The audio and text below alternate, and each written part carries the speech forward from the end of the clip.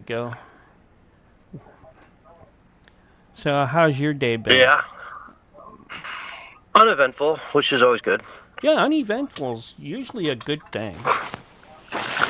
Yeah, usually a 9 good times thing. out of 10 it is. I'm not big on that eventful thing, unless it's specific events that, I'm really looking forward to. But man, oh man, hey. Yeah, just a lot of drama. That, I'm really looking forward. What's up, Barry? Hey, man, I'm just trying to get set up here. I'm having a couple problems. I'll be with you in a minute. You sound good. Okay. Fine on my end. I know, but it's your voice is coming through my laptop speaker, and that'll bleed over. Yeah, we all know that that's garbage. I don't know what's going on. It's always switching it up on me. Well, that happens when you do updates, Barry. Every time Microsoft does an update, it does that. Yeah, and it just did one, so you're probably right, dude. Mm-hmm. So you should be good till next week when you have to do it again.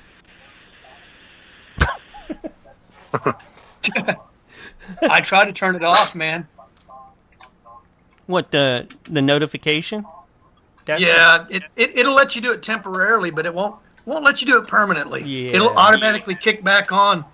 I mean, we're basically slaves, man. I mean, just turn off automatic updates. Well, it kicks back on eventually. I've done that. Yeah, you can go a year at a time, though, without doing updates. I tried, man. I don't know. I just kind of gave up. Oh, man. Goodness gracious. Are you okay? Yeah, I had my last computer going a dangerously amount of time without updates, quite frankly. Because, it just screws everything up, Oh, Wobbly says tech support is available. And Roger goes, I hate Microsoft. Yeah, you could always move to Linux, too. Unless you game. If you're gaming a lot, that can be tricky. At least it used to be. I don't know if Linux is still... I don't know if it's compatible with Steam totally now. Well, Steam it would be, but... if all games support Linux.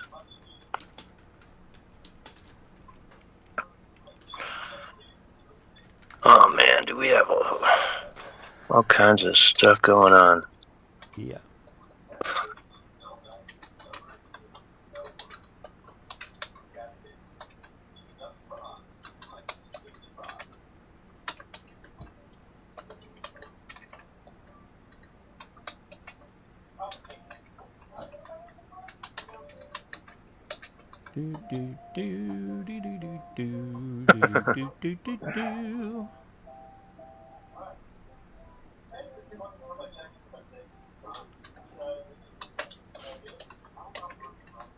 Just keeps coming.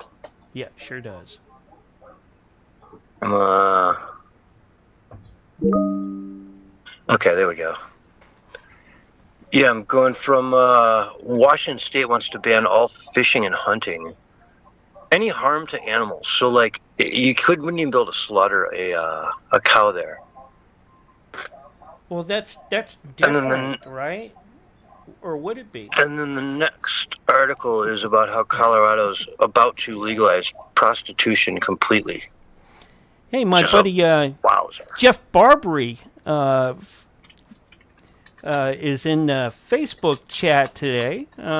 Jeff and I are both Air Force veterans. Yeah, and we spent time together in misery.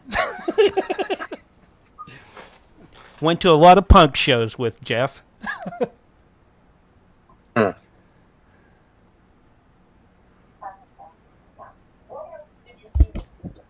Missouri, does that mean you served on the Missouri? No. Missouri. Where the roads are with the alphabet. A, A, B, B, C, C, D, D. For their, the rural roads. Yeah. In Missouri. In Missouri. State. Yeah, Missouri. Okay, the state. State. Not the battleship, the state. No. The actual state. The state. Okay. No, not the state of. The state. I don't know how the roads are named out there, but that's interesting if they are. That's good to know. What's that? Sounds helpful, handy. That they're labeled like a BBB, DDD, whatever. Yeah, it's how they teach their kids the alphabet when they're little. They take them for a drive. You didn't know that? No, I never heard of that. Yeah, it's true. As far as I can tell, you know. Right, Jeff? Yeah. All right, I figured out the problem, and it is fixed. It was the USB cable was faulty. Oh, come on, Wobbly. I'm being nice. I used the wrong one, or it may not be faulty. It just may not work with this particular interface system that I have. So I switched it out. Well, there you go. Good to have you, man. It's good to have you here. Yeah, man. I'm glad to be here, dude. Yeah. As always. I got the clip ready if we want to play it. It's 40 seconds long of us saying that another drop was coming. So I got that. Okay. Yeah. Because we did predict it last week. If you got a clip coming up, that's. If you prepare a clip for the show, we're playing it, dude. Yeah. All right. Well, and there's more coming, man. Whatever it is they released second drop, that's not everything, man. I guarantee that, because we're talking. They've admitted to at least 6 million pages. A lot of estimates in the alternative media says it's more like 10 million pages. I mean, if you look at all the stuff that they confiscated, if you were to scan it and put it out in a document form, with pictures and videos, it'd be like 10 million pages. So we're looking at. I heard that there was so much information, Barry, Bundy not that if it was all stored in one place, that the Starship Enterprise computer would crash. I think it's 14 terabytes. It's a lot, though. Didn't Pam Bundy just come out this week and say that was it? They've released everything? Yeah, but it's not. It's not. Okay. It can't be. It can't be. They did release more. And there were all kinds of misinformation circulating around, man. I had to kind of dig to find out what's really happening, because they said, there were only, 300 names or 30 names or 200 names. I think 200 names that were listed. No, there were, anywhere between 100,000 to 500,000 more pages that were released. That's what I got out of ChatGPT, but nowhere near. We're basically now between 3.5 and 4 million pages have been released, but we're really looking at least 2 more million pages, and potentially maybe 6 more million pages. It all depends. You know what I mean? But but our own government, our own official numbers are around 6 million pages, and we're only at 4. So there's another 2 million. Who knows what's on that stuff? I think it's a strategy that I think a lot of this is acting. I don't think it's real at this point. Because how come it just keeps all panning out exactly like we want it to? And it's like they drip it so that it gets into the psyche and it gets everybody fired up. It gets them talking about it. It gets the Democrats wanting it. I mean, this is like the ultimate mind game on everybody. And everybody thinks, that's too conspiratorial. That's Trump 4D chess nonsense. No, he's just doing things correctly. Now, maybe it is something different. Maybe it is Pam Bondi sucks. Maybe Kash Patel sucks. I don't know. But it does seem to keep working out. It was crazy watching the left go nuts over the fact that it was taking so long, and then when it finally came out, they're like, look at the shoddy work they did redacting this stuff. You know what I mean? It's ridiculous. And they're like, it's like, which way do you want it? Do you want them to take their time and redact everything right, or do you want it out now and then know that, it's all going to be rushed? It's 6 pages. So you can't just look at that stuff in a day. You got to have 1 million, lawyers looking at it for 1 day each, right? They can each do 6 pages. Yeah. I mean, I don't know how you cover it all. It's just so much information. Yeah. I guess you kind of look for stuff. You can maybe. I think there's some people that have put together pages where you can just do a search. Like if you want to search for beef jerky, you can do that, and it'll pop up. Yeah, I got to give you credit on the beef jerky. Yeah. Well, I mean, there's only so many explanations for that one. And the fact that the guy that's showing people how to make it works at a restaurant called Cannibal and Cooks. I mean, it's... And apparently grape soda is adrenochrome. What? Soda.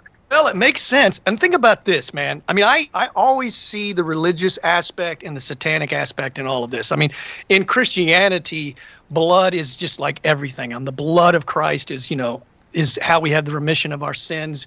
Jesus said, if you don't drink my blood and eat my flesh, you have no part of me. I mean, it's very central to Christianity. And then in Satanism, it's all about the blood. They're, sacrificing chickens, sacrificing children, sacrificing their friends, sacrificing. And so there's this clear dichotomy happening, where good and evil is definitely battling it out. And you can tell the difference between the two pretty easily these days. Yeah. I'll tell you, the Eucharist always freaked me out about Christianity. That's one thing I can never get on board with. Well, it's not that Jesus is being morbid. It was that he was saying that, you have to partake of me, be a part of me, because there's a oneness that is involved. In fact, but I get what you're saying. Yeah. When he said that, the majority of the people that were following him abandoned him, it says in the Bible. They said, this is a heavy statement. We can't deal with this. But he wasn't being morbid about it. It was about intimacy with God. And that's what, the flesh and the blood is all about. And the Bible also says that the life force is in the blood. So there's all this symbology. It's not meant to be morbid like the Satanists make it.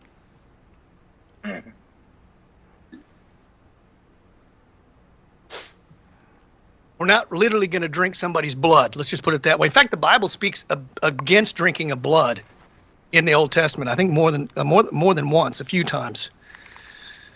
Apparently, that was a thing. The Eucharist is the actual transformation of wine into blood. No, the other way But around. The parishioners then go to drink. You're talking about Catholicism, and Catholicism has a little bit different viewpoint on communion than Protestants and Orthodox Christians. Mm-hmm. They believe it's the literal blood of Christ and the literal body of Christ. It's symbolic of that. Just like Jesus, when he said, you have to drink my blood and eat my flesh, he was certainly not promoting cannibalism. These are symbols. Well, it's more vampirism, really, or, zombieism. Oh, dude. It's funny you said that. I saw this new Lady Gaga video where she had the Nosferatu hands, and I just got pissed off. I was like, I am so sick of this Nosferatu nonsense, symbolism everywhere. It's everywhere. These ghouly-looking things with the long... And I thought, there's something to this. So I did research. I spent an hour and a half researching Nosferatu. And the original Nosferatu is not really a vampire in the traditional sense. He's a demon. He was summoned and created by demons, like you see in, I forget the keys to Solomon, where he conjured demons and controlled demons. So Nosferatu is actually an unclean spirit, according to Romanian folklore. It's really deep and heavy, man. The reason they're doing it is because it's satanic. It's not like a modern day vampire is just just a blood-drinking undead. This thing was created. Nosferatu was created through a pact with the devil, a very high-ranking demon.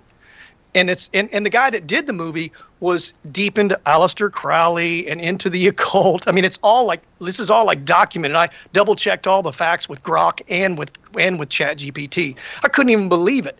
But I was just so pissed. I was like, I'm tired of seeing Nosferatu everywhere. There's something to it. And then in 2025, there's a new movie that came out. A new Nosferatu came out. So they're pushing it even in the mainstream as far as blockbuster films. There's a new film that came out December of 2025 based on the 1922 Nosferatu. I haven't seen it. I'm kind of see it now, but which is really weird, because if you consider Nosferatu to be an unclean spirit, this is what Jesus cast out of people when he was on earth. They were literally called unclean spirits. And Bible scholars believe the unclean spirits to be either one of two things: either one, fallen angels, which is what most people would call demons, or the spirits of the Nephilim. Those were the spirits of the giants that were born through, I don't know if you know the story of the Nephilim, but they were born through fallen angels basically coming into the daughters of men and creating half-breeds. And that's what made the giants in the Old Testament, like Goliath and, all these powerful men of renown, the Bible calls them. They were basically ruling and bringing chaos on the earth. And some biblical scholars, probably a lot, actually believe that was part of the reason behind God destroying the earth, was because the earth had become so violent. But it was also probably partially because, if not a lot, because of these Nephilim that were on the earth at the time. Hey, CS, Barry's pretty fired up tonight. Yeah. Yeah. Don't give him leeway, like 3 seconds before we go to break. I'm going to lead right in with the Nephilim here, I think. Oh, okay.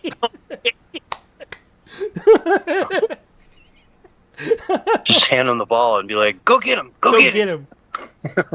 It's definitely a popular topic. Good boy, Ubu. Good boy. I would imagine a lot of people that are listening are like, wow, because, and probably a lot of people already know stuff that I've already said. I mean, this really isn't anything new. Most people have gone down the rabbit hole and they've looked at all the different angles of different things. And there's the sort of the secular standpoint too, which just basically flips the story from fallen angels to aliens, which is the whole New Age thing, and the whole, I don't know, the scientists even today are saying, well, did aliens seed the planet? That's the whole point behind the film Prometheus. Ridley Scott admits it in a behind the scenes. He says, we're talking about how did the world come into play? And in the whole storyline, within that storyline is did aliens create all of us, like through some sort of seed type deal? Or is Christ real? Because the girl that was the main character, she wore her cross the whole time, and then the alien at the end says, "Now that you know that aliens actually created you and seeded the planet, are you still going to wear your cross?" And she looked at him and she said, "Well, who created the aliens?" So that whole theme is throughout.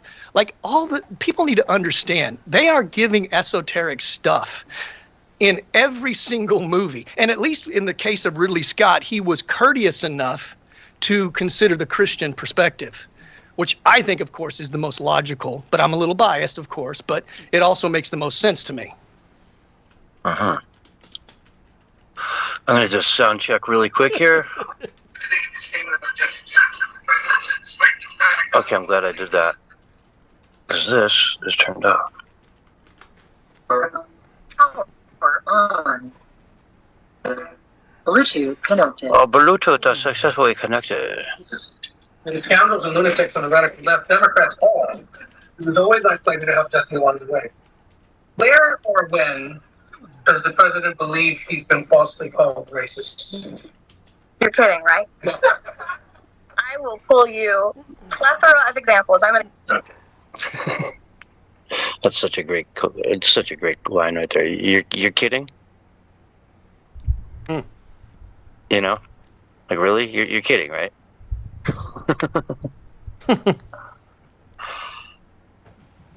Anyway, I just wanted to make sure that audio was working. I'm glad I did, because it wasn't set up right. I think you were just trying to cover up because you were listening to Bad Bunny before the show. I know you're a Bad Bunny fan. Don't even try to pretend. Yeah, Bad Bunny. You got me. You really like it when he's wearing his dress. You think that's really cool. Yeah, you got me. There you go. Damn. Yeah. You were dancing the whole time. You didn't watch the Turning Point show, dude. You were totally tuned into Bad Bunny at the Super Bowl. Yeah. Because he's so talented. Oh, boy. Man, sure. I think that's like the big rub in our face. I mean, besides all the other stuff, he sucks, dude. He's talentless. He has zero talent. Yeah. And this is who they put out as your entertainment. We're going to give you some entertainment. They might as. I've said it before, and I'll say it again. They should have brought out Corey Feldman, if that's the case. Because I think Corey Feldman is a little bit better than Bad Bunny. Not much, but a little bit. Have you heard Corey Feldman? Vanilla Ice, man. Bring back Vanilla Ice. That guy can still rock it. Well, he's kind of more hardcore now, though, so he's more legit. He's not really doing Ice Ice Baby anymore. But I would rather He would, though, dude. Are you kidding me? Do it in a heartbeat for the right money. I mean, wouldn't you rather hear Ice Ice Baby, though, than whatever it was Yeah, that absolutely. he sang in Spanish? I mean, Exactly. I'd even like welcome his 80s, clothing apparel in the performance. I'd say, bring it all, man. Yeah. And then have minute wordplay right after him, and we're all happy. Yeah. Do 80s night. Then Take On Me by Aha. Oh. And it was Super Bowl 60. They could have done a tribute to the 60s, That would have been interesting. Yeah, lately I've been going back listening to all the oldies because the music today really does suck, man. I mean, it's bad. Yeah. Okay, Grandpa. That's what it feels like, I feel like I'm. Yeah. The music in our day, we could actually understand the lyrics. That's what they always told us, and now I'm saying, well, at least we can understand the lyrics because they speak in English. Oh, man. South Park did a great episode of that where everything's just shit. Everything, you just Stan all of a sudden wakes up one day and everything sounds like shit. Like literal shit. I believe it, man. I think if they farted in a microphone and they pushed it, people would buy it. Yeah. Sure, dude, 100%. And if Cardi B went out there, started farting, and the crowd would go nuts, man. They really would. They would somehow say it was art. Yeah. She'll light one on fire every now and then. The pyrotechnics. That'd probably blow the whole room up. Oh, yeah, yeah. Hey, what are you doing? That is not for dogs. Garbage. Garbage. That's not for dogs. Don't act like you're hungry. Jesus. Don't act like you're hungry. Well, she's got food in her food bowl. She doesn't have to eat a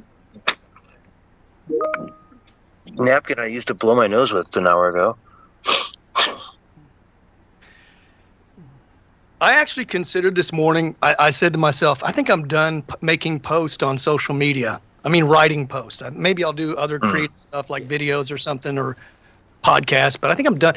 And I just really felt like I think maybe I've said everything I want to say on paper, and then all of a sudden everything started coming to me, and it always happens that way. I go, I'm done, and believe me, when I'm done, I won't make another post, man. Or if I ever feel my time is done, I will just literally disappear. Your foot videos are really the bread and butter of your channel, The what? The foot videos.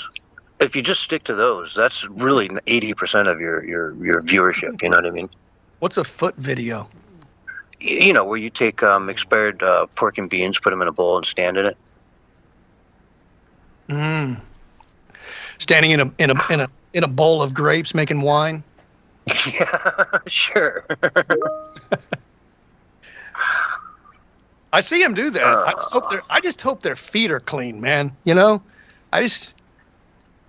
Or that there's some kind of sterilization process after the fact, after they've put their dirty feet all over the grapes. I just hope they did that like 100 years ago and they just don't do it anymore. That's like, I enjoy wine. I don't want to think about that, if they're actually stopping them like that. That seems really antiquated. Yeah, at least wear something on your feet when you do it, right? Special like mitts, grape squishing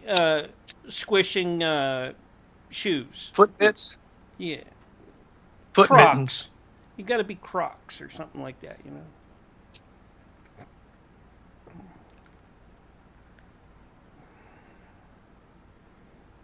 Yeah, well. At least that's how I hear they do it at Alligator Alcatraz. Alligator Alcatraz. That's still open? That's what Willie said. Are they using? Or what happened to that? Did it flood? What happened? I don't know. I know it made the Democrats awful upset. They were very upset about Alligator Alcatraz. It was some sort of torture chamber as far as they were concerned.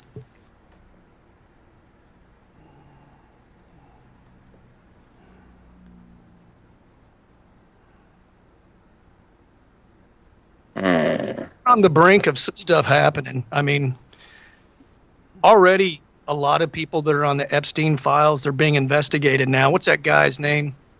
He's under investigation now here in the United States. Wesserman, is that his name? Wesserman?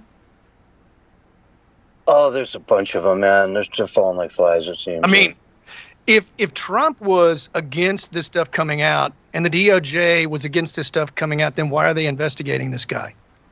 You know, I think the whole thing is a ploy.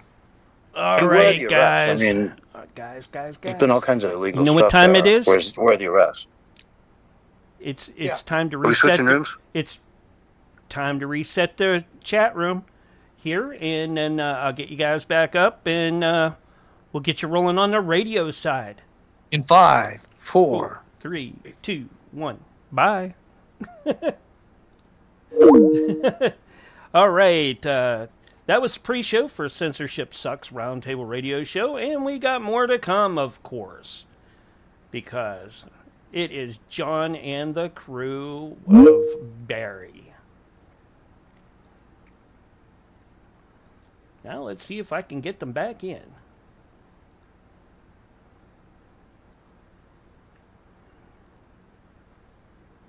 Do do do do do do do do do do do do. There you go. Hello, hello, hello. Yeah, I'm here, man. How you doing? Howdy. Howdy, howdy. Howdy, howdy, ho.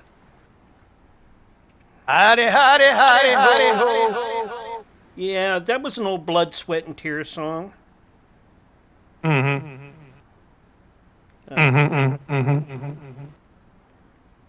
Yeah, Okay, Casey. Uh-huh. that's the way. Rupert Lowe. Like it. But you picked up a little bit of an echo in the last 4 seconds. I hear cars going by. Is that you or me? No, that's Oh, me. me. That's me trying to use a lighter that doesn't sounds work like- very well. Sounds like you're trying to light up over there. You know, I've got a lighter that's in the end of its life, too, and I did the same thing like 2 minutes ago. I had to flick it like 5 times, and I'm like, damn it. Yeah, you can only refill them so many times, and then when they do go out, you still have a full container, but the damn thing don't work anymore. You know? Yeah, I just go get like a 10-pack of Bics at Walmart, and that lasts me like a year.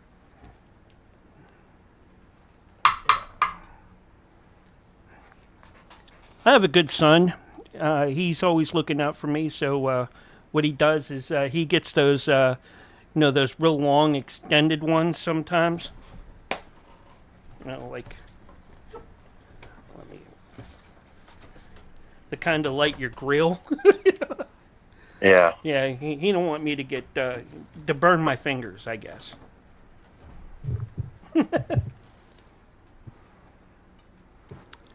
Are you there? Okay, 30 seconds. Yes.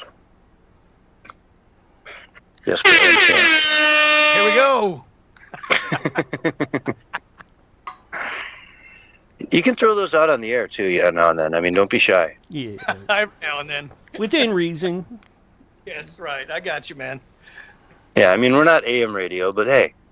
I mean, morning radio. we are in some places. And here's your I countdown. meant to say morning radio. We're not morning. 5, 4, 3, 3. 2, 1, and you're live and on the radio side right now. Hello, everyone, and welcome to the Censorship Sucks Roundtable Radio Show, Wednesday night edition for February 18th, 2026. And with me tonight, of course, I've got Bullhorn Barry on the mic. What's going on, Barry? Hey, what's going on with you, man? How's the wife, the family, the kids, the dog, all that stuff? Well, the dog's good. Everything else? Yeah, everything else will have to... We only have 2 hours, man.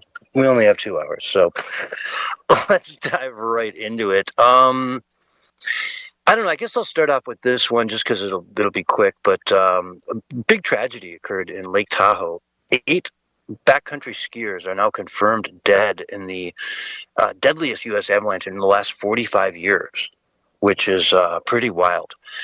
And I mean, it sounds like they were coming off the mountain. They were in some sort of like a canyon like probably just a dirt road in the summer, and they were skinning their way out, and this thing went off way above them and just, buried a bunch of them. I was wondering how that could have happened. When you have that large of a group, I think they had 4 guides with them. Typically, your guides are never going to put everybody in the same spot where they're at risk of dying at any one time. You know what I mean? If there's a dangerous zone, you go through it one at a time. That way, if anything happens, you got 11 people that are fine and 1 person that's screwed that we have to go rescue. You don't put all 10 of them across the same slide zone at the same time. So it's interesting. I'd like to learn more about this, but worst tragedy in backcountry skiing in the last 45 years, avalanche, death of 8 people. I think there were a total of about 12 or so involved in total. And they were just wrapping up a 3-day trip. So I don't know, get that one out of the way. Always a tragedy. Hate to brush over it, but I do want to cover it, at least briefly, so we're all aware of that. I don't know, Barry, anything to add to that? Nature can be brutal sometimes. Yeah. And it's been snowing a lot in Lake Tahoe this year. Apparently, a lot of Colorado hasn't had a whole lot of snow. I think they just opened the back bowls at Vail like a week ago, which is pretty late, to wait until February to open the back bowls. That's, there should be, people want to go there for Christmas, right? Mm-hmm. So it's been getting dumped on in Lake Tahoe, and that's just part of the beast there, man. That mountain, it's a wetter, heavier snow. And so when it slides, it's much more deadly than the very, very light powdery stuff, which is also dangerous. But, there's a difference to it. You see an avalanche in that kind of snow, and it's more about this stuff rocketing down the mountain, whereas in Utah or Colorado, it's more of a billowy, you don't see the avalanche. You just see all this snow floating up off the mountain for some strange reason, and you realize, oh, that's an avalanche. I don't know. It is what it is. Tragedy, but there we go. Our due respects to them. I've spent a lot of time in the backcountry of Lake Tahoe, so I know it well. And it's always, horrible tragedy to hear something like this happen. I've been in some pretty gnarly places myself, and I've, always look back thankfully that I survived all that, because it could have gone wrong a million different ways in a million different places. And we still see a lot of people dying at a very young age due to cancer. A lot of people in the entertainment industry. James DeBurke, or whatever his name was, lost a battle with cancer. A lot of people that maybe you haven't heard of, directors, producers, dying in their 30s, 40s, 50s from cancer, heart attacks, and strokes. And it just makes you wonder if there's some kind of connection to that COVID death jab, as I like to call it. Yeah, in Hollywood, it's got a lot of notoriety for drugs and whatnot, but it also has, it's California culture, a lot of notoriety for eating healthy, working out, keeping your body healthy, peak physical condition so you can be in the movie if you're ever called to be in the movie. So, it's sad to see that type of thing, happen. And do we just go right to, were they all overdosing or something? Or, do they actually live healthy lives and they just got caught up in something else? Wink, wink, nudge, nudge, right? Sure. That shall not be named. Yeah, it's just tragic. There's just a lot of that. Mm-hmm. Still a lot of just death that we didn't see before, and how people want to understand that, or the framework they want to put that in. I mean, that's up to everybody, however they want to do that. Personally, I'm not framing it as the death jab. I'm just saying it's potentially the death jab. That's my opinion. I'm just throwing it out there. Potentially, yep. The Pope that shall not be named. But it's a tragedy to see one way or the other. I mean, it really is. And I don't know. I hope they just keep their promises, as we covered in, sometime in the last week. I remember there's a story out about how, they come out and they said, look, we're no longer doing any of these gain of function research, period. It's all getting rooted from any federal funding. All of it gone.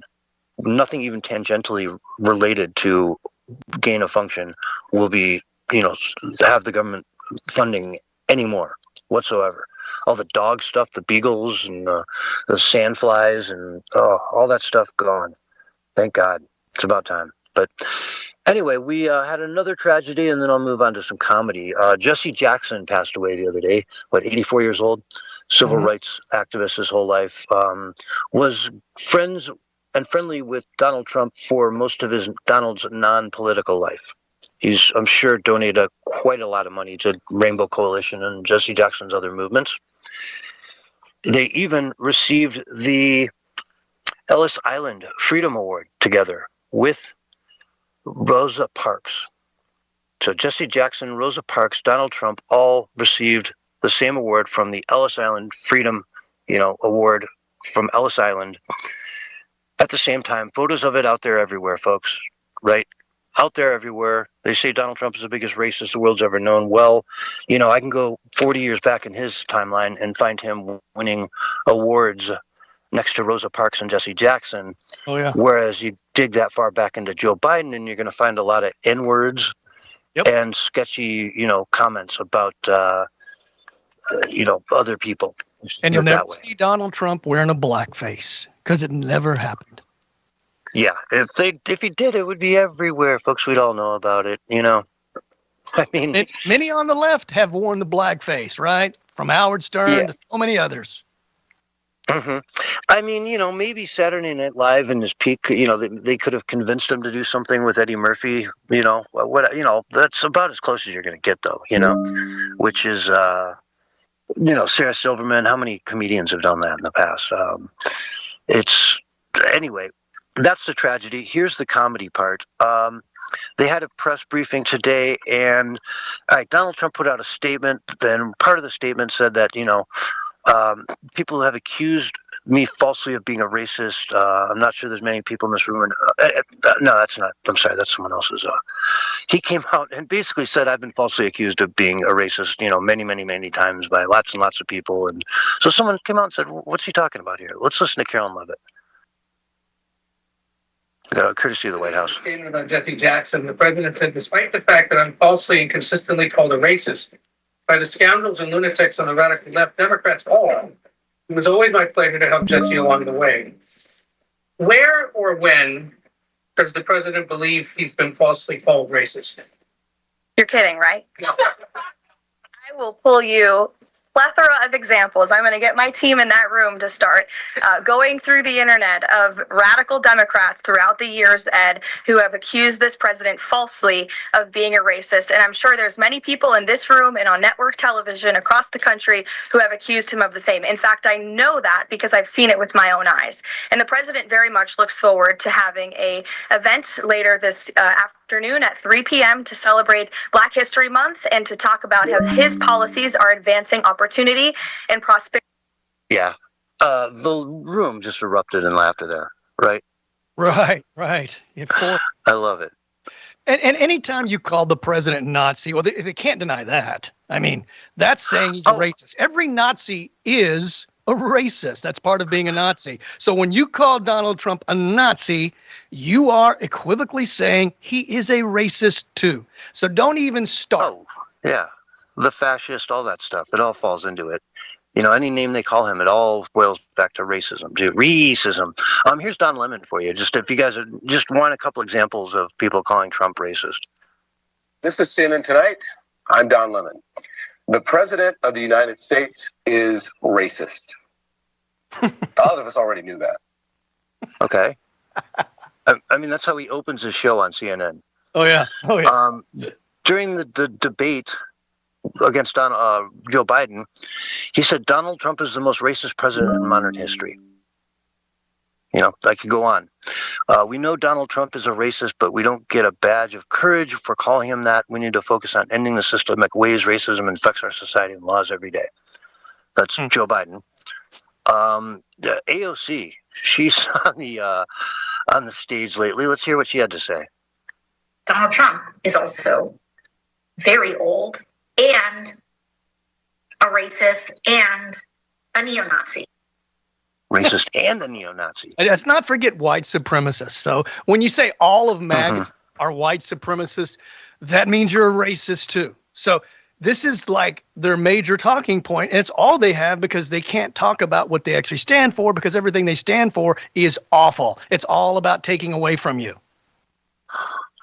Oh, yeah. I mean, we got this voter ID, the SAVE Act.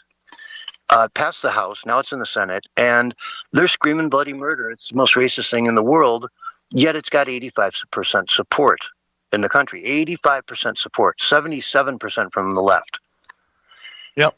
And that's racism to them. Chuck Schumer's screaming bloody murder about it. So 77% of their base is racist then. Mm-hmm. So when we say that the left is racist, all I have to do is refer, well, that's what Chucky Schumer said. He said 77% are racist. Well, that's the poll. Just point to that poll, Exactly. So, yeah, it's an 80-20 issue that, once again, the left finds themselves on the wrong side of. And it's their running theme for the last few years to just pick up the opposite side of every 80-20 issue and scream racism into the bloody wind for as long as loud as they can until they lose and cave, and then they move on to the next 80-20 issue that nobody wants and scream and, pound sand for that. It's ridiculous. When are they going to wake up? Never. Thankfully, I mean, it works in our favor. The more crazy they are, the better. I mean, if they were smart, they would at least pose to be sort of moderate, a little bit more moderate, and sensible on issues and things. That at least, try and fool your base, try to fool the people so that maybe you can get some votes. But no, they just come straight out with their satanic agenda and say, hey, this is who we are, a bunch of lawless, crazy people. Uh-huh. And keep in mind, we're going to have a State of the Union next week. If I'm not mistaken, it'll be Thursday night next week. And obviously, you must watch television. 5 years ago, he had on Rush Limbaugh, and it's now the 5th anniversary of Rush's passing was today. And so, obviously, hats off to Rush Limbaugh. What a legend. But that was the night that Nancy Pelosi ripped up his address. One of the officials came over, handed her here's official copy of the State of the Union. You're the Speaker of the House, or you're the Majority Leader. You take this. And she just tore it in half right there on the stage. Yeah. Disgusting display. Well, that's how they react when they're losing. So keep an eye out, folks. Keep an eye out for next Thursday night. It should be very interesting to see what goes down, what kind of, shenanigans they're going to be up to. Will he bring out some 6-year-old cancer survivor and they boo the little kid? Probably. It doesn't matter what it is. They can't celebrate it. If it's even remotely connected to Trump, they can't celebrate it. It doesn't matter how good it is, how bad it is, or how middle of the road it is. If it's Trump, we cannot celebrate it, which just shows you how ludicrous they are. Yeah. And I'll tell you, the minute he's out of office and they take power back, they'll undo everything. They'll open the border right back up. They'll everything. Oh, yeah. It'll be worse than under Biden for sure. Because they learned the lesson that, we didn't go far enough under Biden. And that's why we lost. Yeah. If we went far enough, we could have been more authoritarian. We could have stolen the election and not allowed Trump to be president. So, yeah, the next time they get the chance, they're going to be, I would say, infinitely more authoritarian this time around. Well, they have to. I mean, the border, man, they've just got to go take container ships down to Africa and just fill them up with people. Bring them in mass. Bring them up as hardcore as you can. You know what I mean? No more imports of any material goods. It's all people. And then censorship will just be full blown. They'll have the whole Ministry of Truth out, and anybody that's, conservative or Republican or Christian, all those views will just have to be basically censored, and those people will have to be canceled and destroyed. I mean, they'll go all the way in, and they went pretty far under Biden, but they know they made the mistake by not going far enough. And the globalists know they didn't go far enough, right? Because they should have kept us in lockdown forever like they wanted to, but they didn't. But that was because we pushed back. Thank God. Yeah, thank God for pushing back, man. It's I was thinking back while you're talking there, and images jumped into my head about these caravans that were going through Europe and going through Central America. Just 100-mile long caravans of people. Mm-hmm. And they're just trampling everything. They're just going. It's just a mass of people that never seem to end. On any given day, you could go out there and see a 5-mile long string of people moving, their way further and further and further into wherever, be it America or into Western Europe. These caravans were mostly in Eastern Europe trying to get to, France, England, Germany, places that can give them money. Mhm. You know, you're not going to drop down in Romania and be like, all right, pay me, you know, put me in a 4-star hotel. They'll laugh at you. Yeah. Right? Yeah. It's one of those things that Trump said, you know, it's an invasion. And then the left, you know, like people like Jon Stewart and every politician, they were all like mocking it, saying, Trump says it's an invasion. Well, yeah, because he had the foresight to see what was coming, because he looked at what was going on in Europe and elsewhere. And they were just starting to flood into our nation as well, unchecked, unfettered, in a lawless fashion. So again, you know, Trump was right again, kind of like Alex Jones was right again. Yep. Yep, put another nickel in the jar. We're moving to Hawaii. Sure, I'm ready for it, man. Or maybe Iceland. Just somewhere. Yeah, Iceland. Or maybe Canada when they become part of the United States. Oh, I think there's yeah, there's parts of Canada that would be happy to, but like Quebec would never, ever in a million years. You know, they would insist on being their own country. Yeah, I'm just Come being hell or high facetious, man. I'm just being facetious. Yeah. Quebec would have a hard time if Canada fell apart. Quebec would be in big trouble. Yeah. And you know, it's a shame. They've got a lot of well, Montreal's a beautiful city. I've never been to Quebec City, but I hear it's even more enchanting. And I would love, you know, wintertime, I'd love to go up there and take a vacation up in that area, the French-speaking part of Canada. There's some really cool little ski resorts and stuff up there that are, you know, linked far enough apart that they make for a really good sort of consecutive, like day by day trips you can take through there that sound incredible, you know. But that's a story for another day, I guess. While we're talking about Canada, there was just a 16-year-old kid who was going through seasonal depression. And I'm sorry, I said 16, 26-year-old. Okay. He was in an accident a while back. He was partially blind. And he went through seasonal, in the wintertime, depressions. And he went behind his family's back, went to a doctor. The doctor said, yeah, let's go. After 6 other doctors said, no, you probably shouldn't do this. And he got that good old assistance in death, the medical assistance in death made. He got made up there in Canada. Tragic story. His family's furious. It's dehumanization, man. And to call it anything less is dehumanizing even more.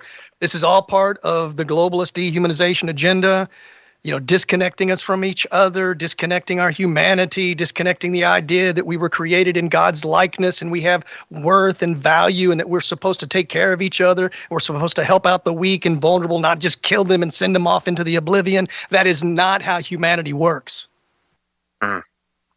It sure isn't. But, you know, there's people out there in this new world order that want it to work that way, that want it to be more controlled. More, hey, you're not benefiting society. Are you sure you really want to be here? You're really young, and gosh, you're probably just going to cost the economy money through your whole life. Is that what you want for society? It's a death cult, man. I think they're fascinated with death. You know, I really think the people that are pushing this, the ones that are pushing it, you know, in situations that it should never be pushed. I would argue it shouldn't be pushed at all. But I do understand there's a debate for people that are suffering immeasurably and they're on death's door and they're going to die in a matter of a few days anyway. I understand that. I still don't agree with that. Yeah. Get that debate. I understand that debate. But there's no debate killing some healthy 26-year-old because he has a little bit of depression. That's insane, man. That is evil. And I've told people over and over again who, you know, they claim to be libertarians. They go, well, free will, free choice. And I'm like, you don't understand, man. This has nothing to do with helping people go out on their own terms when they're dying. This is going to be used against everybody because it's part of the grander dehumanization agenda and the depopulation agenda that all the globalists talk about because there's just too many of us. So whatever it takes to get the highway less, they're all for it. And I'll tell you, it's a great way to clean up the homeless problem. You know, hey, they're all crazy. They're all depressed. They're all, you know, you go in because you stubbed your toe. You're living on the street, you broke your toe or something. You go in, hey, can I, you know, get some painkillers, maybe get this looked at? And poof, you know, you're dead. Someone comes and asks about you. If someone comes and asks about you and they say, yeah, you know, he was depressed. He had a talk with the doctor and, You know, it's a way to make people go away, is what I'm getting at. And there's also a bit of a power trip if you're a little bit of a psychotic, that you can legally help someone die. You can point them towards death and then give them the medication and make it happen and actually legally kill somebody. Yeah. There's also that sick aspect to it that I don't put past some of these people. Yeah. And Nick Shirley, he's, gone to all these places where, the drug addicts are just, down entire streets, and the government and the local authorities in these leftist hellscapes don't care about those people at all. That's why they actually don't do anything to help them. They just, in many cases, they supply them with the crack pipes like they did in New York City. Remember, they had vending machines to get your free crack pipe. I mean, these people are insane. They're literally helping them to kill themselves, because the kind of drugs that they're doing are not the kind of drugs that you can just do and be okay. They take your life in a year or two at most. Yeah. And Nick Shirley just put out a video today about San Francisco, and he's talking to people there, and they're like, yeah, they give you the needles, they give you all this stuff, but they never, ever have any way of even offering you any help to get off the drugs, And he's like, that's how they keep making money year after year. If they healed these people, they wouldn't need to give out these needles. And I guarantee the markup on those little needles is massive, right? They're charging the NGOs and everything back, I don't know, $10 a needle. They cost a nickel, something along those kind of profit margin lines. So it's infuriating. Yeah, it's an epidemic. Absolutely. And, everyone's just riding the system to make money off it instead of actually trying to fix it.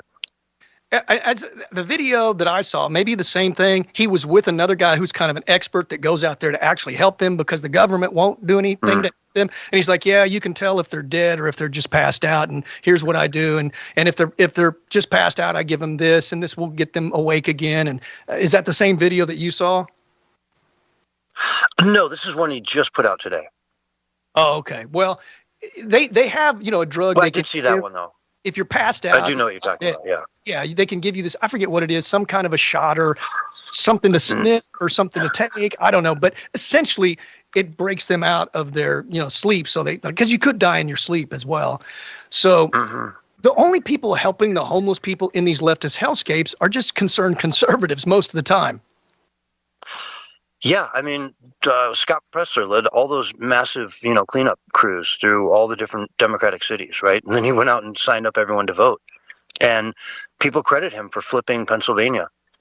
And I don't doubt it, He's doing work all over the country and registering more people than anyone else out there. I hope the Republican Party is paying that guy through the nose, because the Democrats are paying a lot of money to canvass and go out and have all these groups go out and do this stuff.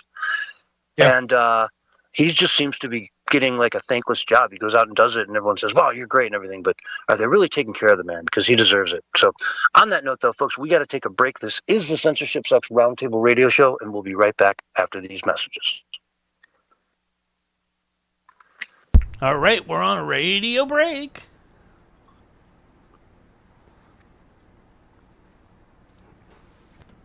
Good deal. All right. Yeah. Great Conspiracy and Roger are restreaming too. Thanks, guys.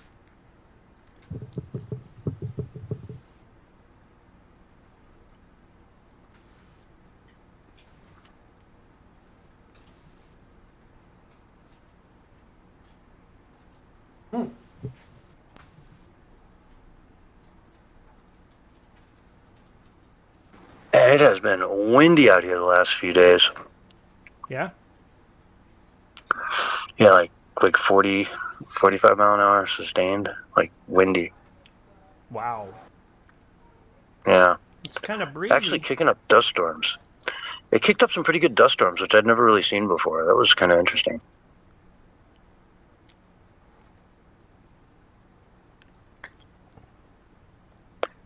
Because this area is not as prone to them as some other ones are. So, I mean, I could see like 50 yards, but that's it, It's that bad with dust? Wow. Yeah, the other day. I bet people were having a lot of problems with allergies then, too. Yeah, probably. dust and pollen and all that other good stuff that was kicked up in the air. Mm-hmm.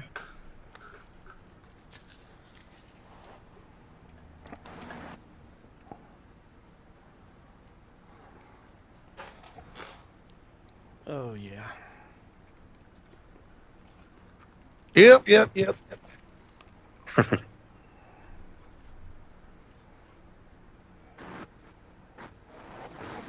Oops.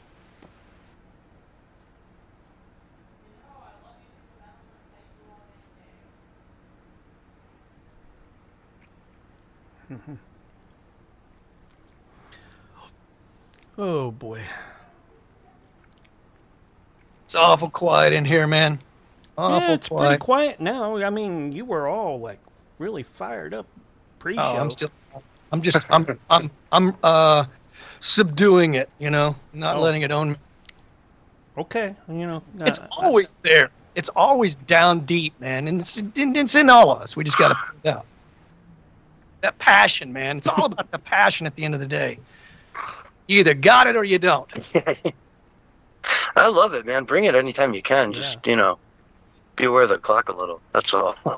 Don't wait. Don't do it. Don't do it right before the break. Right? What did we have? I had somebody do something on Sunday night that just brought up like this huge bombshell with like 10 seconds to go. Oh no, that was you last week with the beef jerky. The beef jerky. Yeah, oh yeah, beef jerky. Mm-hmm. Delicious beef jerky. Mhm. That's what they say. I'll tell you what. Oh man. Yeah, it's not going away now.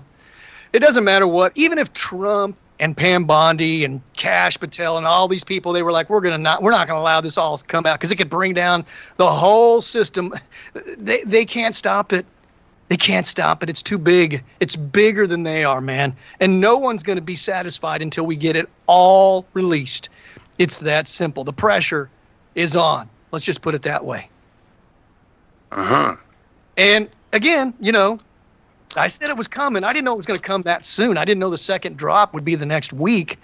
But, it's clear that there's a lot of posing going on with the Trump administration. And I'm not 30 saying seconds, fellas. I trust Pam Bondi or Kash Patel. But let's wait to see what happens before we give our full judgment on them. Do you want to talk about that on air? Because I don't think I have any Epstein articles. But if you want to bring... Yeah, I can bring and play that clip that we predicted that another drop. Okay, here you go. 5, 4, 3, 2, 1. And you're live and back on the radio side right now. Hello, everyone, and welcome back to the Censorship Sucks Round Table Radio Show, Wednesday night edition, February 18th, 2026. Welcome to the future, folks. I've got with me Bullhorn Barry, and we were talking during the break about the Epstein files. In our direction. I mean, Trump's the Always one that released the Epstein. Yeah, always a hot topic. Barry, take it. You had some things you wanted to say, so I'll give you the mic. Go ahead. I want to cut you off. Go ahead and introduce what you were saying. That was purely accidental. I apologize for that, man. You just couldn't help it. You had to jump in there. Well, I wanted to make sure the Bluetooth is connected. That's all. Okay. Your Bluetooth is successfully connected.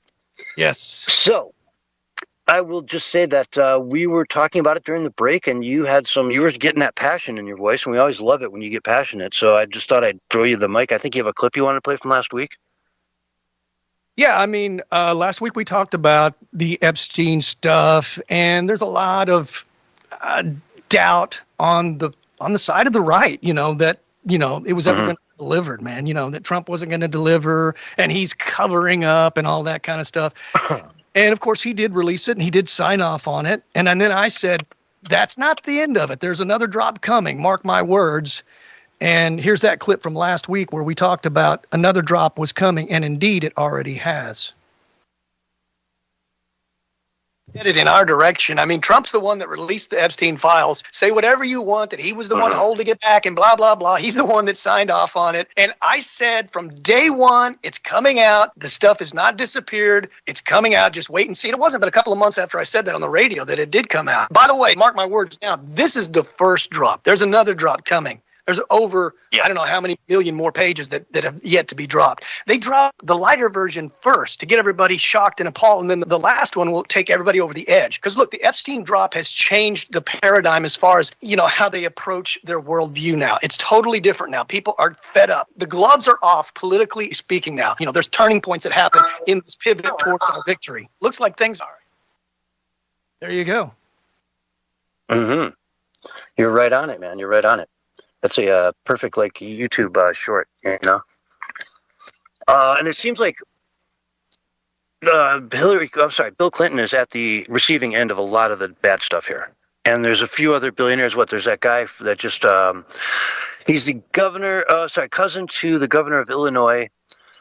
Pritzker is his last name, and what was it, like one of the big studios he just retired from because of the Epstein stuff. And then I just was reading about some billionaire that also was targeted in this thing, and egg on his face. I mean, he's a billionaire, so how bad can it be for him, right? It's not, it doesn't have to lose his job or anything. He's a billionaire. That's his job. But and repercussions in the UK are huge. So yeah, this is coming down. And I want to see Pam Bondi now be like, yeah, there's a lot of stuff we redacted, but guess what? It's not redacted when you're the prosecutor's office. We know all the secrets. We know who's who, and we're going after them. I want to see that happen sooner than later. And wasn't it, I think it's Casey Westerman. I don't know. Isn't he under investigation by the DOJ because of the drops? I mean, let's put it this way. I know for a fact that in other countries there are people that are being punished for having been found in the Epstein files, and there's some investigations ongoing even in the United States as well because of it. So for all these black-pilled right-wing, anti-Trumpers, give it some time. Just because we haven't got all the arrests that you think we should have by now, this is going to be a process, and you have to understand that Trump is trying to win the public opinion, the court of public opinion, right? So he's not just going to just drastically come in and start doing stuff and shock everybody. He's got to kind of lay things out, let people digest the information, and let it become kind of, a part of everybody's psyche, so that when he does take action, it's understandable. Mm-hmm. Yeah, and I hope it's getting there. I understand it. I know what's going on. We can explain it on the show. There's a million other conservatives out there that do what we do and explain these things. So yeah, move ahead with prosecutions. I can't wait to see it. And there's some big names that could go drop fast and all this stuff. And I'd like to see it. I really would. But did you know on X today what was trending? One of the number one trend at this morning was hashtag Trump Epstein files. And it was all Democrats saying that Trump's a pedophile. And yet there's nothing in the drops that suggest anything even remotely close to that. And yet it is a lot of people on the left that have done some questionable things, and need some investigating, like Bill Clinton. Okay. He's definitely went on that Lolita Express. And it does appear like he probably was at the island. There's some sketchy photos with him and some girls in a pool. I mean, he's the one that should be being looked at. There's absolutely nothing on Trump whatsoever. He's been exonerated, as he said, Epstein drops. Well, it also came out this week that he was in contact with the prosecutor earlier on saying, you're going after these people, right? Like, you're looking into this. If you need my help in any way, let me know.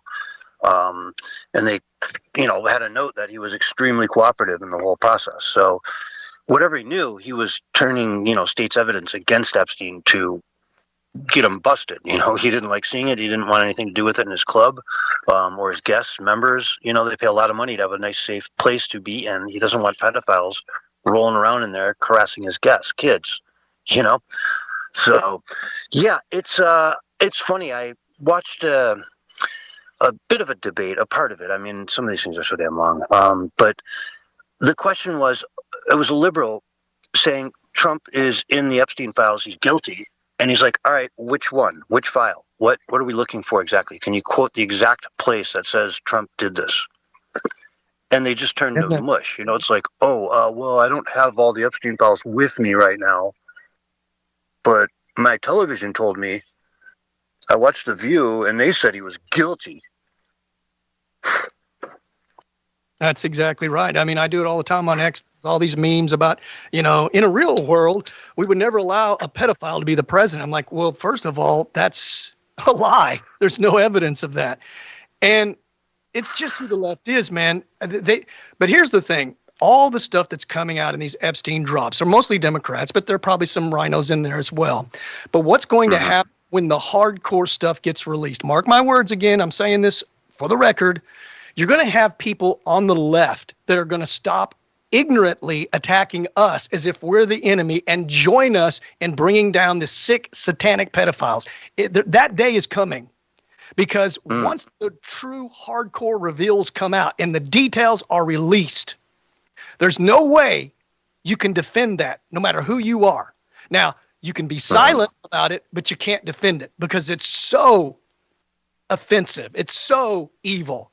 You just can't. You just can't defend it. But the left has successfully defended a lot of things in the past, killing babies after they're born and cutting off children's genitalia and all that kind of stuff. But this is something too far, and the left will join us, some on the left. And I'm looking forward to that moment because I don't hate the Democrats. I just want them to be grounded in reality and come to their senses and realize that we're not the enemy, that the enemy is the very people that is controlling the Democrat Party, the globalists. I've made this clear 1,000 times. Yeah, exactly. And we have, and it's true, and, it's right there for everyone to see. They're not hiding it. We say a million times how they're not hiding it, folks. But anyway, let's move over to Keir Starmer's England. Keir Starmer! Where everything is breaking down over there. Sir Keir Starmer. Oh, you freak, you freakazoid. You worthless.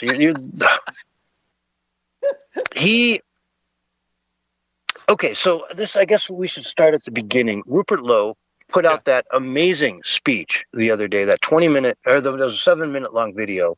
I played it on the show Sunday night, where he introduces the world to Restore Britain. Restore Britain, a brand new party that's going to be filled with non-politicians that all want what's right for England, to stop the importation, to begin the deportations, the mass deportations, and to, kick 5 million people out of the country, basically. It is powerful what they're looking to do. It will change England. It will save England. It'll make England England again. England is, as of right now, a lost country. There's no going back. It will lose its culture within the next 20-some years. It'll be majority Muslim, and the day it votes 51% Muslim is the day England is no longer going to be England. It will change very quickly thereafter.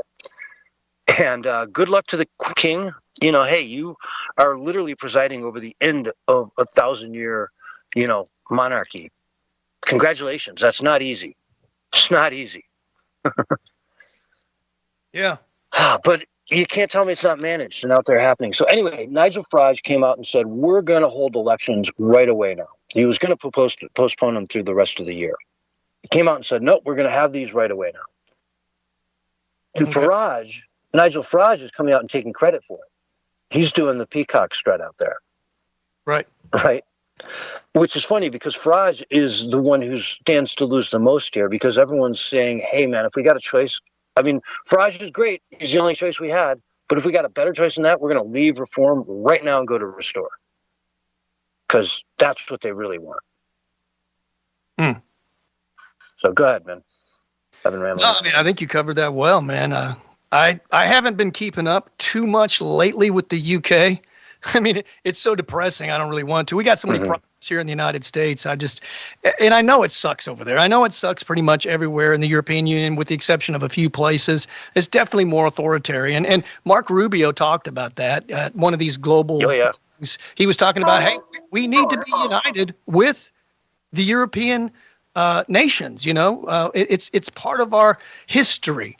But a lot of that depends on you guys. You guys are following a path that is contrary to American values. So we want to be connected with you. We want to be a part of the European Union. I don't mean a part like like part of the European Union, but where we're working together on issues and things and trade and commerce and ideas and everything else. But that's going to be on them, man, because a lot of the people in Europe, they do not value what America values. They don't value free speech like we do. They don't value freedom. They don't value prosperity. They don't value all the innovation that actually frees humanity. Instead, they want to shut all that down and basically create a world where, everything that the people do has to get approval from these elitist scumbags. And in the UK, they're pushing that whole digital ID thing, which is pretty much the end once that happens, because then it's just a downward spiral from there, man. Because once they got you all digitized, it's just a matter of time before they use the AI and the AI algorithms to control every aspect of your life, man. I mean, the digital ID, digitizing humanity, that's one of the key goals of the globalists and the radical left. And once that happens, I don't think they're coming back from that. None. Yeah, exactly. John Cleese made a interesting, John Cleese from Monty Python, one of my personal heroes, retweeted a post from the UK, gov.uk, and it talks about terrorist ideologies, and it says, quote, cultural nationalism. Western culture is under threat from mass migration and lack of integration by certain ethnic and cultural groups. So basically, they're defining extreme right-wing terrorism as being concerned about Western culture and it being under threat from mass migration. And so he retweeted that and said, as I am Islamo-skeptic, I'm now worried that the Labour government may categorize me as a terrorist to think I once supported them. He goes on, I'll say it again. Criticism, Islam is not racist. It's culturalist. For example, disapproving of female genital mutilation is not racist. Criticism of Islam is Islamo-skeptic. There is no phobia involved in criticizing a religion that's for spiders. So, you got to love his wit and humor. Taking away criticism is how you control entire populations, right? If you can't, and it's the perfect way to enable a elite structure to be able to do whatever they want, because there's no accountability once you can't criticize. And it goes beyond Islam. I mean, in a lot of these nations, it's now like, I think in Germany and different places like that, or even probably Australia, if you criticize the government, that's bad. And that's a hate crime, or hate speech or something like that. So they take these liberties that are just like, unbelievable. And next thing you know, your whole nation's enslaved. Yeah, it's wild. And I can move over to, there's a big uproar going on because in Mamdani's New York, Mad Manny, I got to come up with a voice for him. Mad Manny! He is, there's a push to ban dogs. Okay, because dogs are haram. They're forbidden in Islam. To touch them, to go near them, to, let them sniff your head, nothing. No community, you can't like dogs at all in Islam. It's just part of the deal. It's part of the religion. And one congressman, I forget his name off the top of my head, said basically, fine, if you don't like dogs, leave. We don't need you. Right. And there's a big uproar. Everyone's pissed off about it.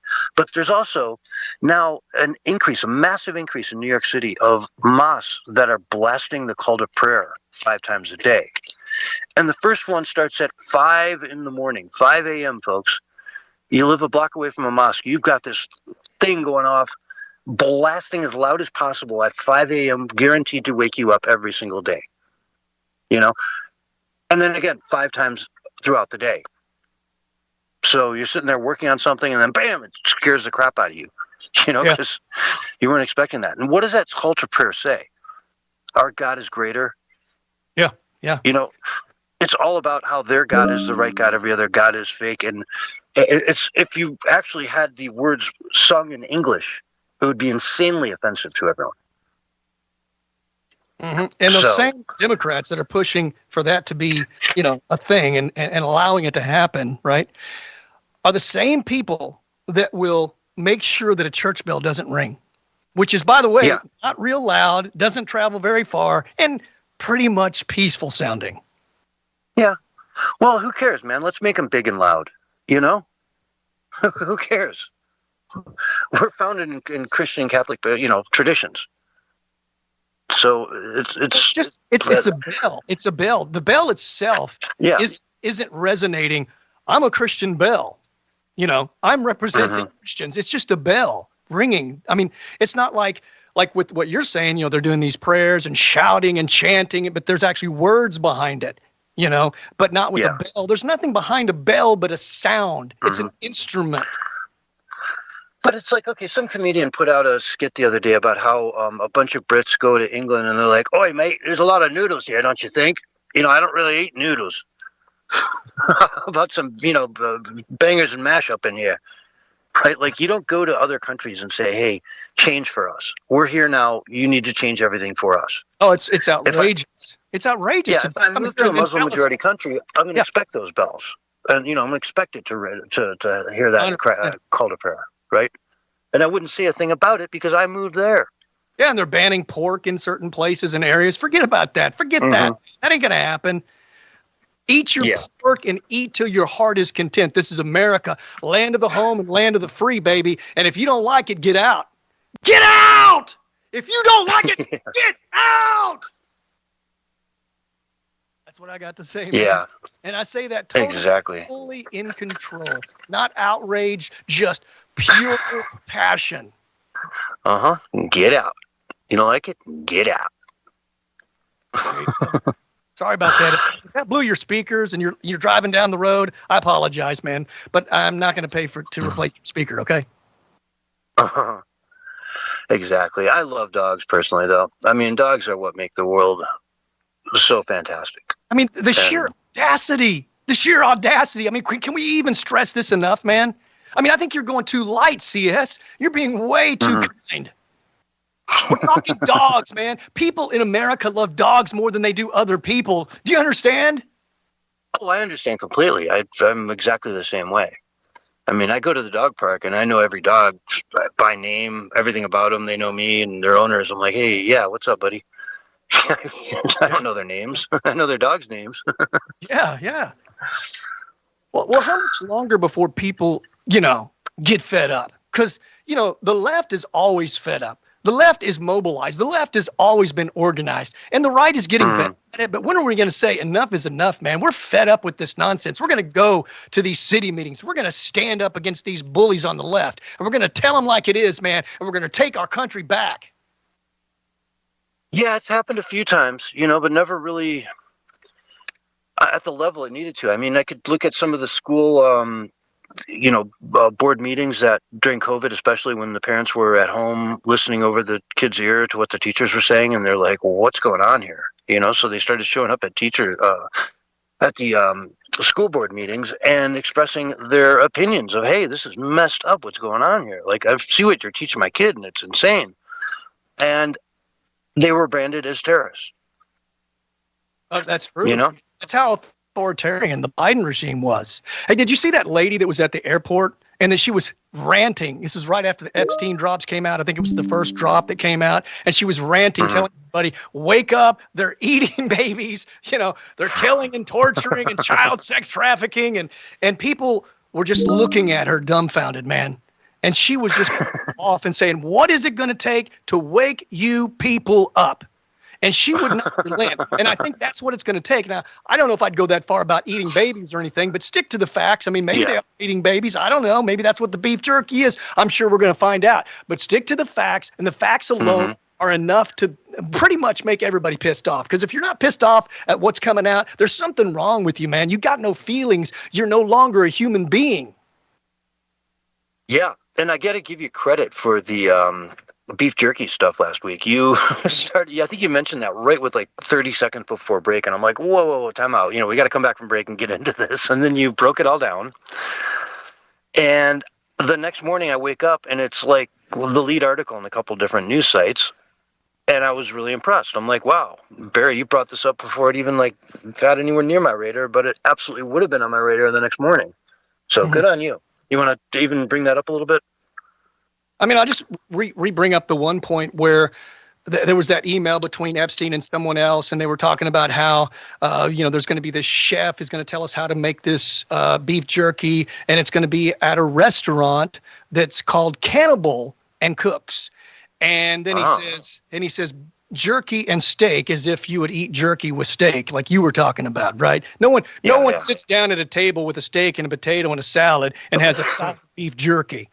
The beef jerky is something else. Okay, folks, wake up. And I'm sorry if that offends you, if that makes you think, oh my God, if these people are really that sick, we've got a problem. Well, yeah, we'll snap out of it because it's a possibility, and we are going to find out what all these code words mean, because clearly it's code.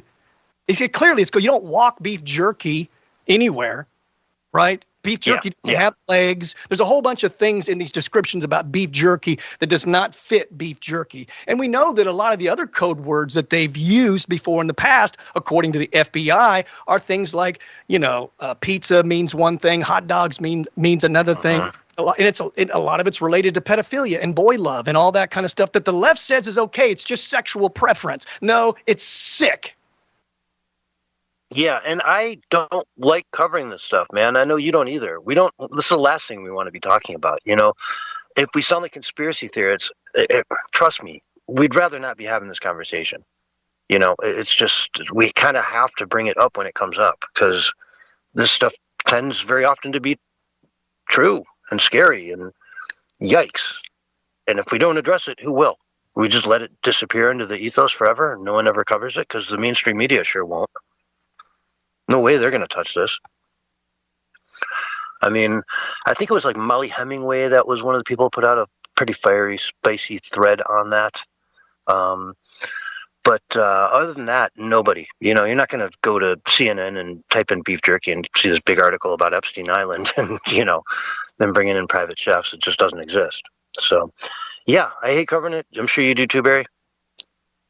Yeah, I just wrote a whole post about it, about how, if I'm being completely honest, I was saying something to the extent of, I really don't want to have to think about these things or cover these things, because honestly, it's kind of demoralizing to you, to think that there's that kind of evil that's running somewhat, systemically and rampantly on the world today is not a pleasant thought.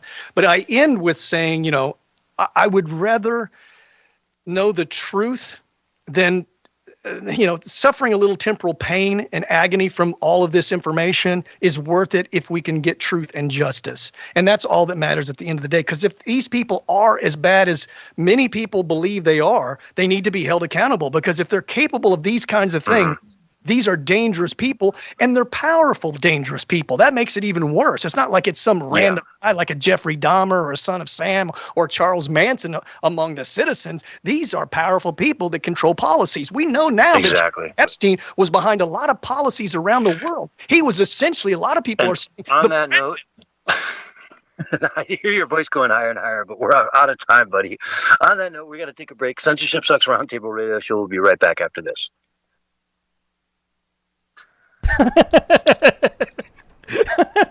I did it again, man. You did. You get did it the again. Sentence out, but then you blew into the next sentence with even more like of a lungful of. I was like, oh god.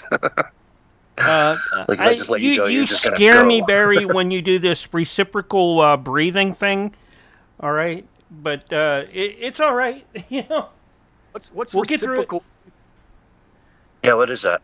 Reciprocal breathing is when you can keep going talking without taking a full breath because you're breathing and talking at the same time. Okay, yeah. All right. Wow. That's how a lot of brass instrument players can hit those long notes for so long because they're doing this thing called reciprocal breathing.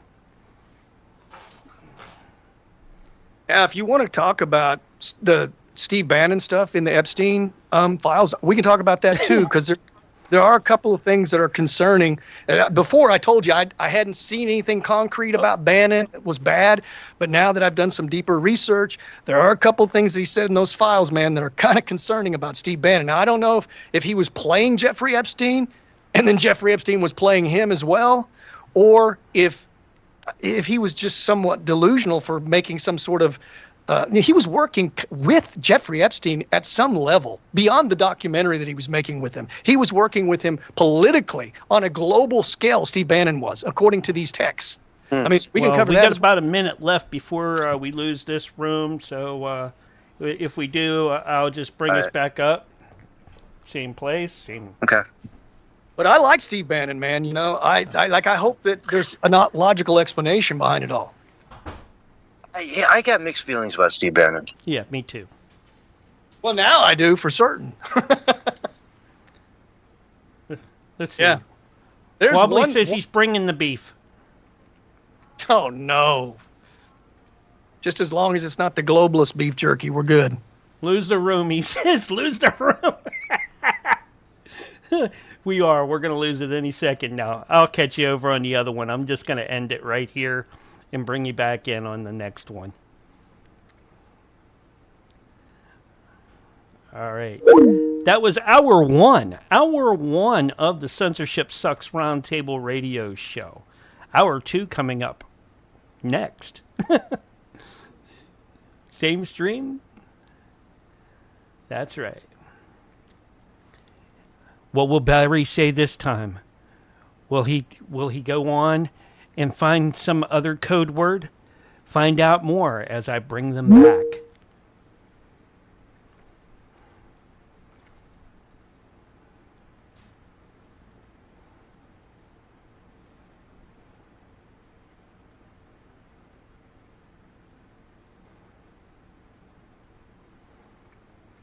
Veterans Radio in the Kick Chat.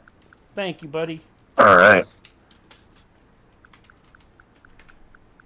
You know, it's interesting, though, when you look at this whole thing, because we've talked about this, you and I have, John, about how some of the people that we thought were with us may not be with us, and that some that we thought were against us may actually either be with us or eventually come to our side. And that's the thing about this is, you know, everybody is pretty much picking sides. And I think if you try to ride the fence and play both sides, that's like the most dangerous place to be. It's better for you to pick the right side or even the wrong side than to try to be in the middle. No. It's better to pick a side, one of those kind of sides, than to pick your nose or your rear end. Okay? That's what needs to be said. All right? Just keep it to that. All right? You can pick your nose, but you can't pick your friend's nose. It's just not right. Well, you can pick your friends. Yeah, but you can't pick their nose. Yeah, I better not. I better not hear you doing that. Unless you're really nasty stuff. Yeah. Is that before or after the dumpster at Audi's? I don't know. You know. Oh well. My mind's running. It's racing wild. You started my mind. I'm not even. We feel it, don't we, John? Yeah. It's racing. It's racing. Man.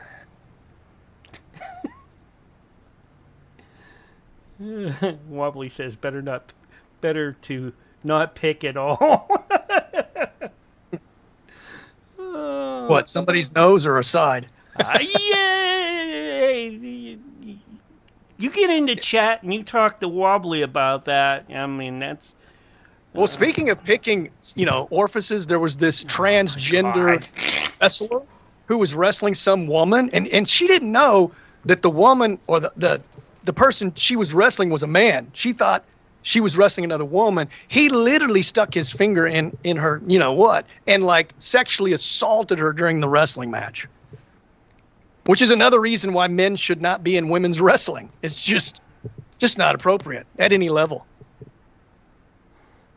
Did you see that article by any chance? I think it was. Yeah, I did. That was wild. I mean, and it wasn't like, you know, of course in wrestling your hands go everywhere, you know, under the person's crotch. This was like deliberate kind of thing.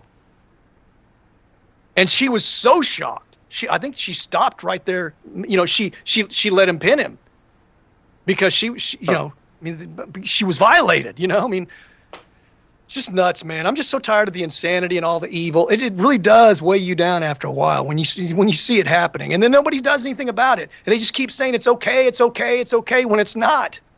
It just drives me batty, man. But it's all good. We'll get through it, man. We're going to get through this. I'm giving myself therapy. We're going to make it. It's going to be okay.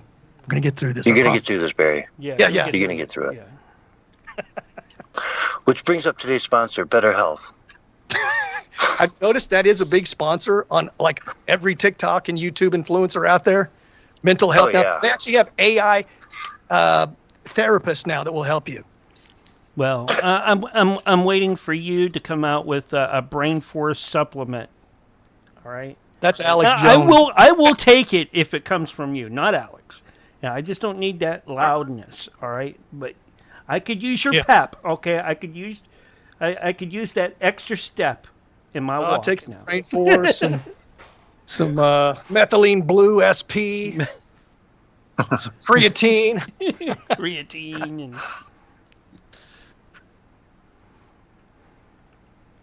I don't know. It's a crazy world. Gotta love it though, man. It's like Sick of the Lies keeps every time I post something. He goes, and again, I've said it myself before, but he's like, it's an amazing time to live in. I'm like, yeah, it really is if you think about it. Everybody needs some Tang, but I prefer the orange flavor. Me too. Okay, Well, I thought that was like, I guess that one. That was a wet one. All right. Anyways, okay, I'm stopping for the night on that note. Too much coffee for me. Yeah.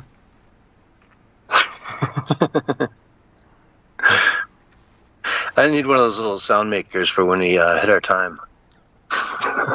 Yeah, right when I'm like ranting, you're like, Barry, stop. Oh, okay. Are you trying to tell me something? Do you hear that? I guess you guys don't hear that.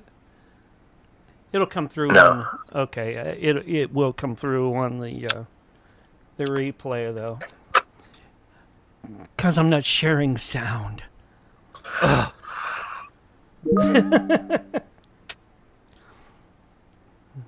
Oh well. All right. I feel like there's another natural big story we need to get into next. Oops. What Like 30 seconds? Oh, well, we have the Rubio speech. Yeah, I don't think I have any clips from that, though. I'd like to hear it again because I was trying to recall it when I was talking about it.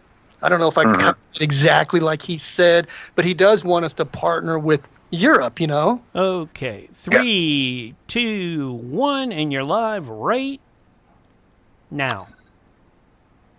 Hello, everyone, and welcome to Hour 2 of the Censorship Sucks Roundtable Radio Show. That's right, Wednesday night edition for February 18th, 2026. And boy, we have a show for you tonight, folks. All kinds of stuff going on in the world. I guess we should start with the security conference that just went down in Munich over the last few days. And Marco Rubio really stole the show. He got a standing ovation, which is pretty, not very common. And just talked about how Europe, America, we're one people, we're one union. They're like our big brother, or our parents almost, and that so many of our founders, so many of our original inhabitants came over from Europe, colonized and developed the United States and turned it into what it is today. It borrowed from all of the best parts of European laws and philosophies, concepts, the Magna Carta, I could go on and on. And we've always been there for each other. We've always been great allies, trading partners, We vacation in each other's countries. We like each other. And how important it is to keep that going through time.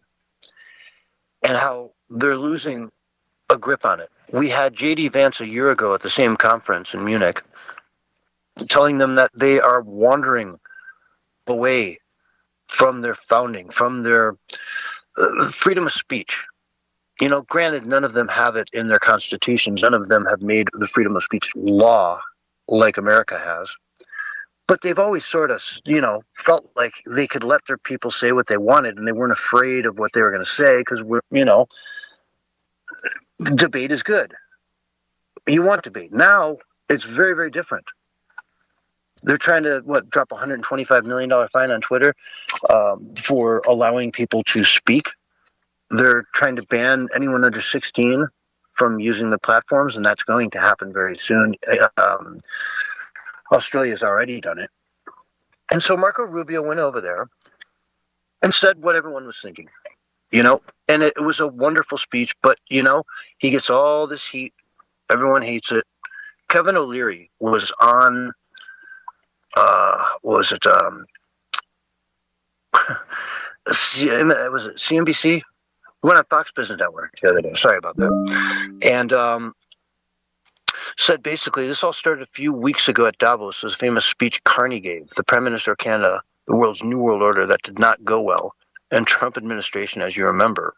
He called Canada's deal with China part of the New World Order. Yep. And it hurt relations, he says. Sorry, I thought I had a video in here. It actually hurt relations with Canada at this point, which hasn't really started on the tariff front. The point is, though, we are getting to a place now where there's only one adversary, and that's time to just call it out what it is. It's China, and that's it. And he goes on to say, and so you either are with us, so to speak, against China, or you are not, because China's getting ready for world dominance. I call it what it is. Economically, military, AI power, you name it. Those guys are not fooling around. And if we don't wake up and get together on this, they will be a superpower. If you're okay with that, if you want to live in that kind of a world, well, I don't. So I'd like to see this thing worked out pretty damn fast, he says. And so that's kind of the meat and potatoes, at least from, his perspective of what he was calling for over there and why the left is freaking out about it. Because they don't see it that way. They just see whatever these guys want, we want the opposite. And so that's what we're going to scream bloody murder for, is the opposite of whatever Trump wants.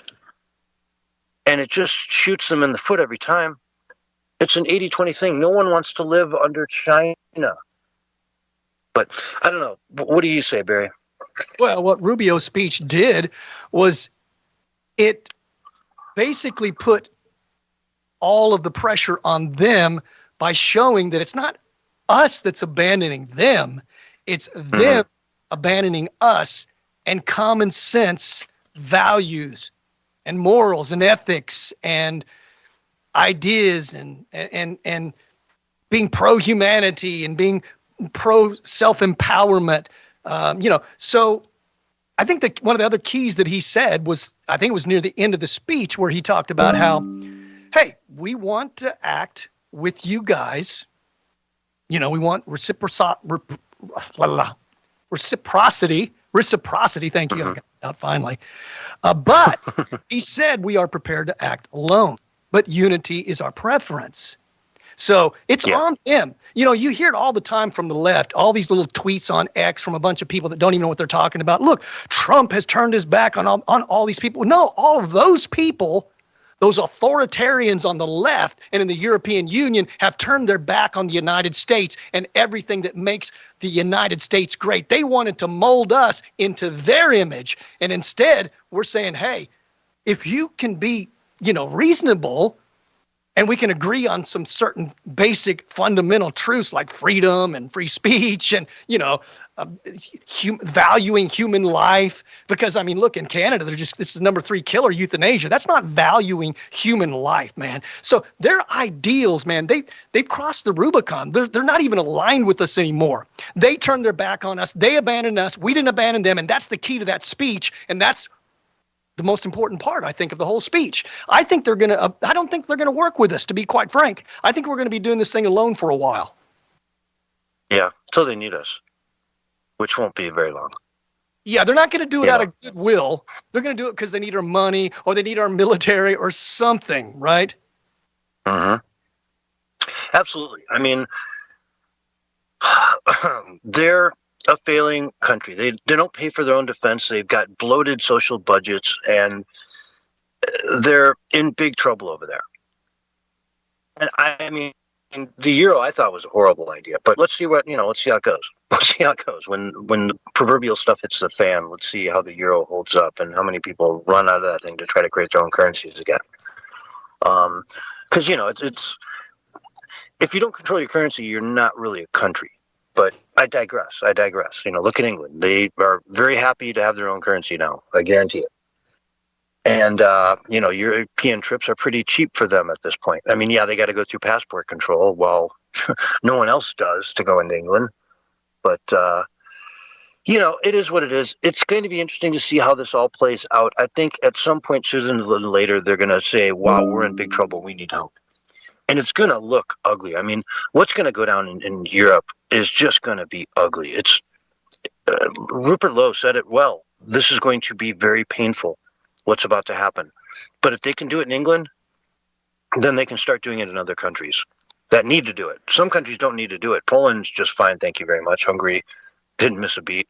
But other places are going to have Spain is going to be really, really, really, really tough.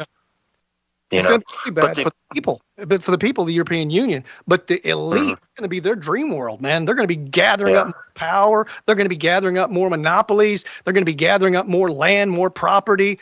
I mean, I don't even think people are going to be able to own a home at the rate they're going in the European Union. I mean, they're basically frowning on the idea of owning a home because it's just not sustainable in their viewpoint. Because of the green scam. Yeah, the green scam. They bit into it way too hard. And California has too. Okay, I'm going to transition a little bit here, but not too far. California gas prices have gone up 40 cents in the last couple of weeks. Okay? Right. They're $1.66 over the national average at $4.58. So what are you paying, Barry, in Oklahoma? I'm around $2. Around $2. So $4.58 is what you're paying in California. Right. And that's before you start getting into like rural California, and you're suddenly out in the middle of the desert and you need gas, and then it's like $6.50 a gallon. Yeah. But nationally, they've been going up a little bit. The national average right now is $2.92, and 40 cents in the last week or 2 weeks. That's a big thing. There's a refinery that is just in the process of closing down, and another one closed down like last year, and they're not coming back. They're not replacing it with anything. They're just trying to get those electric cars in there to run everything on electric. And so they're not worried about it. They want $4.50. They want $5 gas. Yeah. Because then it forces everyone into electric, which is better, for them in the long run. Because they own stocks and whatnot, How do you think Nancy Pelosi got so rich? The Green New Deal. This is a moneymaker for them, folks. When you're paying $5 a gallon for gas, somebody's getting rich. They're actually having to ship gasoline in from the Bahamas to keep California going. From the Bahamas. Oh, yeah. Well, you think California would be sustainable, as rich as they are in resources, as rich as they are in manpower. And I mean, why are they always having to look elsewhere? I mean, they can't even supply their own water, which that should not be a problem, by the way. Yeah.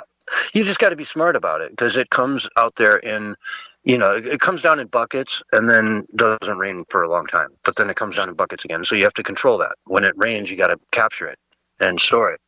Well, these are leftists that don't even want you collecting your own rainwater.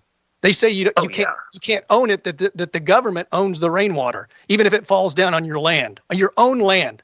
Like you couldn't put a barrel in your backyard and collect the rainwater and use it for yourself. I mean, these are people that are power-hungry control freaks that want to take every single thing away from you, take away all of your agency, completely take away your free will, monitor, track, trace, and surveil everything you do. And this is a Democrat thing. The globalists are all, at least the powerful ones, and the ones that are making all the policy worldwide, they're all liberal, every single one of them. There isn't a conservative in that bunch. Now, they may claim to be a conservative, but all their policies are liberal. Yep. And it's backfiring so huge on California. It really is. There's so many people leaving that state. And honestly, it's the most beautiful state you're ever going to find, folks. I mean, Utah might actually be prettier when you get into the nitty gritty of it all. Just like the Moab Arches, is Zion, even the little bit of it that touches the Colorado River. Actually, none of it does touch the Grand Canyon now that I think about it, but it's pretty close, just a couple miles down the road. And it's just gorgeous. But yeah, no, California's got everything. It's got the mountains, it's got the beaches, it's got beautiful women, it's got great food, tons and tons of land, diversity in where you want to live. You want to be in the forest, you want to be in the desert, you want to be wherever you want to be. I mean, that's why they film so many movies out there, because they could, drive 2 hours in any direction and be either in the Midwest, Montana, or be in the desert. You were talking about California. You were literally talking about how they weren't letting people go into the forest. National forest, because nowhere else to go. I don't remember what was the reason they were saying, because it could rain or storm, or I don't remember. I might be doing like you do. I might be doing 2 in one day. I think. What rings a bell on that was not California. It was in Canada during the when they had the forest fires. Yeah, you couldn't walk down any trails in the forest. Like you couldn't go outside in Canada. Journaling and then come back and I mean, in the liberal world order, let's just say, RPN are they going to even let you do things? Are they going to let you go to the beach? I mean, because you have to drive there, and then that's going to be a carbon tax of some kind, Steve, are you here? I'm here.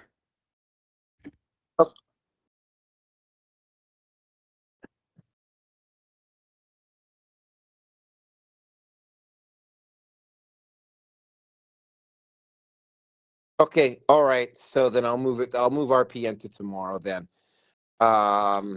Okay. All right. Rearson. Yeah, I'm doing the Mona Lisa or something live right now. And you'll be able to, look at some crappy art down at your little place. You got a park maybe you can walk to. You got a bunch of restaurants that you won't be able to afford, and what you can afford there will, be nothing. So you'll just go back to your pod because you're bored, and you'll look at your screen. And your screen will keep you busy. You'll have to get rid of your dog because he farts. Either that or you have to put a fart bag on your dog, right? Because we got to cut methane gas from being, releasing into the atmosphere. It's so dangerous, right? Well, that would be sort of a huge, bonus. Like, if you could actually have a dog, then you're sort of in the 1%, Yeah. Well, I mean, it's not any more crazy than Bill Gates' global dimming. He wants to dim the planet. Now that's only a psychopath would say. I mean, that is so bad for the planet in 1,001 different ways. Where could you even start with that? Yeah. And yet he wants to geoengineer and put a cloud covering, which I think they're already doing. Here in Tulsa, we had 2 gray outs from all the geoengineerings just last week. And also, he just recently said, crazy Bill Gates did. He said, when he was asked by Colbert, are humans going to be needed in the future, once AI kind of reaches a certain point? He said, no, we're not going to be needed at all. And then Colbert was shocked. He was like, oh my God, that's horrifying and terrifying. And then he laughs and his arms are flailing around and he goes, oh, well, we'll decide. Well, when he says we'll decide, he doesn't mean us, we the people. He means this is a little elite group and club. That's who's going to decide whether or not we're not needed anymore. And then what happens when we're not needed? Are they going to even let us go to the beach? Are they even going to let us go to the gym? Are they going to confine us to these little 15-minute cities that they're promoting? Or will they, sterilize everyone and just get us down to that magic, 500 million population? Right. Which is the max for the planet, and then get us down to that, and then you can start to sort of maybe go outside again, Yeah. The permanent lockdown. What would they call that? The global warming lockdowns, which is something they actually did in a few places. They did it in India at least once or twice during the shamdemic as sort of a trial run because they wanted to make that a real thing. Every now and then, every couple of weeks we need to have a global warming shutdown, and you just stay in your home and you can't get out. Remember that? That's how crazy people are. That's what we were talking about up in Canada when they had the wildfires. They said basically no one can go into the forest. If there's trails and stuff and you want to walk on the trail, you can't do it. And that was exactly what it was for. Global warming. It was a problem they perceived to be so great that humans can't even go outside in Canada in the summer, in the 2 months of warm weather that they have every year. Dude, I'm just so mind-boggled at how we've allowed this kind of insanity to enter politics and actually have a place and a platform. Why haven't they been laughed off the stage? Why haven't these people been peacefully confronted with, common sense civil discourse? Well, I guess part of it is because they cut the civil discourse. The left doesn't allow civil discourse. Remember during the presidential campaigns and all the different other campaigns, back in 2016 and 2020, they go, well, I don't want to debate a white supremacist, terrorist, racist, I'm not going to give them a platform. Well, the only reason they didn't want to debate us was because they knew that they would lose the debate because their ideas suck. So they just went the name calling. That's what happened, folks. Yeah, it's you start to lose the argument and then you turn to name calling because that's all you have left at that point. You get angry. It's personal to you that you're so passionate about something that can so easily be debunked, so to speak. And so, it turns to that anger right away, and that's where it gets violent. You see it all the time on the streets and these street videos nowadays, man. It's really bad. 88%, this is from Post Millennial, 88% of college students pretend to hold progressive views in order to be socially, academically accepted. 88% pretend to be more liberal than they are to be accepted. I believe that. Yeah. 82% said they've submitted assignments misrepresenting their actual views in order to align with an expected ideology. When they put in something that challenged the expected views, 80% say that they did not receive positive feedback on their work, right? And they're doing this in their personal lives too, like with their friends. Right. They're pretending to be more liberal than they really are because they don't want to have that confrontation. They just want to hang out with their quote-unquote friends. So, you might have a group of 5 people that are all really like Trump supporters that just pretend to be super liberal in front of each other. And God, if they ever just said the truth, they'd all realize they completely agree. They don't need to live a lie anymore. Yeah, well, we have to stop being afraid. That's the problem. But a lot of people are afraid that, somebody might turn violent on them because we see it happen. Oh, you're for ICE? Oh, we're going to beat you down. Oh, you're for MAGA? Oh, we're going to beat you down. There are a good number of people on the radical extreme far left that lean in towards violent behavior and physical violence. We've seen it happen time and time again. And people are afraid to speak their mind. In a normal society, you could do it and the person could be angry at you and walk away. But now they might just slug you as well. Yeah. 77% of them agreed with the statement. Silence is safest when unsure how views will be received, right? And so of those people, 91% said that they would lie about it to other people. So 72% of the people out there are, in this case, saying that, it's not okay to have women and men's sports, specifically asking that, 72%. Of those, 91% would lie about that. So almost everybody who is against it would never fess up to that. And that's how you end up with women in sports. If people stood up to it and said what they believe, and then 9% of the 70%, was that 6 people out of 100? You see where I'm going here. Everyone's lying. They're all lying. Just to perpetuate this. But anyway, folks, we've got to go to break. The Censorship Sucks Roundtable Radio Show. We'll be right back after these messages. All right, we're on radio break. You got out of it. Sorry about that. Oh, no, you did good. I know. I was trying to get that stat out, and I wanted to give you a room, but I'm like, damn, I just checked. It just ticked to 25. Even as fast as I talk, I couldn't get anything out. Sorry about that. Do you want to talk on that? I don't even remember what it was. I've already forgotten. Okay, then we'll move on. No, I was going to mention just one other thing about, I don't need to say it on the air, but I just thought I'd point it out anyway, about how they hate the idea of other ideas, other than their own. They went so far, and you know this, and we all know it, as to literally cancel Donald J. Trump's Twitter account, the president of the United States. I mean, that's how extreme these nutcases are. Oh. Yeah, while he was in the office. Doc 420 is listening to us over on Rumble. What's up, Doc? What's up, Doc? Caught him in there a couple times. But, I see a lot of people, too, that are getting angry about stupid stuff. When I think there's really bigger issues that need to be addressed, that people need to be angry about, you know what I'm saying? I see that happening a lot, this whole doom and gloom, black-pilled thing, where it's all falling apart. I mean, come on, man, okay? Let's get behind our ideas, and let's talk about those more than anything else, man.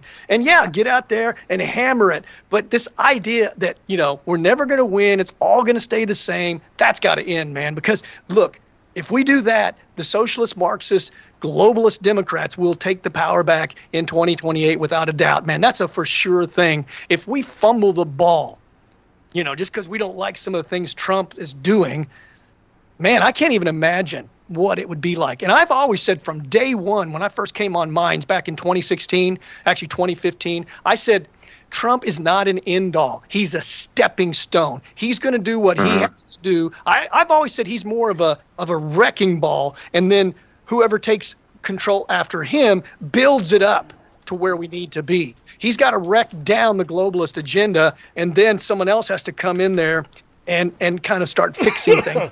No way he can do it in 4 years. Impossible. No way. So I don't know, man. I'm tired of the black-pilled stuff. And you got people like Mike Adams and Maria Z saying crazy stuff, and I've put all their quotes, in articles that I've written about them, literally making up lies, about Trump, making up lies. And look, there are things you can complain about Trump, but you need to make sure they're based in reality and based in facts. Like Marie Z literally said that Trump has, questionable things in the Epstein files, like he's a pedophile. No, he's not a pedophile. There's nothing in there that shows he's a pedophile. Nothing.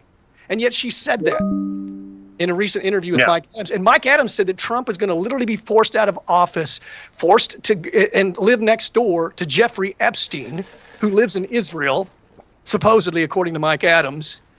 And I'm like, you people are talking nuts, man. You're totally not grounded in reality whatsoever. At least if you complain about Trump, make sure they're 100% real and grounded in reality.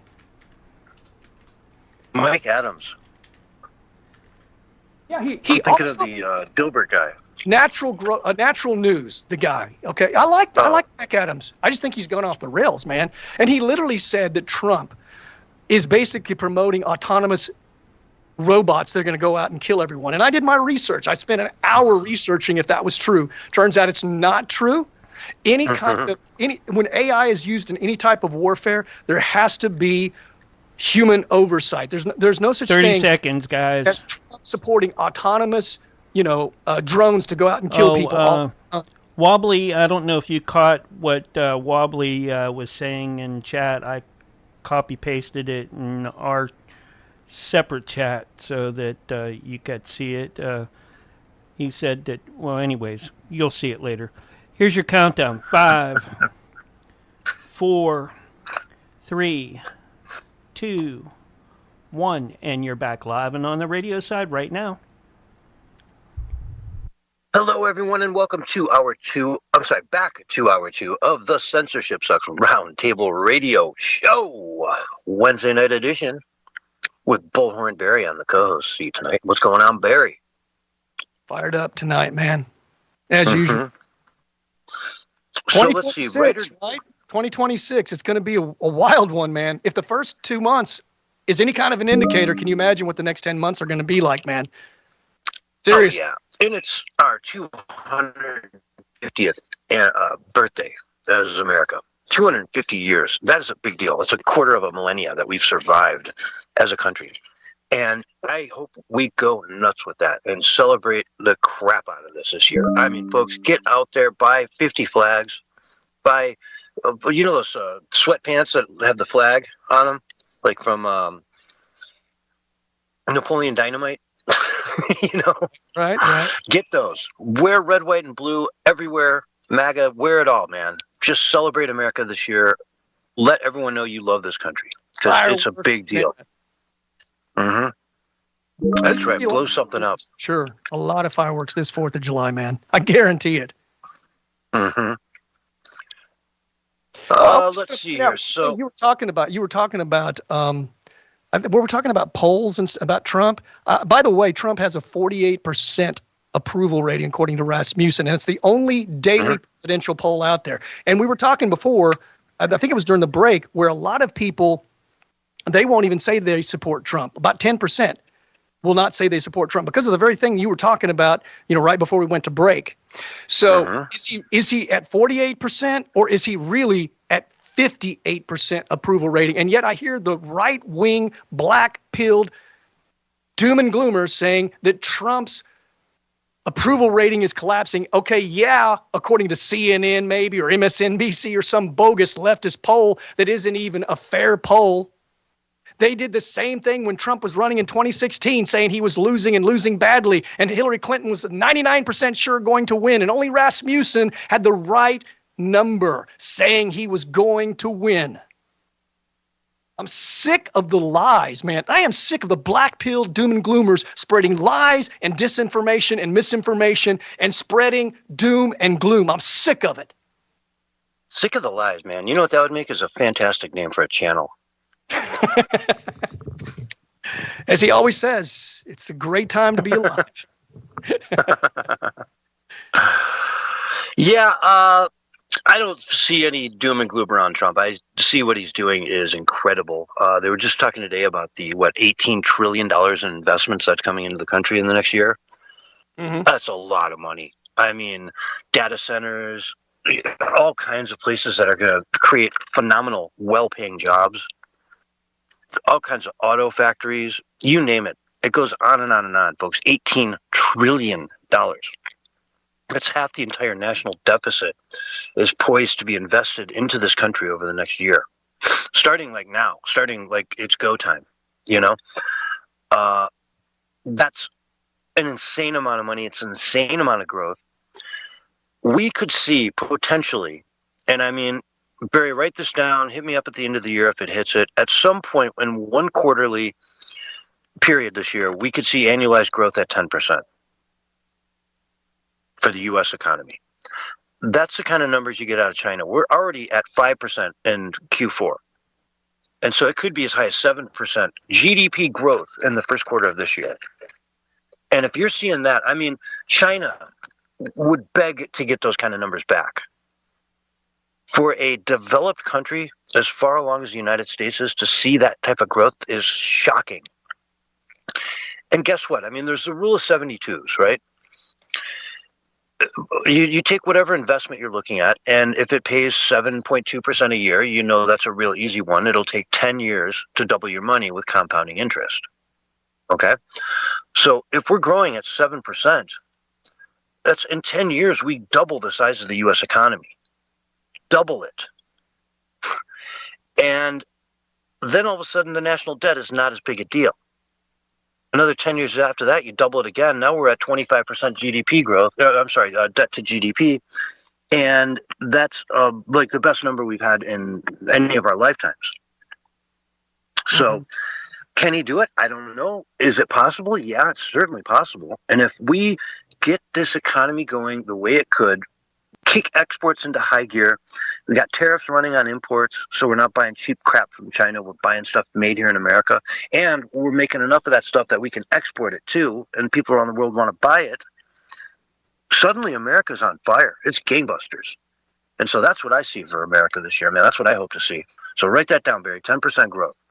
Man, I think you're right on. And look, the top line of defense against the globalist doom and gloom agenda, against the, them taking away everything and making us dependent upon them, is economic prosperity. It may be the number one line of defense against the globalist. And that's why initially they hated Trump more than anything. Before they knew that he was kind of anti-globalist, they hated him because he wanted to bring economic prosperity again. And you cannot control a prosperous nation. You have to first bring them down to their knees, to where they're dependent upon you.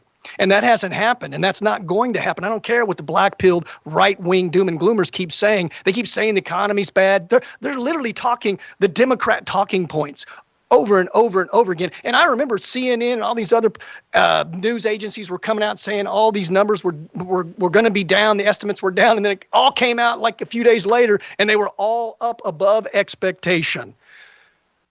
That seems to be the typical flow of things that I've seen. Yeah.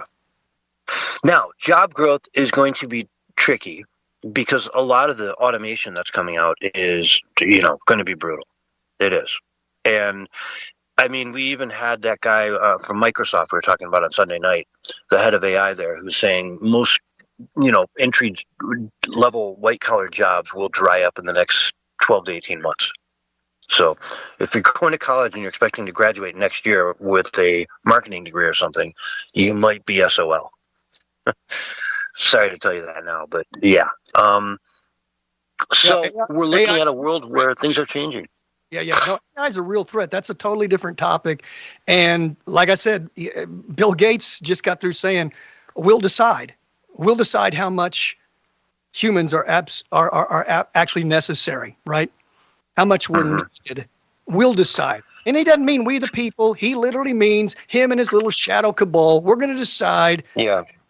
So yeah, and look, man, we saw the latest video generations coming out of Seed Dance, man, and it looks almost as real as a blockbuster film, man. Okay, so yeah, there's going to be full feature films made, but that's not probably going to be the main way that AI video generation is going to be used. It's going to be used for independent filmmakers and for everybody, but it'll be used in a good way for independent filmmakers because they'll be able to make a low-budget film look like a high-budget film using video generation for visual effects and for visual elements within their, live-action footage. So it's going to aid filmmaking. It is going to take away from a lot of 3D animators, but new jobs are going to be created and new films are going to come out that never would have seen the light of day before because Hollywood would never green light the kind of films that are getting ready to come out because of AI video generation. Well, I've got a perfect example right here. Writer-director Roger Avery, he won an Academy Award alongside Quentin Tarantino for the screenplay of Pulp Fiction. And he's saying over the last few years, he can't get anything going. So he put together a little AI camp, this group, got all the computer, everything they needed to do it. And now he has 3 feature films in production, fully funded, with investors breaking his door down, basically. One's going to be a family Christmas movie. The other one will be a faith-based movie for next Easter, and then a big romantic war epic he's also working on. Right. And, those are 3 films now that won't have any actors, that won't have anything other than AI, that are getting made, that will hit the theaters. And who knows? Eventually we're going to see, the biggest, most popular movie of all time will be an AI-made one. It'll probably happen in the next 4 or 5 years. Yeah, it's a new format, just like 3D animation was a new format at one time. We got the Pixar top 3D animation, then we have sort of 3D animation that looks pretty close to real life. One of the first films that came out like that was Final Fantasy, and it looked pretty close to real, at least what we thought looked close to real back then. Now, of course, it doesn't even compare. But you're right on target because it was the Deadpool writer and producer, Rhett Reese, who said, and I quote, "I hate to say it, it's likely over for us." And here's the key to that particular quote. He's not saying it's over for us, all the movie-making fans. I mean, the movie fans. He's saying it's over for us in Hollywood. Because now the playing field is going to be leveled. And because of distribution and streaming and all that kind of stuff, and cinema cameras that you can buy for $1,000 or less that rival like an Arri Alexa or a Red camera, that you can buy for next to nothing. Anybody can make a film now if they're talented, have a good script, and then they tie that in with AI video generation. They could have something that looks as good as anything coming out of Hollywood in the next few years. Yeah, Paul Schrader, the director and writer for Taxi Driver, Academy Award winner, had this to say. He said, "Let me make a very unpopular prediction. 1 year from now, photorealistic AI dramas will be running through film school bodies like diuretics. Based on my brief AI experimentation, a savvy student will be able to create a 90-minute narrative in 2 to 3 weeks on zero budget without leaving home, without anyone's permission. The originality of the story will determine the value of the product. Why go through the agonies of fundraising, collaborating when all you need is a keyboard? Darren Aronofsky is already in the game with Roger Avery hard behind. Then it's a simple matter of creating a platform, or will YouTube already be this place, to screen and monetize this new form of storytelling." Boom. Zero budget, 2 to 3 weeks. A student can do it in 2 to 3 weeks with no budget in in his bedroom. You don't have to pay rent. And I'm excited about all the stories that never would have been told otherwise that are now going to be able to be told in a way that is worthy of the story. Like, it's not going to be cheap, and the audio's not going to suck, and the video quality's not going to suck. And look, the playing field is being leveled, like I said before, man. I mean, nobody's going to the theater anymore. Hollywood does not control the global box office sales anymore. They used to control 90% of it. They're down to 60. They're about to go down to 50 in the next 5 years, maybe less, depending on, what direction they go with the kind of movies they're making. If they continue making the kind of movies they're making now, they're going to tank worse than 50% in 5 years, because nobody wants to see the crap that they're putting out. Yeah, exactly. It reminds me kind of like the anime stuff that happened so many years ago, that just like all of a sudden somebody tell you got to see this, and you go watch it and you're like, wow, that was incredible.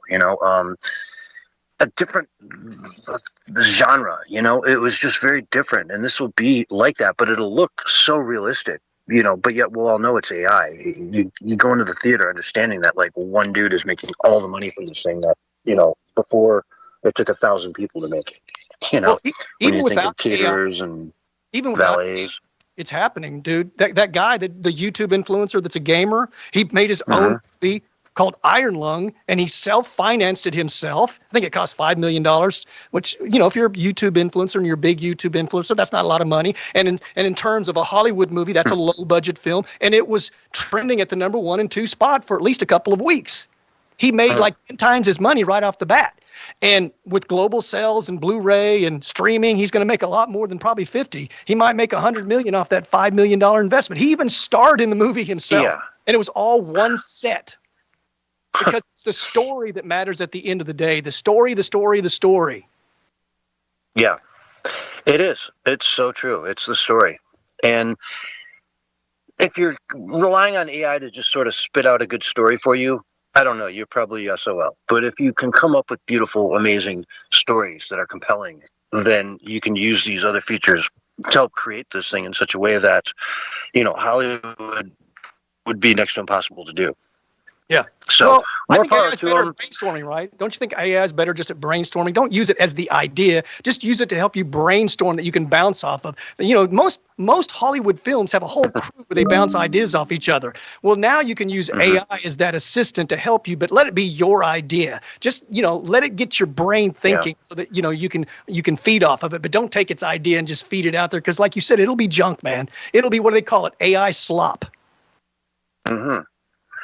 So anyway, in the limited amount of time we have left, Senate Bill 26097 in the great state of Colorado.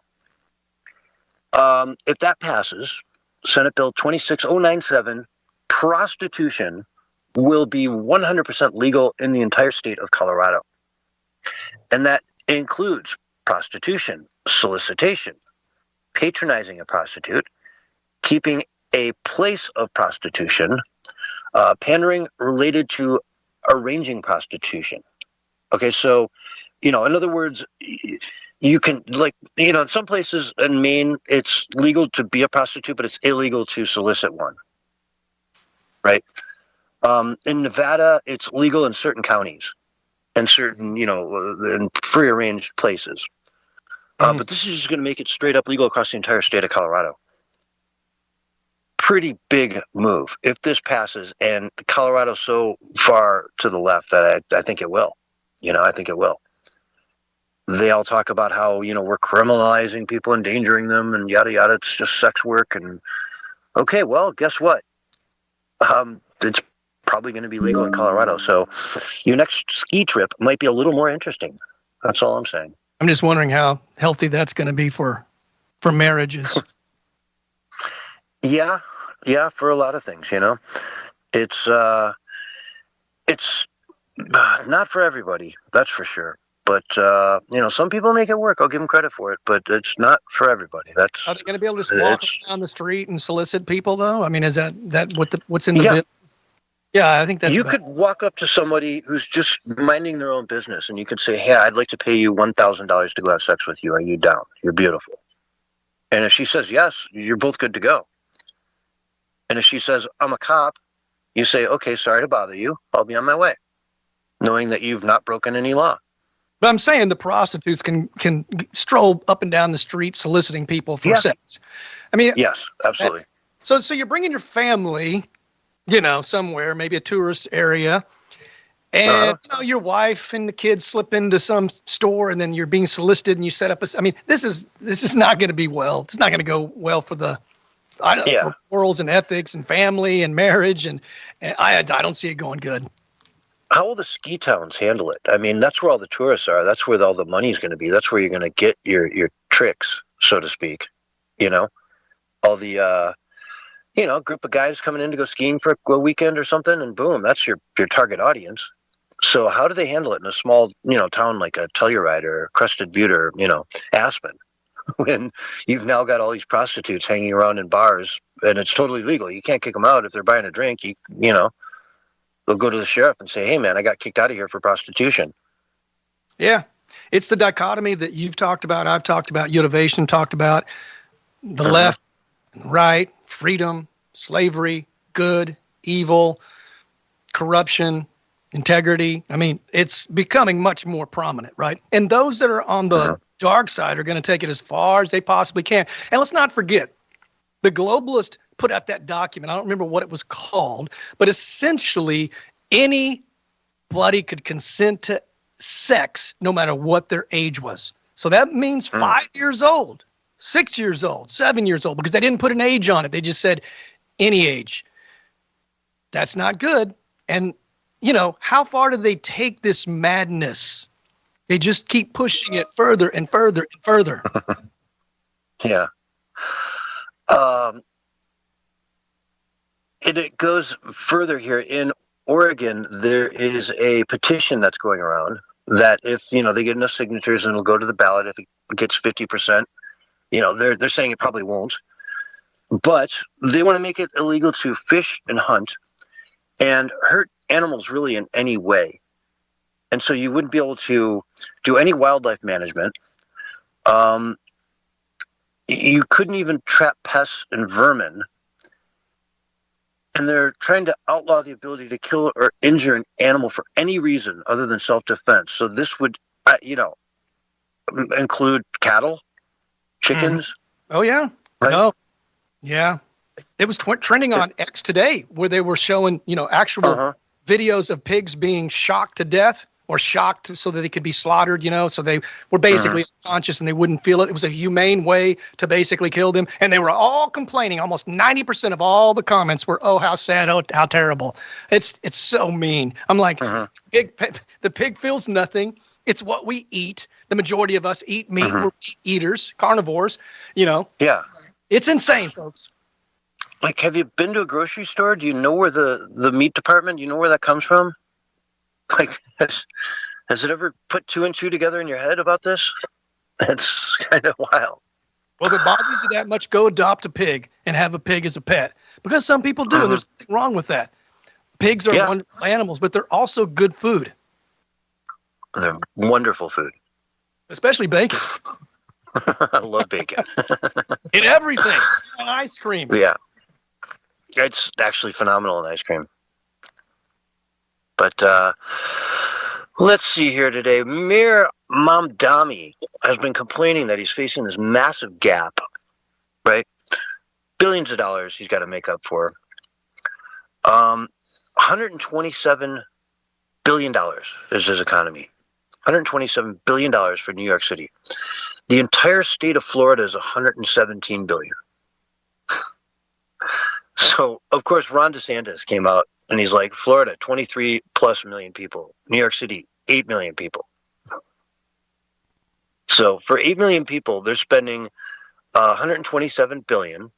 In Florida, for 23 million people, they're spending $117 billion and doing just fine. Doing just fine. Thank you very much. It's shocking. It's shocking. And cutting any spending is just never going to happen. So what's he going to do? He's going to go after the only thing he can, property taxes. Yep. And they're already starting to freak out. People are going to get evicted. They're going to lose their homes and yada, yada, because they won't be able to pay the new higher property taxes. What's that going to do to make housing cheaper? Nothing. The exact opposite. So they're in for a wild ride in New York City. A wild ride. I can't wait to watch it. It has to happen because it's that dichotomy. People have to see what's really happening, and they got to see who's good and who's bad and who represents them and who doesn't represent them. It's all happening the way it should be. It's brutal. It's tough. It's hard to watch. It's hard to witness, but it has to happen because so many people are in a comatose. They have not all awakened yet. Yeah. And they're going to wake up fast. I mean, many people that supported him and campaigned for him are already losing, interest and walking off the bandwagon, right? And why is Florida so fascist? They ask in this article. Why is Florida so fascist? Yeah, they let you keep what you make down there, folks, and you don't need to get anything off the government because there's a million jobs to be had. Just go knock on a couple doors and bam, you got a job in an hour. So, New York, good luck. You voted for this, and I hate to see it happen to a city I love, but man, I'm just going to make popcorn and watch it burn. Right? Yeah, I'm not sure they voted for him, but, there were definitely some that did, but did he really win? I mean, or is this another election still? And I know that may sound crazy to some people, but these people are not honest. And Trump said it's getting ready to all come out. We have everything. We got this stuff about Georgia. Now they're looking at Arizona. He's going to bring forth all of this stuff. So please give Trump some time, okay? It takes time to do these kinds of things. And then it takes time to get indictments. You have to dot all your I's, cross all your T's. This isn't just going to happen overnight. All that other stuff with Comey and stuff, those weren't really very concrete indictments. So, of course, they're not going to stick. But that doesn't mean that's the end of it. Mm-hmm. Just give Trump some time, folks. That's all I'm saying. You can certainly complain. That's fair enough. But don't go over the edge and say it's over and Trump has betrayed us when it's way too early to say that. I mean, much too early to say that. With all kinds of good things still happening. You literally have to be completely blind to all the good stuff he's doing. You have to put on blinders, like a David Icke or a Mike Adams or a Stu Peters, and it's all doom and gloom. That's right, Barry. You go. Go, man, go. I'm committed to walking this thing out with Trump. I'm not going to support him when he does bad, okay? I'm not going to do that. But I believe in him. It's my job to put some confidence in the guy. Okay, it doesn't mean I can't criticize him. I do.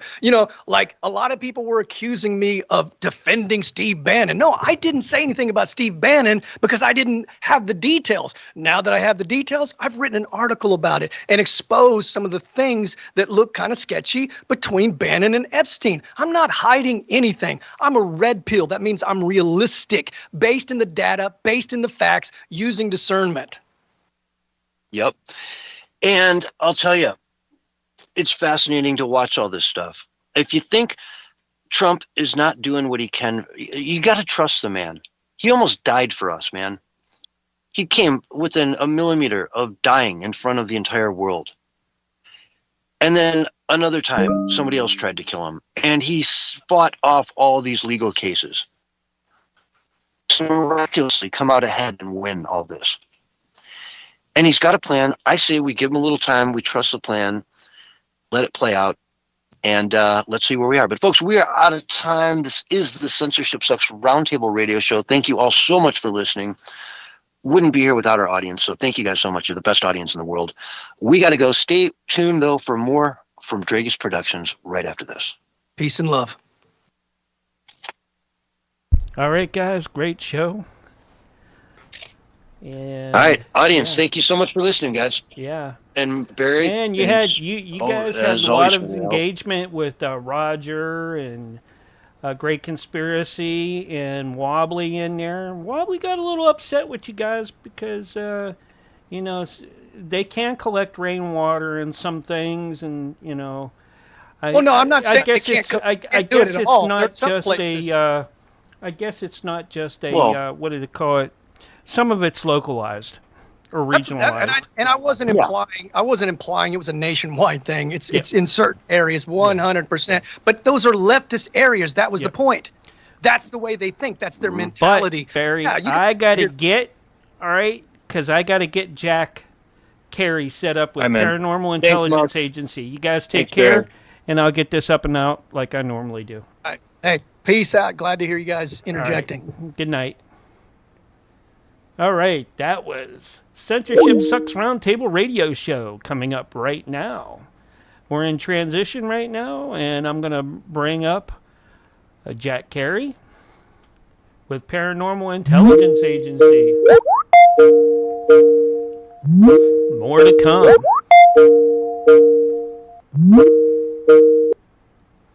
Hello, Jack. Hello, how are you? I'm doing pretty good so far. So good. Let me fix the stream so that I have you up, and there we go. Where'd you go, Jack? I don't know. I don't know why it's not showing me. Showing the You're not background. close enough to the camera, I guess. You gotta I'm get all close. the way like forward. I could almost put my nose on it. Real? Maybe you're Oh. too close to it. That's how weird is that? Yeah. Oh well. They can always just get the all-seeing eye of all-seeing Jack. eye. The all-seeing eye of Jack. Yes. Yeah, that'll work for a night. My wife took my exterior camera for a meeting she had today. It's all the way up. That's why. Yeah. There you go. Yeah. It's all the way up in her office, connected to her computer. So I'm like, Well, maybe we could watch her instead while you talk. We'll just mute her Right. out, and we'll just watch her. you'd be like, who I'm is this? teasing, Jack. They're like, who is this random chick like doing paperwork? I keep wanting censorship to take John and to take and put like a cam on his dog and set him loose outside so we can watch where I she see that goes relationship because and the kind of Jews see are where he's at separatist because beliefs. he's In other words, they believe they are he broadcasts remote always, way above everybody else. wow. Everybody Yeah, else is kind of so, like a herd. They're the shepherd. If it wasn't okay? for In the Hindu beliefs, Starlink, we wouldn't be able to get the him in. hierarchy of the Hindu beliefs are the shepherds. The people are the herd. Crazy, That's the only real difference I crazy, can crazy. see. It's been a The Jewish crazy people, week. I've been getting They works see them prepared. all I of got the a, Jews I got a as big art hierarchy, or show actually on the Zionistic. first Friday And they of see March. people as, First Friday or night is a anybody who's not big Jewish as the herd. reception for me. I'm the featured but I artist can for see all the of correlation March there, for that the and East Bank Art Gallery, blood. and I gotta have Jesus like so many Christ. I mean, the paintings bloodletting ready, and on both I've sides been of those two religions. hard at work Oof. producing paintings. Ouch.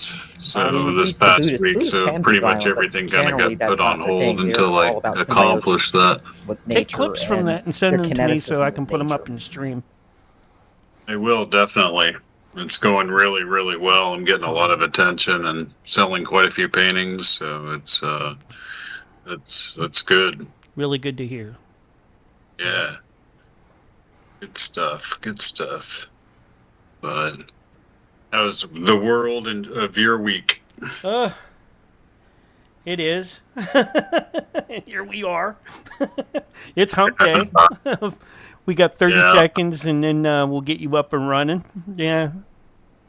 Sounds good. Can't wait to hear what you got to say tonight and what you got coming. And Well, we're going to explore the dark theory. all right. Here's your countdown, Jack. 5, 4, 3, 2, 1, and you are live and now on the radio side right now. Welcome back, everybody, to Paranormal Intelligence Agency Radio Live. I'm your host, Jack Carey, and we are broadcasting from 300 feet deep in an abandoned nuclear missile silo somewhere lost in the post-apocalyptic wastelands of the Dakota Territories. And I am joined, as always, by the paranormal crime-fighting duo, Daisy and the Sundance Kid, are riding security. Pardon me, I have a bit of a cough this week. Picked up a little bit of a bug over the week. It's been a rough week. I've been painting, producing some pretty pictures for people to check out at my art reception that will be featured for the month of March, but my reception is the first Friday night in March at the East Bank Art Gallery in Sioux Falls. So if you happen to be in that area, come by and check out some cool art, and they'll have wine and snacks and stuff like that for you. So this week, well, what's been going on this week that's been so crazy? There's been sort of a revelation of thought that I've had this week concerning cryptozoology and a reclassification of cryptozoology. And, you know, we got some new, fresh intel out of the WebBot. And, you know, it's some pretty dark stuff. It's exploring the dark theory is what it's called. The dark theory. There is no darker theory than this one. And it is, well, it's been rumored, more than rumored, that Jimmy Carter cry when he read it. So pretty dark, mysterious stuff. Has to do with really sort of the philosophical implications of what we highly suspect to be true about the origins of humanity, and we're going to go over that this evening. And actually read some correspondence from Cliff High himself over at the WebBot. Cliff sent out a letter, and it's well worth conveying to the populace at large. So I think we'll cover that. But interestingly enough, I've had a few insights into the world of cryptozoology this week. And, you know, I touched upon a previous episode the idea that some of the animals that cryptozoologists are trying to, you know, to actually get evidence for and to, well, document in a scientific way for humanity's, you know, progress might not be from the Earth. They might be interdimensional in nature, or from the Type 3 civilization that maybe seeded the Earth after humanity was already here. So could it be that really what we need to be kind of eyeing is a reclassification of cryptozoology into two very different disciplines? One would be called cryptozoology and actually deal with the three rings of cryptozoology, which are all earth-based animals, right? And the other is a new classification. We would have a whole new type of investigator that specializes in exocryptozoology, or exozoology, however you would like to say it. But the idea that somebody has recognized the fact that creatures like Bigfoot, Dogman, and some others here on the Earth appear to either be chimera constructions from an alien species, or something even weirder than that, something interdimensional in nature. So we're going to talk about that. Talk about a little bit more about the Terry McIlvaine horse mutilation case, really, that I mentioned last week. That's the only case in any animal mutilation anywhere in North America or the world, for that matter, where the perpetrator was actually photographed. As it approached the field, the McIlvaine's camera caught a final glimpse of what it was, and it was a very, very bright light source approaching the field. It had to be in using some sort of ultra light. It tripped the night vision cameras, and the way that it tripped them kind of showed that it was using some sort of night vision itself. And how might that actually fit into tonight's main topic, which is the dark theory, as Jimmy Carter put it. So, but anyway, some updates. It's been a crazy week again for, well, not for crypto so much, but for precious metals continue to, go up and down wildly, let's say. There's a lot of volatility in the precious metal markets, and a lot of that has to do with the fact that the precious metal markets have, no pun intended, acted as a magnet for traders from the cryptocurrency markets.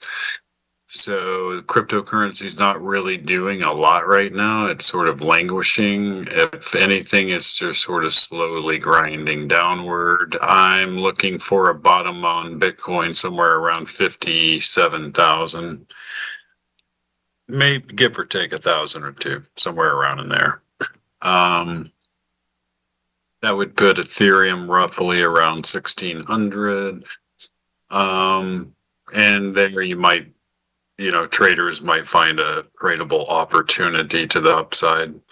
Until then, it's kind of dead money to be sitting in the crypto markets at this time. And really, there's no reason to when you can trade things like silver and gold and platinum and palladium and copper and things like that are really moving well and are attracting a lot of money flow. So I'm sort of concentrating on that right now. It has not escaped my attention that there is a tokenized gold product out there that's offered by Coinbase. It's got a ticker symbol PAXGUSD. Guys, that is tokenized gold, like in its real form. So what is Bitcoin? Just asking the philosophical question, right? Bitcoin's supposed to be digital gold, and here you have tokenized real gold that's just as fluid as Bitcoin is. Boy, I don't know. That sounds like a terminal problem to me for Bitcoin, but maybe they'll figure out some way of utilizing it in a way that real tokenized gold can't be, because right now that's what it's considered to be, is just a store of value. Whereas, you have a product like Ethereum, which is more than just a cryptocurrency. It's it's a base platform that you can build it's a layer 2, so you can build all kinds of amazing apps on it, do all kinds of smart contract transactions, and then the people that own it are actually earning interest off of owning it. So it's an interest, yield-bearing asset. So that is a completely different animal. And yet, in the public's mind, they're all sort of thrown into the same basket, even though they're vastly different products. So, and we got here, I like to remind everybody every show, we got here through the cyber prophecies, jumping down the wormhole of the WebBot reports combined with premier remote viewing groups that were pointing in the same direction. And that direction was in the direction that silver would become unobtainium over time, and that cryptocurrencies would eventually replace fiat currencies. Both of those are on the trajectory to become true. Silver is, I think it was up like 6% today. It's kind of staying between 70 and 90. It's trading sideways in a $20 range between like 70 and 90 after reaching a high of 120 not too many weeks ago. So I think what you're seeing is if you listen to, kind of one of the men in the high castle, as I like to put it, that's out there that uses an AI agent on YouTube. There's a guy named OG John AG. You kind of have to know what you're looking for to find this kind of information. But the guy is obviously an intelligence agent, and he uses AI generated content to hide his identity. But whoever that is has information that only certain types of people are given access to, and it all has to do with precious metal markets. And what can I say? It's dead on every time. And they tried to ban his channel recently. They tried to shut him down. All kinds of stuff going on that YouTube. So if you're into the real deal, how the world works, check that channel out. But I can fill you in and summarize what's going on. And the fact is there's a huge worldwide battle going on over the price of silver and obtaining silver. Silver's used in all of our advanced weaponry. That's really what it comes down to. We can't produce any advanced weaponry without it. And if you can't kill your enemy, you are dead in the water, as we like to put it in the Navy. That's really what it comes down to. And there's a very limited amount of silver. The ratio of gold to silver is way, way out of proportion with what its historical ratio is. Historically, silver ought to be around 10 to 1, somewhere around that.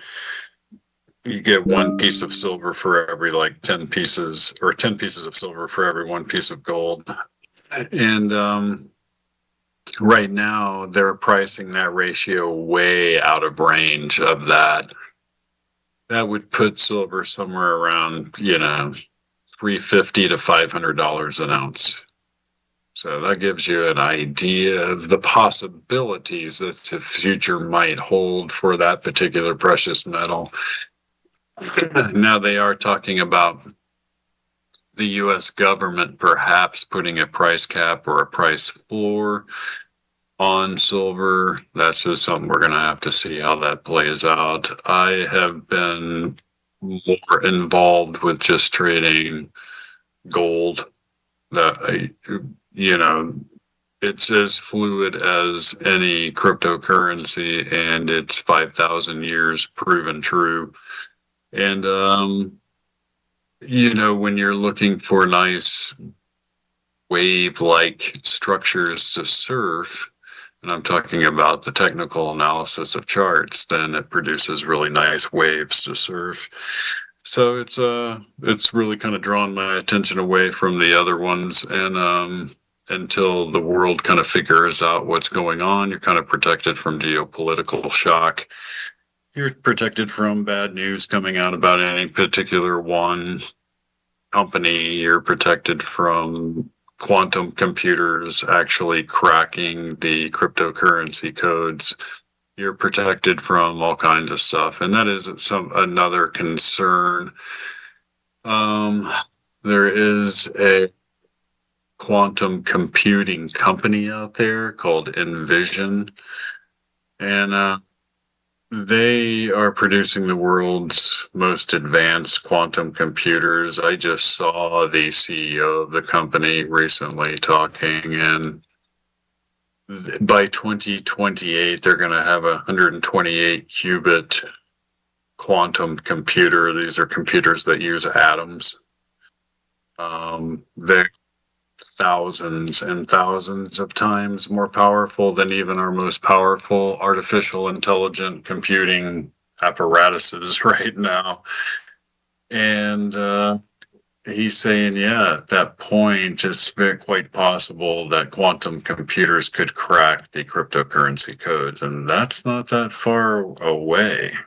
Now, I would look for on the horizon at some point somebody coming up with a quantum-based currency that, well, that's would be quite impossible to break. Quantum-based is quantum-based. That's, you're talking about subatomic particles at that stage. So, but that's where the world is moving, and that's kind of where we have been dwelling here on, here on the Great Space Roller Coaster, as I like to call this journey on the Earth. And we have a lot of geopolitical uproar going on. You have the possible Iran taking place. I predicted a long time ago that a war with Iran would be inevitable, and it appears to be inevitable. We have the Ukraine-Russian war still going on. You have a possible future invasion of China into Taiwan. You have all kinds of turmoil going on economically just under the surface. So stock market's hitting all-time highs at the same time that precious metals are hitting all-time highs. That's really, really weird. And yet they're not even talking about that right now. So it's very strange stuff that's happening. But the prophecies tell us that the cyber prophecies, the Webbot reports, mixed with our Vedic astrology and the upswing of the Kali Yuga, all kind of point to a future in the not too distant future where we have what's called sci-fi emerges. Sci-fi world emerges, and that's a place where a lot of alien tech actually begins to make it to the surface. And begins to benefit humankind. There's all kinds of different predictions on how and why that actually takes place. The main prediction is that the money machine that was used to print all the money, that was used to pay off all the people that are necessary to keep alien technology a secret, is dried up. And so you're going to get non-stop leakages because of that. And eventually that leads to the point where actual technology breaks out and, begins to get utilized by humanity in some way. So, got to wet my whistle here. Feel like I'm about to lose my voice, but I've been kind of fighting a cold all week. So I apologize out there, guys. And silver becoming unobtainium, alien technology making its way out into the public. You have apparently Lara Trump recently saying on a news show that the president has a speech prepared and waiting dealing with the alien presence on this planet. So if she's right about that, and why would she say that if it wasn't correct? Then you might get a real shocker in the not too distant future. People, kind of are in a place of comfort, not wanting, in a way, subconsciously, probably not wanting disclosure to occur, because when it occurs, you can't take it back. And it will change quite a bit. So probably they will mention the aliens in the ocean. That's something the Webbot has predicted. And it even predicts that there was some sort of meeting between certain world leaders and the leaders of this alien civilization that's down in the ocean. And you can examine all the evidence for that in my book, Alien Ocean, that's available on Amazon. It's actually selling quite a few copies right now, so somebody must be paying attention to that. But if Lara Trump is correct, and if that recent documentary Age of Disclosure by Dan Farah is correct in its assessment, and there's been some detractors to it, but overall, if Farah is correct in his assessment that this whole thing's about to break wide open, then maybe Trump will come out with a big speech talking about it, and that will alter really the future of humanity as a whole.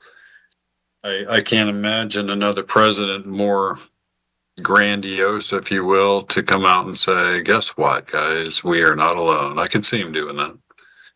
So, and what other updates do we have this week? I'm kind of taking a look at my notes here. Well, that was probably the biggest one. They've been talking about Barack Obama saying aliens are real, but they didn't show them to me, so it just must be a big conspiracy, I guess. I guess it's a guy that's just totally clueless about the alien reality because they don't show every president. It's a need-to-know basis. It's the most heavily guarded secret that America has ever possessed. And so, digging it up through that many layers of security is quite a task. And we're told now from researchers like Corbell and Georgia Knapp, etc., that the last traceable, major controlling head of all of this was Dick Cheney.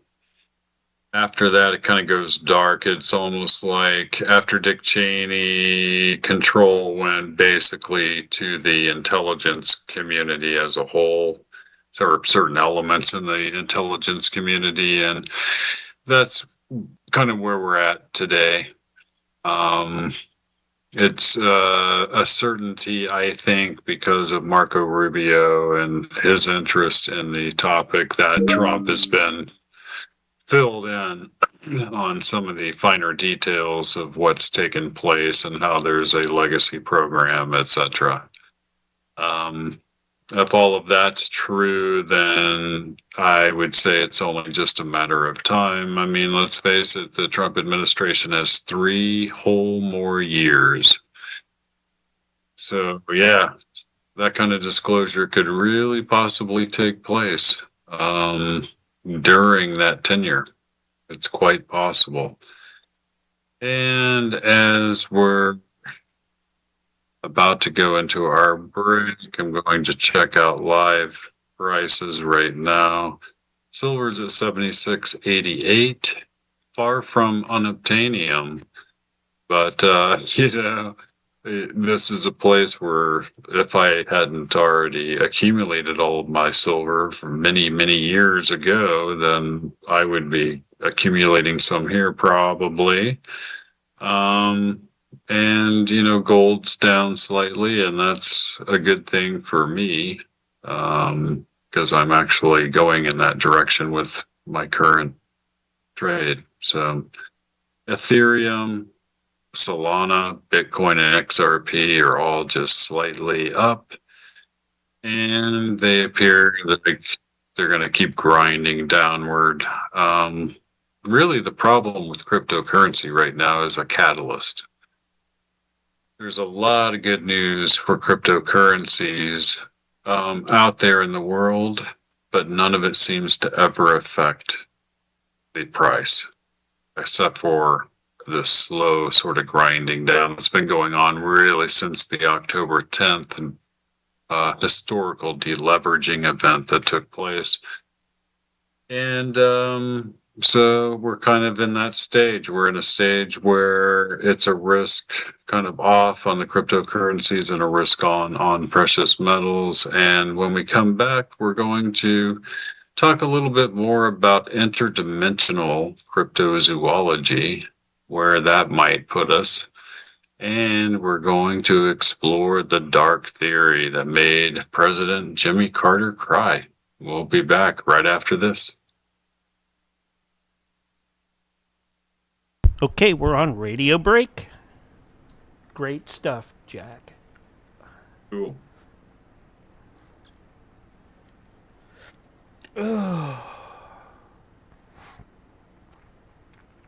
We just had a pressure change here, and all of my sinuses just a little bit ago just kind of crashed on me. I'm like, oh yeah, I'm like, that's gonna feel good. Yeah, I got runny nose, a little cough, and sneezing a little bit. I'm just like, damn. We're in a season here where you don't know if today is going to be warm or cold, hot, or have a frost outside. Right. Yeah. Mostly, we've had a kind of. It mostly depends on how the wind blows. Right. Now, we've had a couple of, for us, February in South Dakota, we've had a couple of days where it hit 60. That's unheard of here. So. Oh, man, I don't know. Did you hear any of the new stuff that I made for you, music-wise? Yes. Yeah. I love it all. About you broadcasting from the silo. Yes. Like that one came out really great. I'm like, oh yeah. Yeah, it did. Yeah, it did. Are you gonna start adding the dog man sniffing around, like the Bigfoot? Yes. And was it Mothman attacking towns? Like, but you're broadcasting live from the silo. That's right. You can't get to me down in the silo. Yeah. I'll have to start go back and edit that so that your security crew is included. Don't worry, Jack's fine. The security crew's here. Yeah, put Daisy in the Sundance. That'd be great. Yeah. Yeah, Roger's in chat too. He's been doing some taking some of the ones that I've done and making mixes out of them and just doing like a different version of it too on top of it. Some of them are really, really good. It's like, yeah. Yep. Cool. You'll get to hear it if you listen. You'll get to hear it randomly when I have the music stream up, which I do when we're not live like we are tonight. What program are you using for that? Like, how do you make a? There's like 2 or 3 that I use, just like I use like 3 or 4 different ones for the AI art. Nice. Yeah.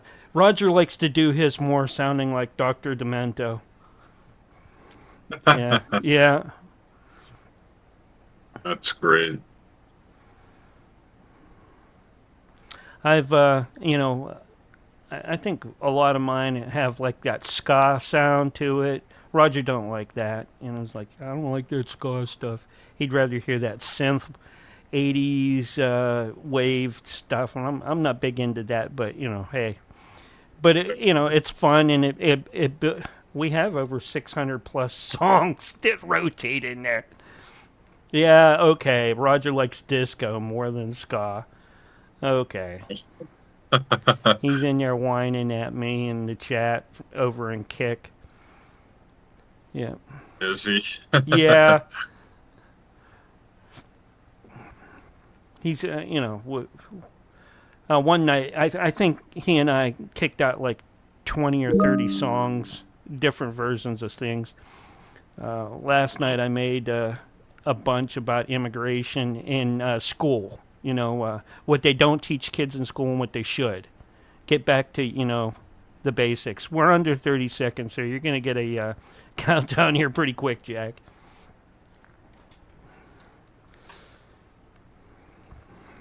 Yeah. All right, and here it is. 5, 4, 3, 2, 1, and you were back live and on the radio side right now. Welcome back, everybody, to Paranormal Intelligence Agency Radio Live. I'm your host, Jack Carey, your tour guide to the Twilight Zone. And tonight we are exploring an interesting rabbit hole known as the Dark Theory. So it has an ominous name for a reason. And let's see here. Old Cliff over at the Webbot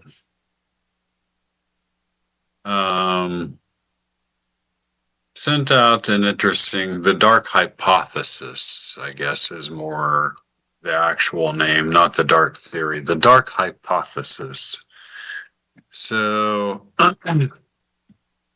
this is what was rumored to have made President Carter cry. And he warns me, do not read this. You have been warned. Typical Cliff. So, but we're going to read it.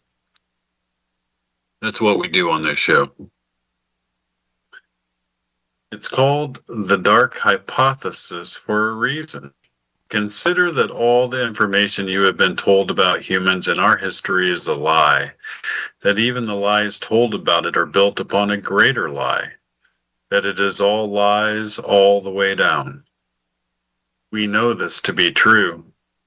There is no rational explanation for officialdom viewing of anything, especially human history and origins. This extends to all the religions. We know this is true because we have evidence in front of our eyes that there have been previous civilizations here on Earth that were far more advanced than we are even now.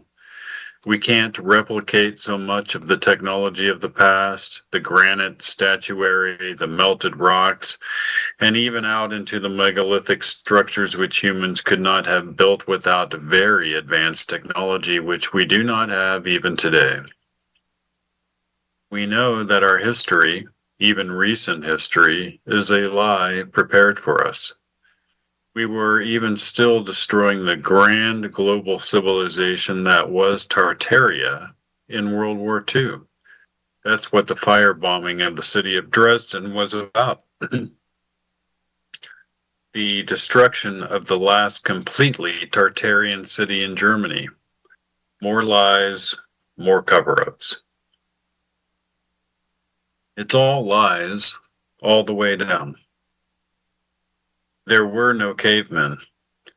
There is no human evolution on Earth. In fact, no animal has, quote, naturally evolved. It's all a lie. Who built the global pyramid network of which Giza is but a single node? It was surely not Jews enslaved to skirt-wearing kings of Egypt who constructed a vast global network of giant pyramids. Who built all the structures on the bottoms of the ocean? Who built the structures easily visible on the moon with a 10-inch telescope? Humans are an engineered species. Well, this is part of the dark hypothesis. It is only the base of it. Why were there orphan trains in the USA and across Europe? Where were all the birthing hospitals and the millions of mothers producing those children? Why do ancient ruins have more habitation available then than now? There have been at least 6 ancient civilizations on this planet that precede modern humans. These are all civilizations that go back further than perhaps 100,000 years or more.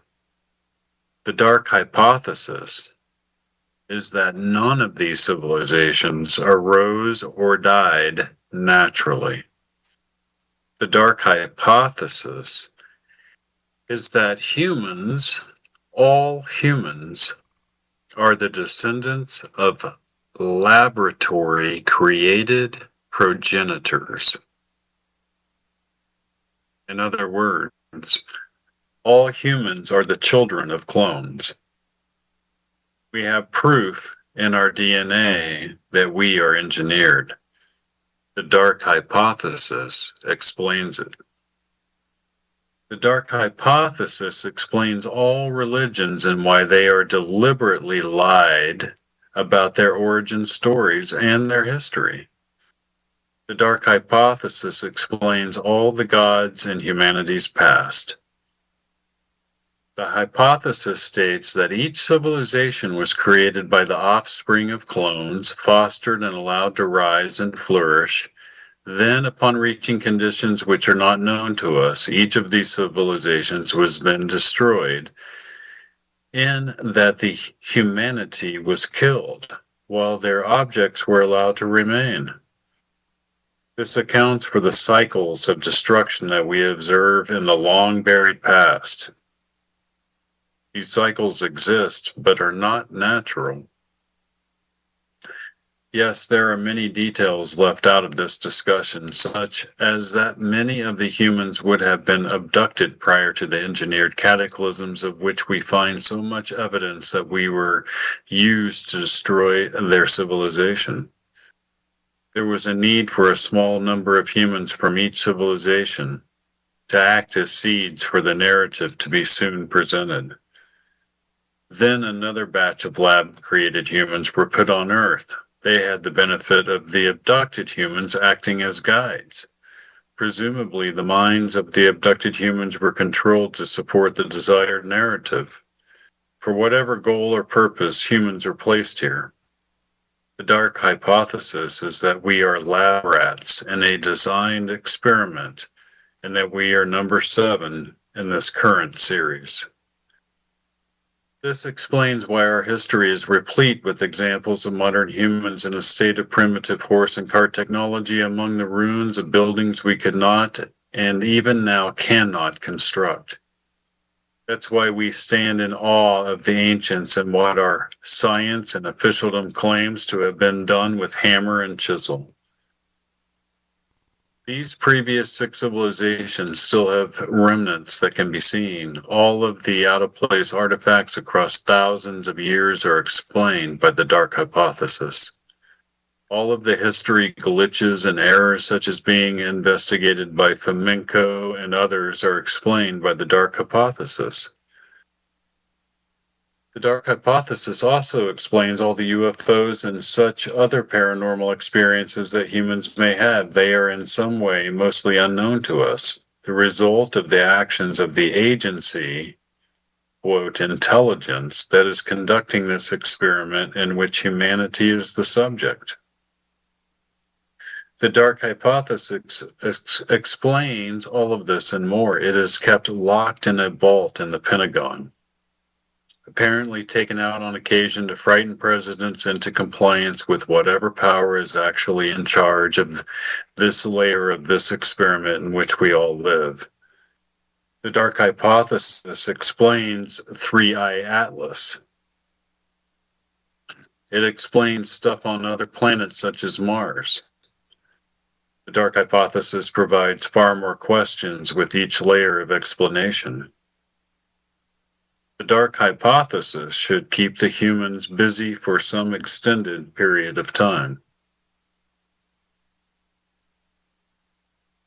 And that is the end of Cliff High's letter. Very, very interesting. Well, it is rumored to have made President Jimmy Carter cry. I could see that. I can see Carter crying about that. So the idea is that, we're somehow forever locked away in this experiment of a non-human intelligence, and that we're basically lab rats on the Earth, and that this experiment has gone on at least 7 times. And each time, apparently, humans are they're harvested, if you will, the planet before the destruction occurs, and then utilized in some fashion. And that sort of ties in with my overall theory about the idea that the Earth is actually seeded by a Type 3 civilization on the Kardashev scale.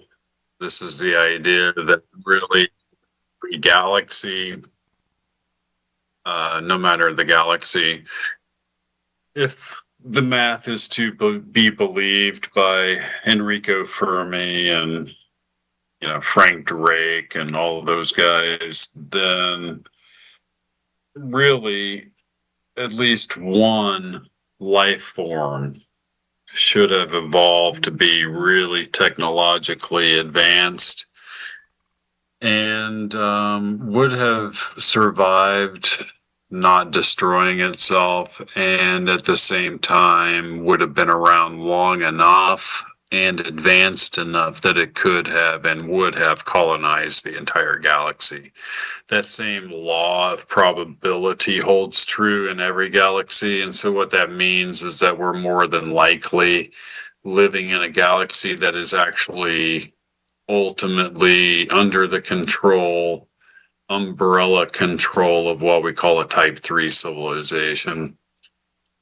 Like all of the UFOs that end up coming to this planet are probably part of a long-running program from this Type 3 civilization to manage and maintain planets that it seeds.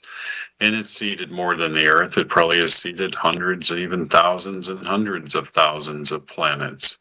And it could be that they're all humanish in form because the progenitors are humanish in form.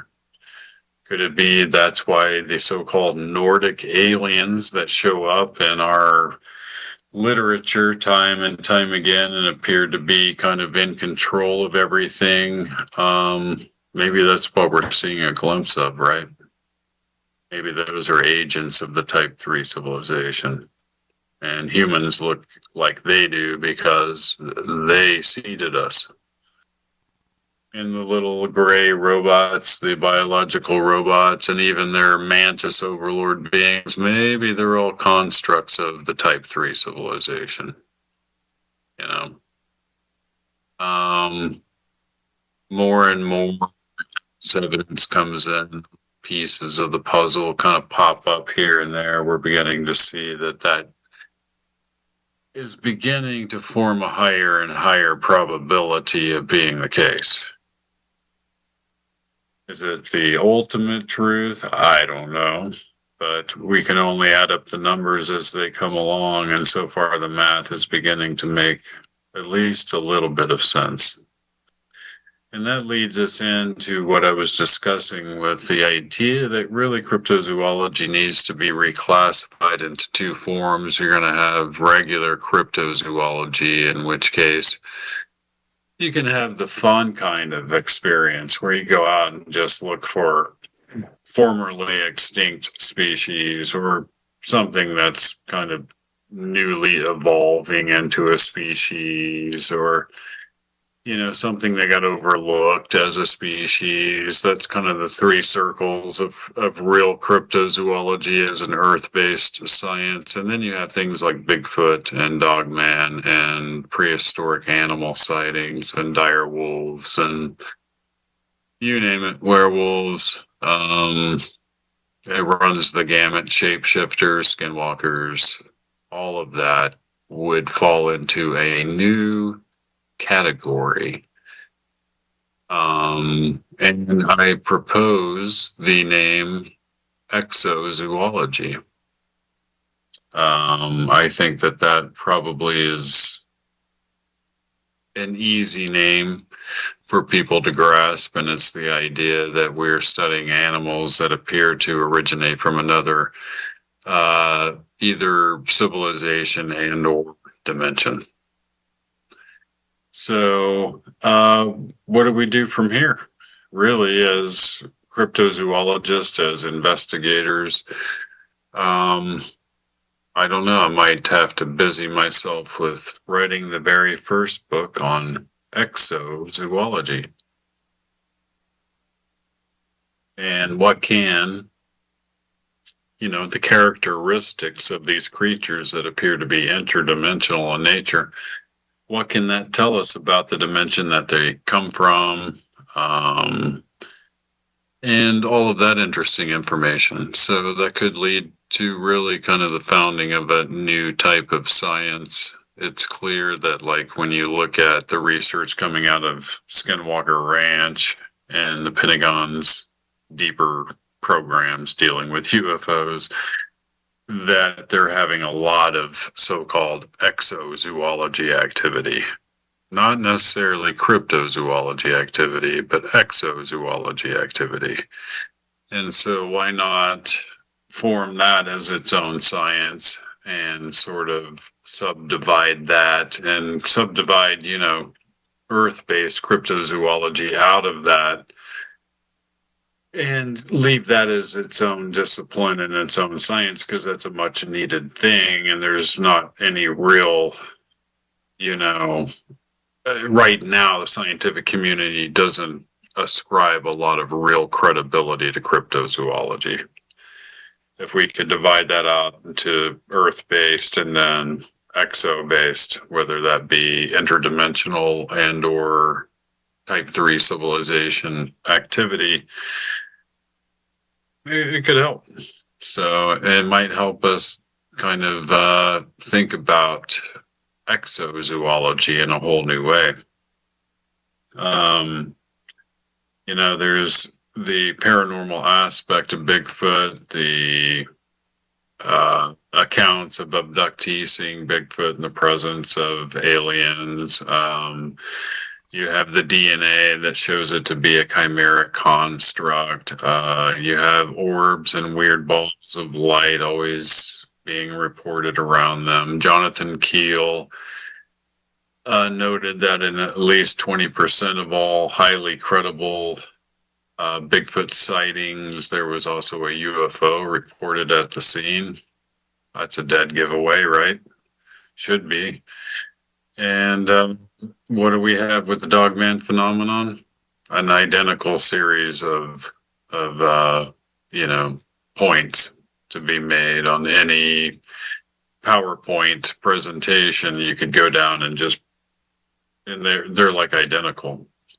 So, and that's kind of my new idea. I think that's going to present a whole new idea of rabbit holes. Like, it was told to David Paulides of Missing 411 fame by Dr. John Brandenburg, who works for NASA, that the government had employed him to run a group of scientists that were studying interdimensional doorways. And if they're studying interdimensional doorways, it means they're studying the creatures that are coming through those doorways, and that would classify itself as exozoology. And you can see where these highly credentialed mainstream scientists are sort of preparing the way for that. So, that leads us into kind of the case of on Skinwalker Ranch, where, like, last year in one of the dry gulches there on the ranch, they discovered a flesh and bone carcass, and they retrieved the carcass. It was a wolf-like creature, but not a wolf that they could ascertain. Luckily, Skinwalker Ranch has all kinds of funding, and they're able to pay scientists, and so they have a paid field, world-class field biologist on the ranch at all times.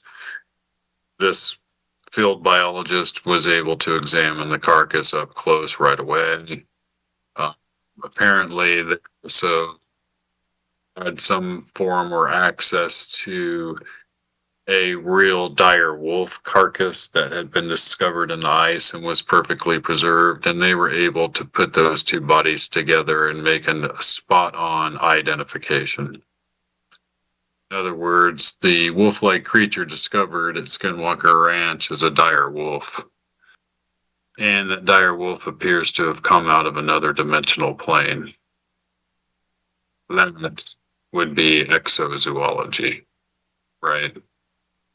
So it's almost like the past also exists interdimensionally alongside this plane, and sometimes these animals can wander back out of it through a doorway somehow. How weird is that? That would explain all of the very strange pterodactyl sightings that we continually get, or used to get all the time, in Crypto Four Corners when we were down in the American Southwest. So, you don't get them so much up here, but one of the best pterodactyl sightings ever reported, and video of it actually recorded, which I believe to be authentic video to this day. It was taken way prior to any kind of AI type of generated stuff, and that happened at Flathead Lake in Montana. And it's clearly a living creature of some kind. So how do we begin to explain that, right? Did that fly out of an interdimensional hole somewhere? Well, it's possible. If a dire wolf can wander through a hole on Skinwalker Ranch, then who's to say a pterodactyl can't fly through another interdimensional hole somewhere in North America and zoom around for a while before disappearing back into the past, So, where does that leave us? Well, it kind of leaves us in a state where we need to begin to entertain the possibility that a lot of what we encounter is a good word in the wilderness areas as cryptozoologists could actually be interdimensional animal activity, exozoology activity. And that should bring on a whole new sort of, caution, if not fear. We need to be very cautious about dealing with any life forms that may have originated on another dimension. And it could be that what we're seeing in these wilderness areas that's actually responsible for all the missing 411 cases is a type of interdimensional animal predator. Something that would take an exozoologist to be able to identify. And often when I think about what those people might be encountering out in the woods, I often think of the ocean animal, the mimic octopus. And I like to call this theoretical interdimensional cryptid predator taking humans out of the woods a mimic. That's my name for it, the mimic. And what if you had an animal that was interdimensional like that, that was very much like a mimic octopus that could take any form, any shape, look like a tree, look like a bush, look like another animal? What if it could mimic other life forms in such a way that it was able to take humans? It's just an idea. It's just a theory. But Brandenburg made it clear to Paulides that this was an extremely high-level, high-budget, deep black program going on at the Pentagon where they're studying interdimensional doorways. And I mentioned it as far back as 20 years ago in my book, Paranormal Planet, that at each one of the interdimensional doorways that I mentioned in my book, which are 12 different ones, the government had placed a military presence at that doorway.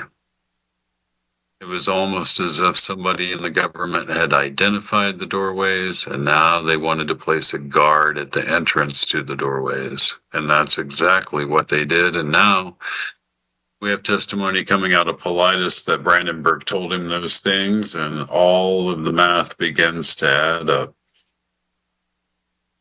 So, such is the way of the rabbit holes on the Paranormal Intelligence Agency radio show. And next week, we're going to be examining some more crazy theories. We got some more WebBot reports, and I expect there's going to be well, some explosiveness take place in the cryptocurrency markets pretty soon. But stay tuned for some really good programming next, and join me next week, Wednesday night, 7 p.m. Central, and I will see you on the radio. Awesome job, Jack. Thanks. Yep. Stick with me for a little bit. Oh yeah, I do believe that there's a type of pterosaur in my area that it either migrates here or it comes through from time to time. Wow. Or lives here and hibernates. Uh-huh. Yeah, because That I've could told be. you about it before, and I've seen it twice. I can't take pictures because both times I was in a truck moving. Yeah. We had one If I Navajo would have lady been, that was, if I would have been maybe 5 miles faster, I might have been able to hit that one. wow, yeah, we had one Navajo lady that was part of long range patrol. She was way out, like 100 miles out on reservation land, and she said this thing came flying over her truck and was so wide in the wingspan that it stretched from side of the road to side of the road as it took off in front of her. It was a pterodactyl. So, Yeah, I mean, like I said, this thing was probably about the size of a herring, a great Wow. herring, or maybe bigger than that. wow, crazy. It had no feathers, absolutely none. All right, I'm cleared from all the other stations that I need to clear, and I will catch up with you next week for more Paranormal Intelligence Agency. Now I got to get Miss Nancy up. Sounds good. All right, bro. All right.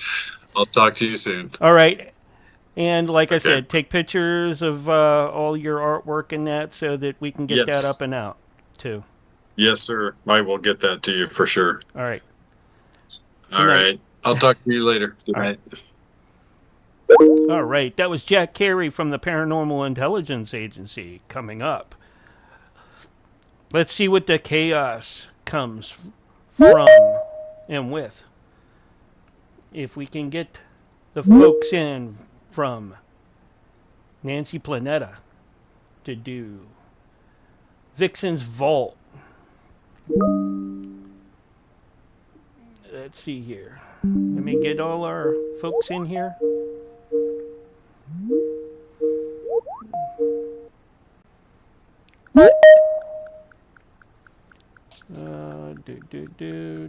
Do.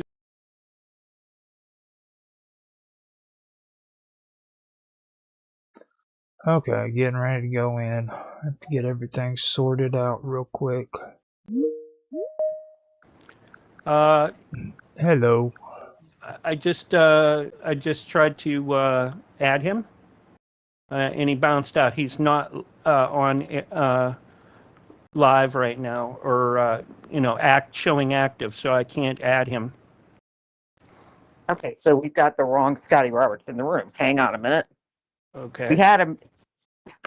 He was here. Do me a favor. Drop the meeting link into the chat so I can send it to him. Yeah, hold on a sec. I'm fixing our OBS stream team on team. Yeah, blah blah blah. Yeah. Yeah, I don't even see him on the list down there. There he is. There. See if that works. Yeah, it just keeps dropping. There we go. Hold on here. Let me get the share link. Copy to clipboard. There's David. David Capione, big man on campus, right there, buddy. Here you go. Nancy, do you see it? I got it. Thank you. Okie dokie. Poor Scotty. Oh, He was. You should have heard him cursing. He I never bet. migrated. He I never bet. migrated from Skype, so he was like, "Fucking." I was like, "Ooh, beep beep beep." Yeah. Well, I'm going to give us another minute, and then we'll we'll get you going. Hopefully, we can get Scotty in by then. No, the same problem is happening with Otto. So I told him just click that link you posted. Okay, there's Otto. There he is. There he is. Hello, hello. Oh, it just. So, Hello, Scotty. There he is. I hear something. Hey, so- it's the so man what's with the the show plan. about tonight? How you doing? I'm doing. There we What do we- go. I got to run and get something to drink. Hang on. Get us Okay, all something well, to I'm drink. gonna get us. Live, are I'm gonna get us Yes, Get us we a are. picture of going. margaritas. Okay. Yep, You got 30 seconds, Nancy. And I'm going to do Cool. a countdown. I know we're a little late, so hopefully. Oh, no. Okay, on the break, we will switch back to this room. Remind me, or we will run out of time. And Copy Okay? that. also, hey, I want later Copy on. that. Later on, when you have a chance, tell Veterans Radio, man. I appreciate freaking all the stuff he said in chat. That Okay. was pretty cool. Here's your countdown. 5, 4, 3, 2, 1. And you are live and on the radio side for the first time tonight, Nancy, right now. And welcome, everybody. Welcome to the Vixen's Vault. Today's date, February the 18th, 2026. It has been a wild and woolly week, to say the least. How about them Epstein files that keep appearing out of nowhere?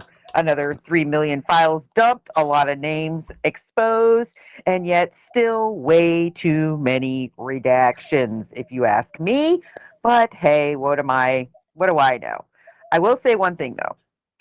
It's really funny how the people who had absolutely no interest in Epstein at all suddenly became uber interested in Epstein when Trump's name was attached in a negatory way and have demanded the release of these files, which now are putting some egg on their face, kind of like what happened with the taxes, kind of that whole same reverse psychology scenario, which it's getting more and more interesting. But while people are paying attention to that, they're not looking overseas, and they're not seeing, like yesterday and last night.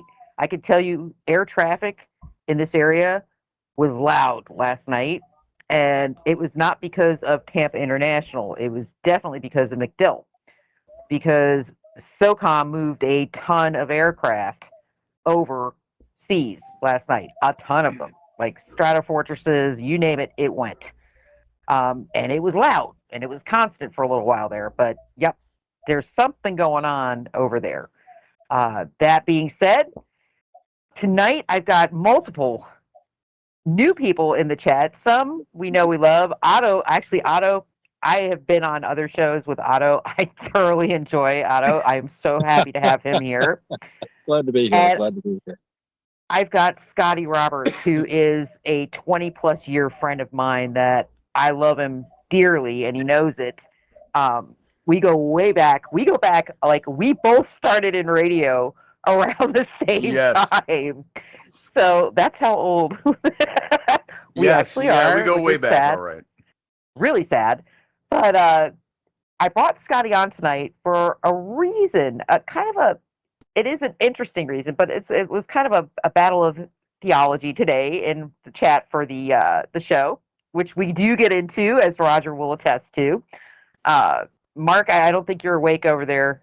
I think you take naps before you come on my show. Scotty, Mark Edworthy is actually over in England. How you doing?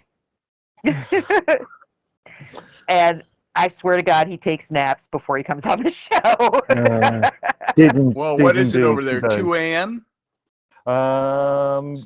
Yeah, 2 a.m. Yep. You're not working Yeah, friends in high places surprise. in London, so.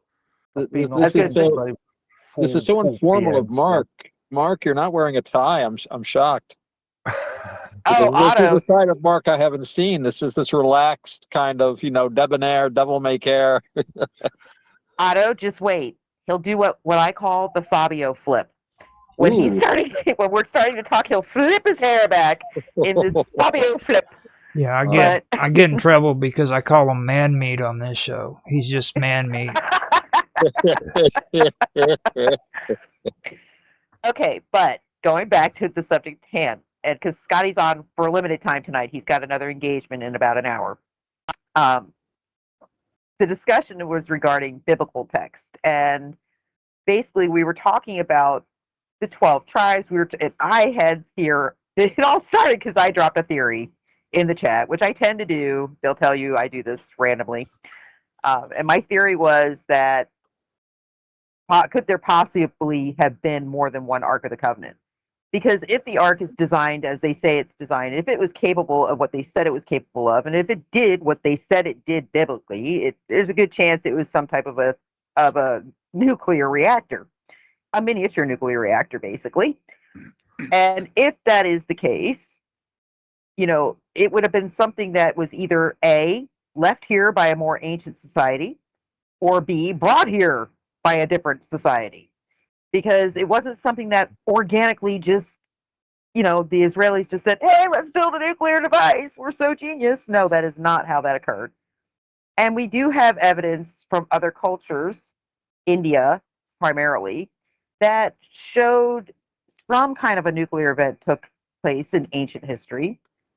And then, of course, there is the disappearance of the Ark of the Covenant. And also Sodom. I believe I mentioned that to you, Scotty. The evidence left behind at Sodom is very indicative of what could have been considered a thermonuclear blast.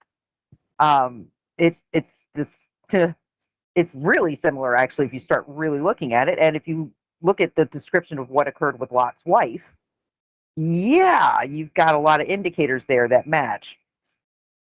But more importantly, again, the Ark of the Covenant, the device I'm speaking about directly, disappeared, obviously, from Solomon's temple. We're not sure where it went, but we know for sure one thing. Only the tribe of Levi could carry the Ark. And it was something that was passed down through bloodlines within Levi, or within the Levinites. And basically, they were a nomadic tribe. So the tribe of Levi they weren't northern or southern. They really had no land in the area that they called Israel, Judea, whatever you want to call it, Cana. But basically, when the Ark disappeared, so did that tribe. They disappeared into history. We don't know what happened to them, supposedly. But if you go back to about that same time period, you look at oral history for the area that is now Zimbabwe, you are going to find a lot of very interesting information and a lot of oral records that point to the fact that that may have been where the Levinites actually settled, whatever was left, actually. And you go into recent time where they actually did some genetic testing on one of the tribes in Zimbabwe. It came back as 70% genetic match. 70% of the population, which is only a population of like 50 to 60,000, were a match to a very specific genetic indicator that was actually pretty specific to the tribe that was considered the Levinites. So it's pretty good core evidence that that's where they ended. Now, what's also in that oral history is the fact that the original Ark, which in their oral history it states it was there, somehow got destroyed, and that they built a relic that resembled it. And this supposedly happened about 800 years ago. And believe it or not, that relic is housed in a museum in Zimbabwe.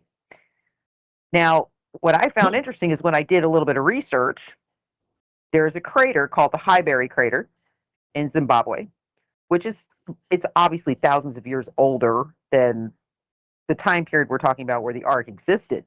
However, there is an area within the crater where there's quartz that has been exposed to such intense heat that it changed its makeup.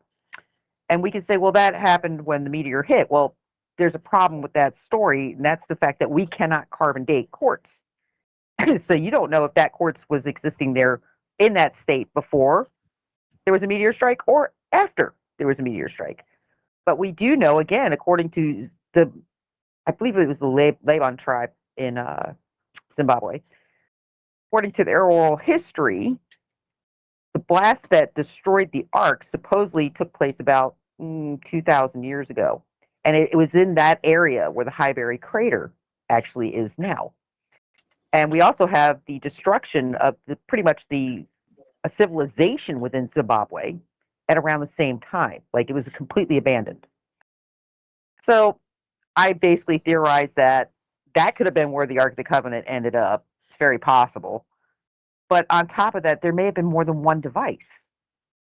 Because again, if this device existed and it was a thermonuclear device, logic would state there was more than one, especially if it wasn't something that was native to the Jews. And I know religious history states that God gave them the Ark. And I tend to go outside that arc, I guess you could say, and say, well, wait a minute, let's look at this a little bit more logically. Instead of through faith, let's look at it through context and say, well, what if there was an ancient society that left behind technology that was greater than what we've had until recently, where it would be completely misunderstood? We know that there was manna in the ark. Well, we also know that there are things within the nuclear fusion and fission processes that basically echo the word mana in them. So again, is it symbolic? What is it?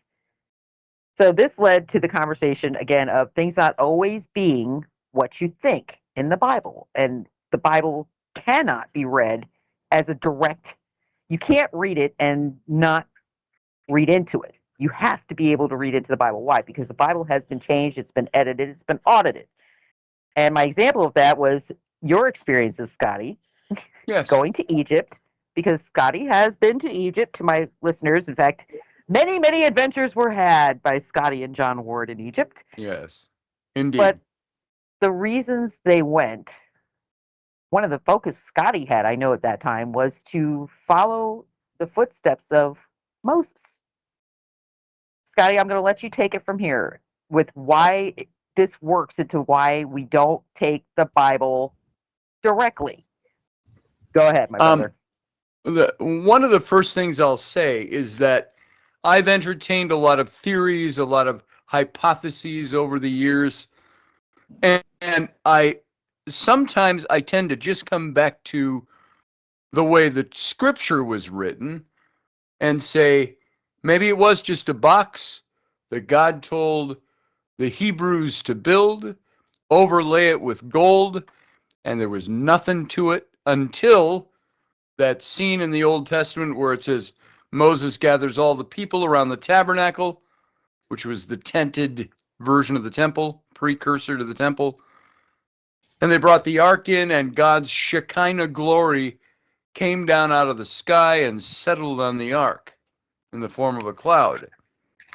And they moved it into the Holy of Holies. Now, that's a supernatural event, which in my book, if you start lining them up, if you have a supernatural event, you have a UFO event, you have an extraterrestrial event, you have a weird event, they're all different events that really kind of contain the same meat to them. They're outside the ordinary. And of course, the Shekinah glory is generically, it's a female term. So it's basically saying in the book of Exodus that God's female form came and settled on the ark. So you take that and now move that aside. So there are times I look at that and I say, the ark was a box. The only power given to it was the supernatural power.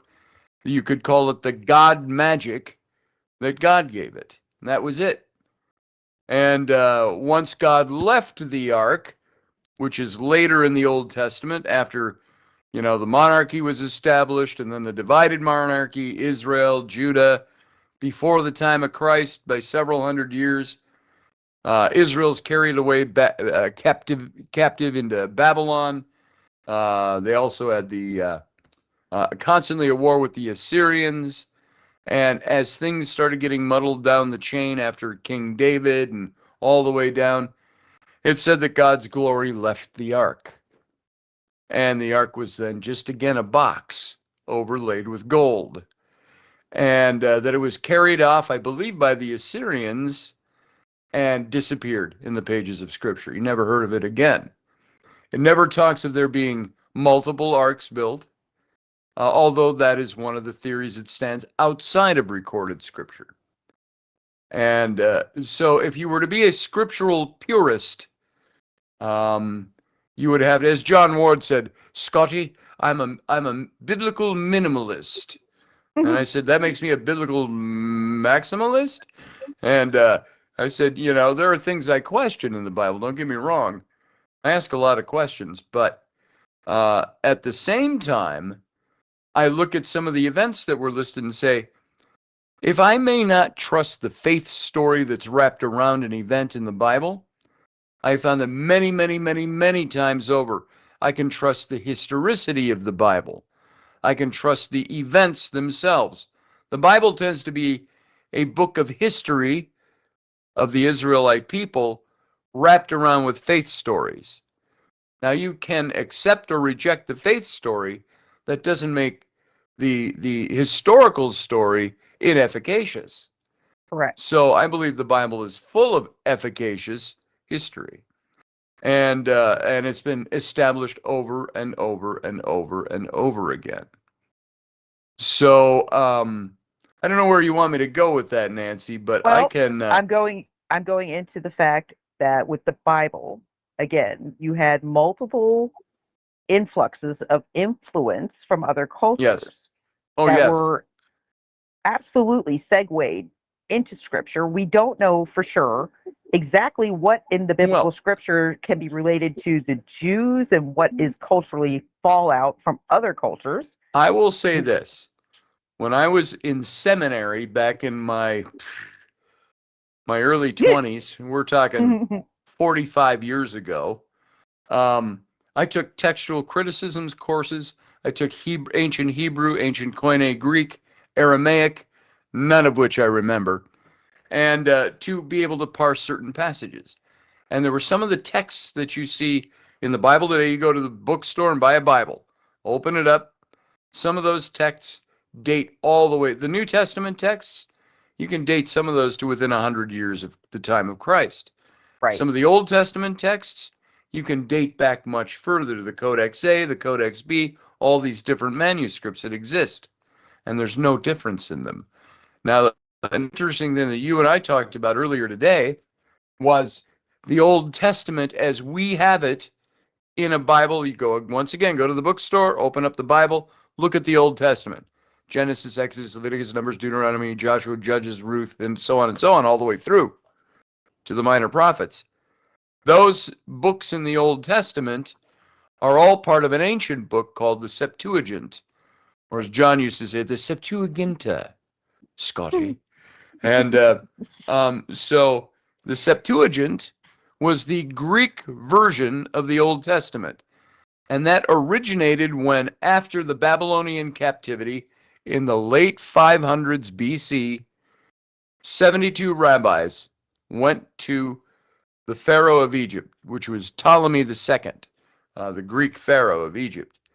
And they asked for permission to go to the Library of Alexandria for the purpose of rebuilding their nation's history and rebuilding the texts of their scriptures. And so they sat in there for a couple of years. They went through all the oral traditions, and they went through all the written traditions that they could find at the Library of Alexandria, and they ended up with a book called the Septuagint. That Septuagint is what they wrote that was recreating everything that had existed in the Old Testament before that. That is the same book that is the Old Testament in any Bible you go to the bookstore now and look at. The Septuagint was written in the early 400s, late 500s BC. And it's the Greek version of the Old Testament. So you've got that document that goes back all the way to the 400s and 500s BC. Now, what happened before that, we don't know. But I was using this example. You can use it from the book of Exodus, a book that Moses wrote. And I don't think there's any reason to question that Moses was a real guy who wrote real books. Yep. He was one of the religious leaders and national leader of early Israel. And he wrote these first 5 books of the Bible. And in the book of Exodus, it says, and that the Pharaoh, it doesn't name him, Pharaoh had the Hebrew slaves build the treasure cities of Pithom and Ramses. Well, Pithom and Ramses, obviously, we know this historically, archaeologically, were built by Ramses II, Ramses the Great, or Yul Brynner, if that's a better picture for you. And so he built those cities, Pi Ramses. You can go to Pi Ramses today, see the ruins there. Well, the interesting thing is, so if the Bible says the Hebrews built the treasure cities of Pi Ramses, then obviously they lived during the reign of Ramses II, because those were his cities. Until you consider the rewriting of the Old Testament in the Septuagint. The Septuagint was written 1,000 years after Moses wrote the first 5 books of the Bible. He would have written those in around 1400 BC, and 400 BC to 500 is where you have the Septuagint written.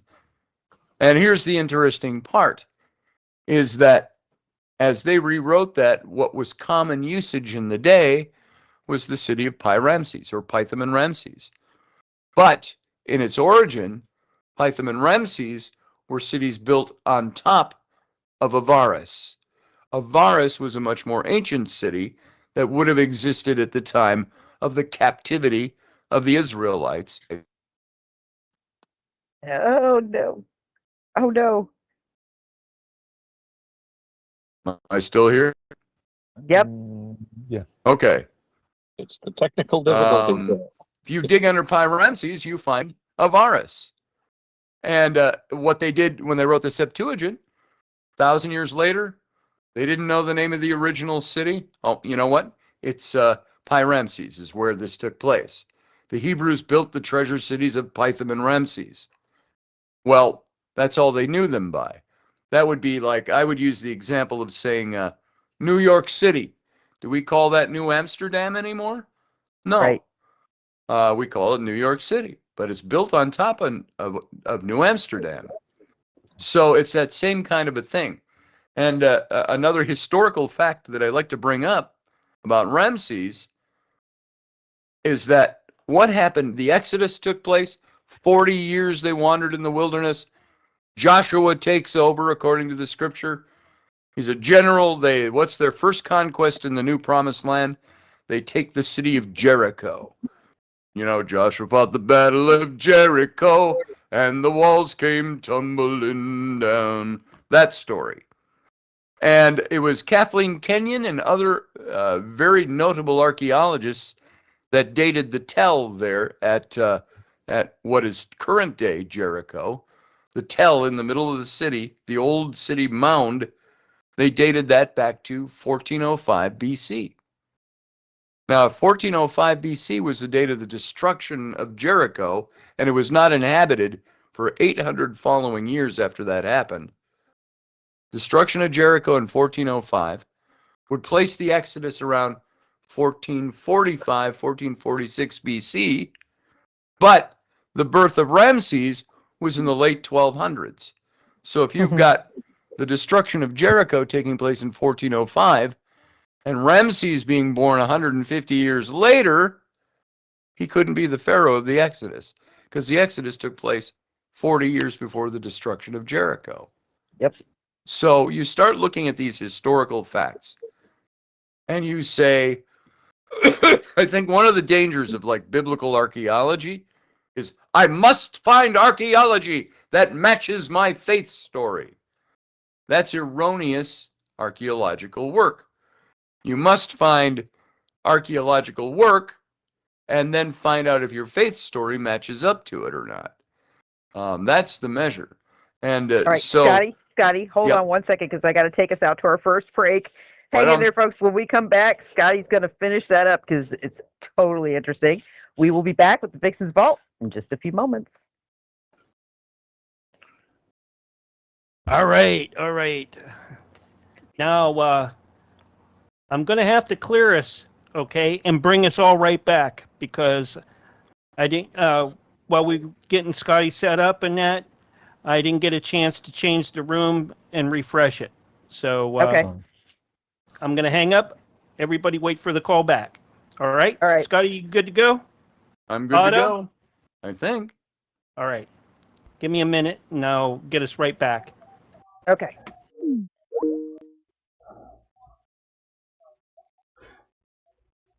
All right, give it a second and we will have it up and running. So,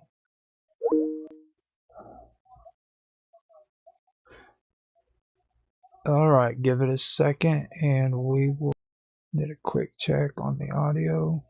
Thiel Martinez in already.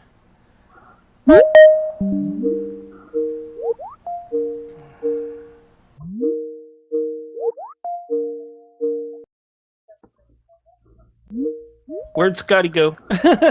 No. Tell Scotty just to rejoin. He hang up and rejoin the same call. Okay. Yeah.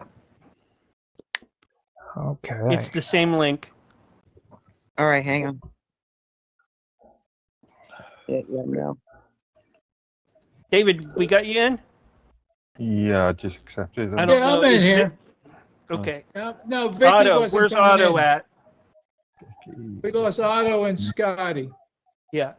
Put I'll try to another get Otto again. put another link in And the Scotty. chat. No, they're bouncing out. Roger, just tell them to tell Otto to rejoin the same link. Okay. Same with you, Nancy, and I'll get us back up on. I did. Okay. Nancy's back. Yeah. Okay, and just let him in. Yeah, I just clicked on Scotty to bring him in. All right. There's Scotty. There he is. There's Here Otto. I am. Hey, here we go. Otto, though. I don't see Otto. There's Otto. He's in. Oh, okay. He's in. All right. Hello. We're good There to he go. We got about 30 seconds, and get us right back into the radio side. Are we Everybody coming off in? break? Everybody's good. Is Raph with us? Yes. Raph is with us. All right. Yeah, I'm right here. All right. Scotty, are you taking it? You Or Mark, okay, are you taking Scotty? us? You gonna be all right? It's that old tracheal stuff. Okay. So That's All right. Scotty, Here's your that's not that countdown, old. Nance. Here's your Well, countdown, Nance. 3, a year. 2, 1, and you're live. Okay, guys, we are back. It was a bit of a short break. We had a little bit of Microsoft discombobulation going on, but hey, y'all know how much I love Microsoft, right? It's just my favorite product on the planet. Not really. In fact, when I found out Skype was converting over to Teams, I pretty much had a heart attack and had everybody from Minds.com looking for an alternative platform because that's how much I love Microsoft. In fact, Scotty is giving me the look right now on the camera. Like, you should have heard him earlier. It was not very religious. It I'm was going to not put it that pretty. way. Microsoft is about as user friendly as I don't know, my toe in my ass. Yeah, pretty So- much. Pretty much. You were way more metaphorically descriptive than that, Scotty. but I was. I was single-minded though. Different variations of one metaphor.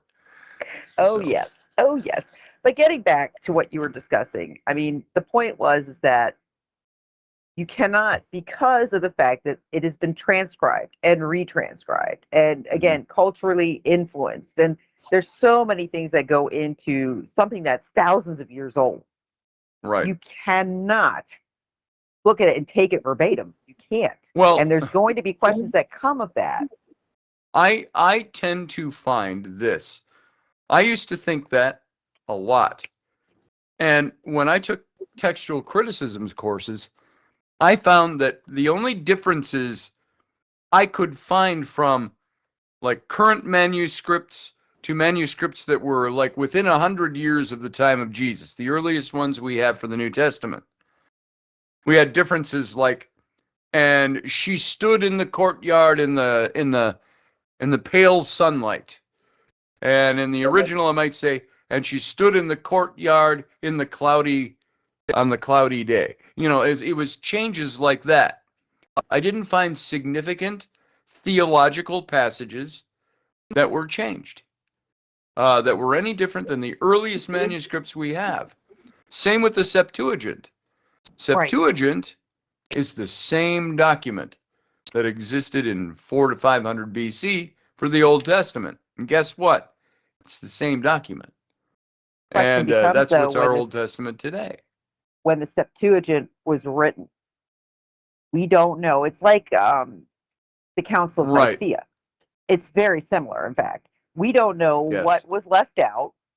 We don't know what was put in. Yep. We just know that it was something that you're trusting the word of 72 people. Yep. That this was exactly what it was before. And remember, their purpose was to reestablish for the state, and not the state, the country of Israel and the nation, their history and their scriptures. So they were meticulous about putting that document back together. What you find is the passage of time, they forgot certain geographic locations. They forgot certain names when it came to the book of Exodus. Now, either Moses originally wrote the book of Exodus and excluded all royal names from the Egyptian families. The names of the pharaohs, the names of the woman who found him in the Nile, the young girl who found him in the Nile, who he referred to as Pharaoh's daughter. And then you start digging into history and you find, well, first of all, for Moses to have used their names, he was raised Egyptian. He was raised in that schooling, that education, that religion. To have used their names would be to have given them life, eternal life. Yep. And so one of the theories is that he deliberately left their names out. The other theory is that when they wrote the Septuagint, they were going on oral tradition. They didn't know who these people were. But they knew Pharaoh's daughter. There's an important one. There's a dating system you can follow in the Old Testament scripture that establishes the date of the Exodus, the date that Moses would have been alive. And if you follow that, it's in 1 Kings 6:1, if you care to look it up. It's on the day that Solomon dedicates the temple, Temple 1, archaeologically, in Jerusalem, was the 480th year since the Exodus, according to their calendar they established in 1 Kings. Now, if you do your simple math and add 480 onto 966 BC is the trusted date of the building of dedication of Temple 1. You go back 480 years, you end up at 1446. Same with the city of Jericho, 1405 to 1445-46. Now, if Moses was indeed, as the Bible says, 80 years old at the time of the Exodus, then he was born in 1526 BC. Now, who was on the throne in those years? You had Tutmosis the First, Tutmosis the Second, Tutmosis the Third. Tutmosis the First had a daughter, and her name was Matkare. She later became, by her regnal name, she became Hatshepsut, the female pharaoh, the famous female pharaoh of Egypt of the 18th dynasty. But when she was a child, she was bestowed a royal title, and she was one of very few women that bore this title. And the title was, as a princess, was Pharaoh's daughter. And so when Moses pens that, the big question comes up, was he referring to her out of respect to her title rather than her name? Pharaoh's daughter was her title. According to the Bible and a Hebrew Israelite tradition, the calendar, she would have been about 7 to 10 years old the year Moses would have been born.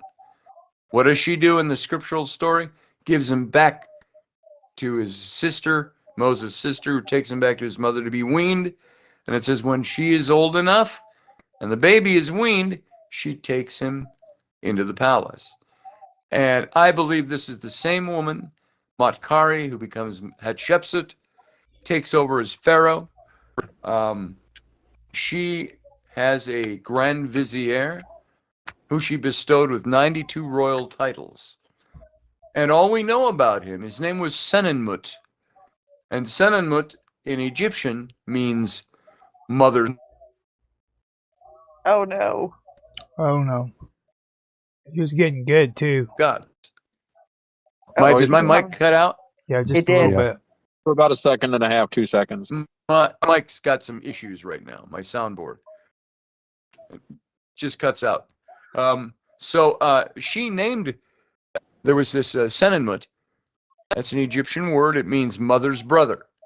It means I, your mother, am bestowing on you the status of brother to the gods with me. So Matkare Hatshepsut is naming Senenmut her son. This is my son. I elevate him to the level of brother to the gods. But all we know about his parentage, it says he was born to commoners, is all we know about Senenmut's birth. And he's elevated by her. He's given 92 royal titles, including Grand Vizier, the Grand Royal Architect, the High Priest of Amun, amongst many. And so she gives him all these titles, and he was very close to her. I have pictures of graffiti from a cave up above her funerary temple at Deir el Bahre in Luxor. We went up into the cliffs and climbed into this old cave up there, which was the workers' cave when they were building this temple for her.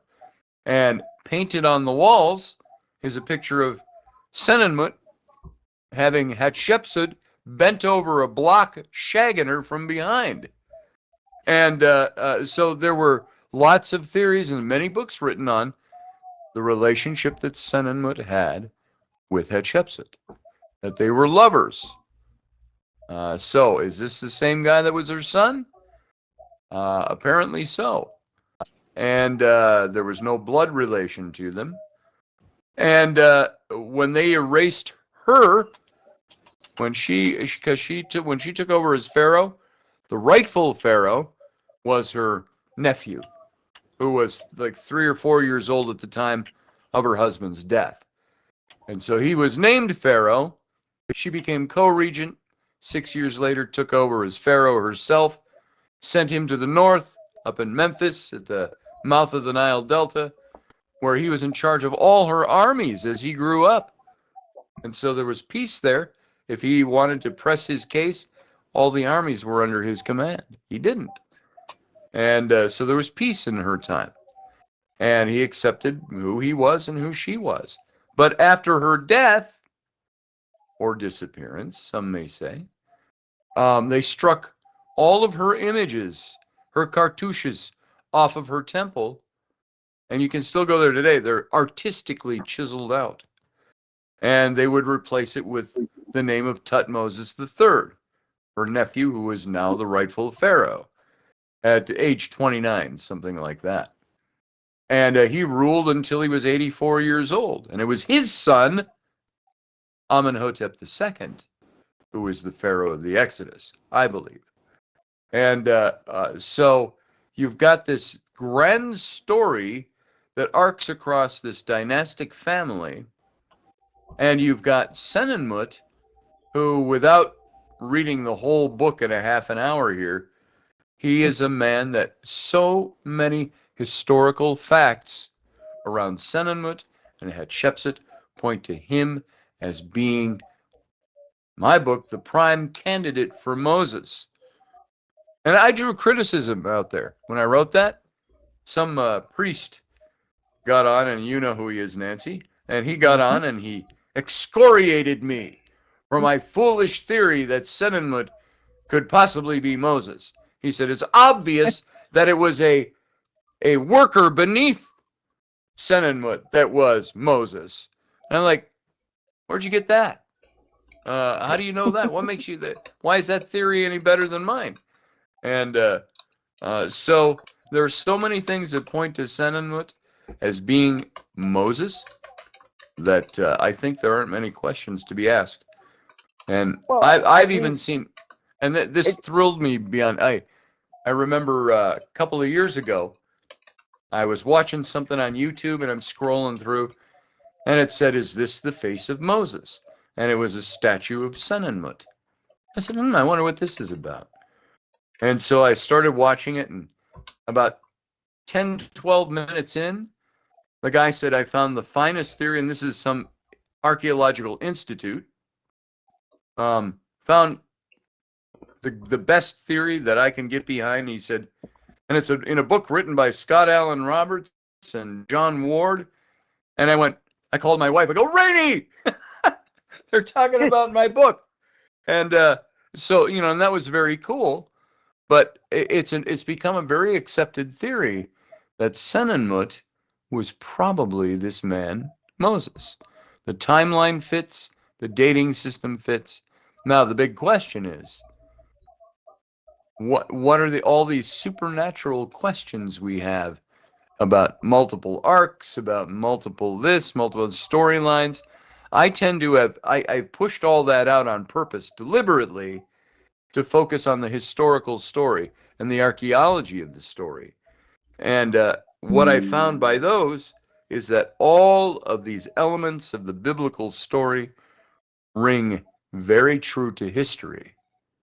And there's so many things that took place. When we were out in the Sinai Desert, John and I, and we were guests of a man named Sheikh Salim Barakat. He put us up in his 120-year-old goat skin Bedouin tent on the desert floor, and his sons slept outside the tent about 50 feet in each direction, guarding us as hospitality. And we climbed this little mountain called Serbet el Khedim, which is a low plateau mountain, and it's got old temples up there and shrines to all the successive pharaohs, and the cave of Ptah and the cave of Hathor, and Hathor being the calf goddess of Egypt and the bringer of joy and happiness and all of this, and patron saint of the miners that worked in those cliffs. And this is her mountain, and it's one of the theories. Flinders Petrie, who was a archaeologist of the last century, his theory was that Serbet el Khedim is the actual Mount Sinai of the Bible. And some of the things is that this was Hathor's mountain. What did the Israelites do? They built a golden calf to worship. They were honoring the god of the mountain. And things like that. So there's all this kind of history that you start looking at that really illuminates the story in different ways. That's, like I said, it's interesting because you do look at the Bible. Yeah, definitely historically, it establishes a timeline. The problem is the timeline is, again, at the behest of the translations and the re-scripting of what occurred. It does not negate the events, but it does screw the timeline up in a lot of ways. And it makes you question, okay, again, what was added, what was deleted? And in the story of Moses, I would think because of the moral questions that would arise in how it may have occurred and what they describe as how it occurred, the question is going to be, well, again, we can't have our religious leader, Moses, seen as somebody who is having consensual relations with an Egyptian pharaoh, especially one considered to be his mother. But again, you got to look at the timelines too and say, wait a minute, in Egypt back then, it was absolutely part of the daily event where, sons married mothers, brothers married sisters, because they wanted the bloodlines to remain pure. That was, in fact, royalty in Europe did it for centuries. And that's why they have such screwed up looking royals a lot of times, because they intermingled the same bloodline too much. Right. But again, that's why they're all related. Now, can I ask a question? Yes. So, now we were having this conversation earlier, and one thing that stands out to me is the story of Moses in the first place is very, very familiar. It reminds me of a story of Sargon back during the time of the Sumerians. I think that's where they got it from. Yeah, it's an old story. So, I mean, when I think of that, it really makes me think of synchronicity, where ideologies were merged in from one religious group to another, because I mean it's way too familiar. You know what I mean? See, I would take a theory like that, and I would say, because it's a pet project of mine for years, And I would say that's supposition. It's supposition to say maybe he was based on Sargon, or is it possible that there are certain familiarities between the two stories that make somebody say that? It's like I look at what is it? Moses going down the Nile in a basket. Well, Right. that relates back to the story of Osiris, cut up in pieces, put in a basket, floated down, resurrected. And until you look at it this way and you say, maybe Moses' mother, who was very Egyptianized, she grew up in Egypt as a slave or a worker, and she used the story of Osiris and put Moses in a basket outside the pool of the young Pharaoh's daughter to bring to mind the story of Osiris. Maybe she was the one using the story in order to get him noticed. So we look at that, and that's all supposition as well. We speculate on all these things. We can speculate and say Moses never existed.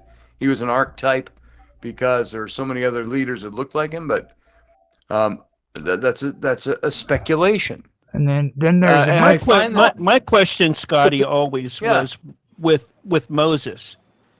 If he had horns like he's always depicted with horns, all right, was he part Nephilim? What was he part Nephilim? And who said he had horns? Was that part of the reason why he wasn't allowed to go into the no, into the I will promised say land? flatly no. Nowhere in the Bible tells you Moses had horns. Now, Michelangelo made a sculpture showing horns, and he was against that. The reason they did that was because the hierarchy during the day, during his period in Europe, had to demonize the Jews. So they had to put horns on Moses. They had to show something like that. And so he was forced to do that.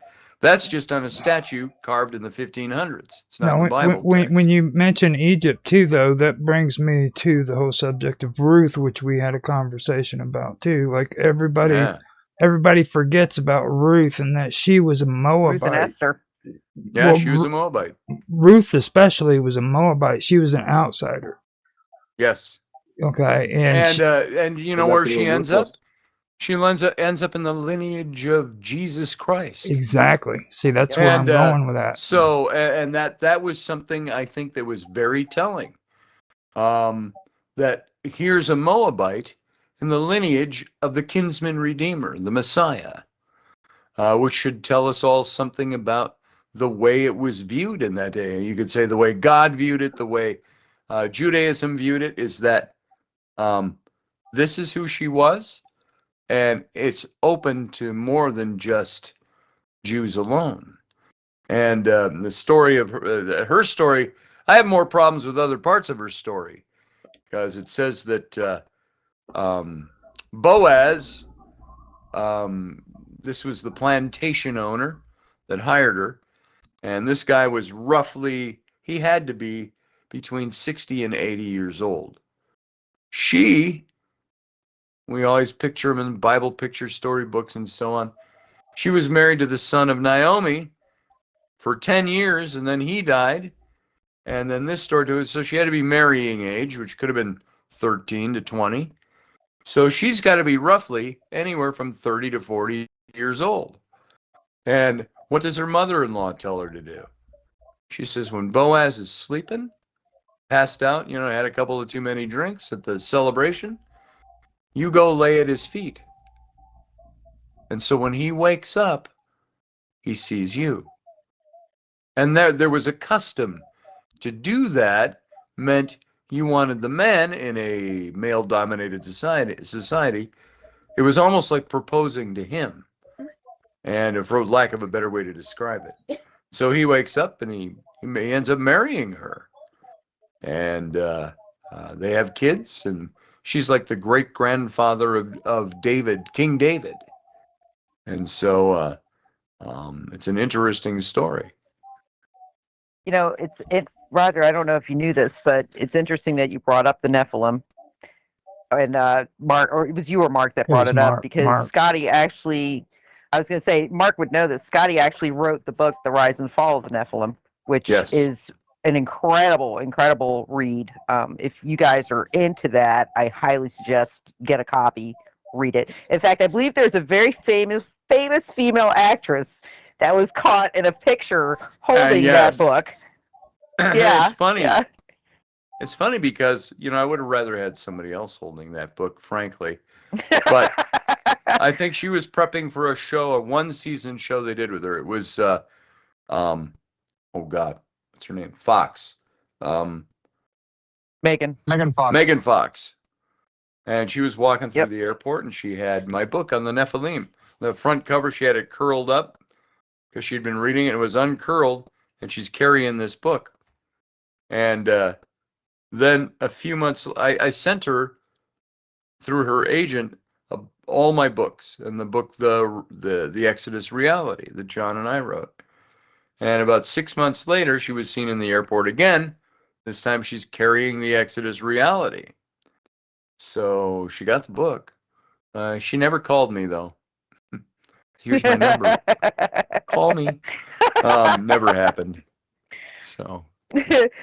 And again, when you read The Rise and Fall of the Nephilim, it really brings to point, though, what was left out, Scotty. What was left out and why? There was a lot of stuff left out. I mean, you of all people should know that because, again, you've written on the subject. You've written about the reptilians. Mm-hmm. I mean, these are things that we actually talk about on the show, and it's so funny because a lot of times I will reference your books because cool. I'm like, yeah, I mean, the research has been done. There are connections here. There's things that you all are just you're not privy to. It's kept hidden for a reason, and you have to ask why. I wish Jack Carey was here because literally, you guys could go because he wrote about Enoch, the Book of Enoch, which his book is also incredible. Yes. But it lends to a lot of questions. What are they hiding by what they left out? And again, even with the Bible, we can look at the tales of Gilgamesh, going back to the Sumerian Empire, and say, okay, well, how did that get skated over into the Old Testament and suddenly be given to the Jews? Because it wasn't a Jewish story. It was much older. There was a little passage, and I don't know if I ever told you about this. It didn't make it into the book because I didn't learn about it till after the book was written. But Moses, remember when he had his burning bush experience, and he leaned in and he says, "Whom shall I say sent me?" And the voice of God coming out of the burning bush says, "You tell them I am sent you. I am that I am." Which was a phrase that was hard to understand. Well, what does that mean? And so you do a little digging, and I found some research. It was David Roll, Dr. David Roll, biblical archaeologist. But he went through all of this, the linguistics. He said this, that phrase, "I am that I am," literally is a Mesopotamian wordplay. And the wordplay says this, "I am that Enki they speak of." Yep. That's the wordplay. But it was put in the scripture as, "I am that I am." And it means, I am that Enki they speak of.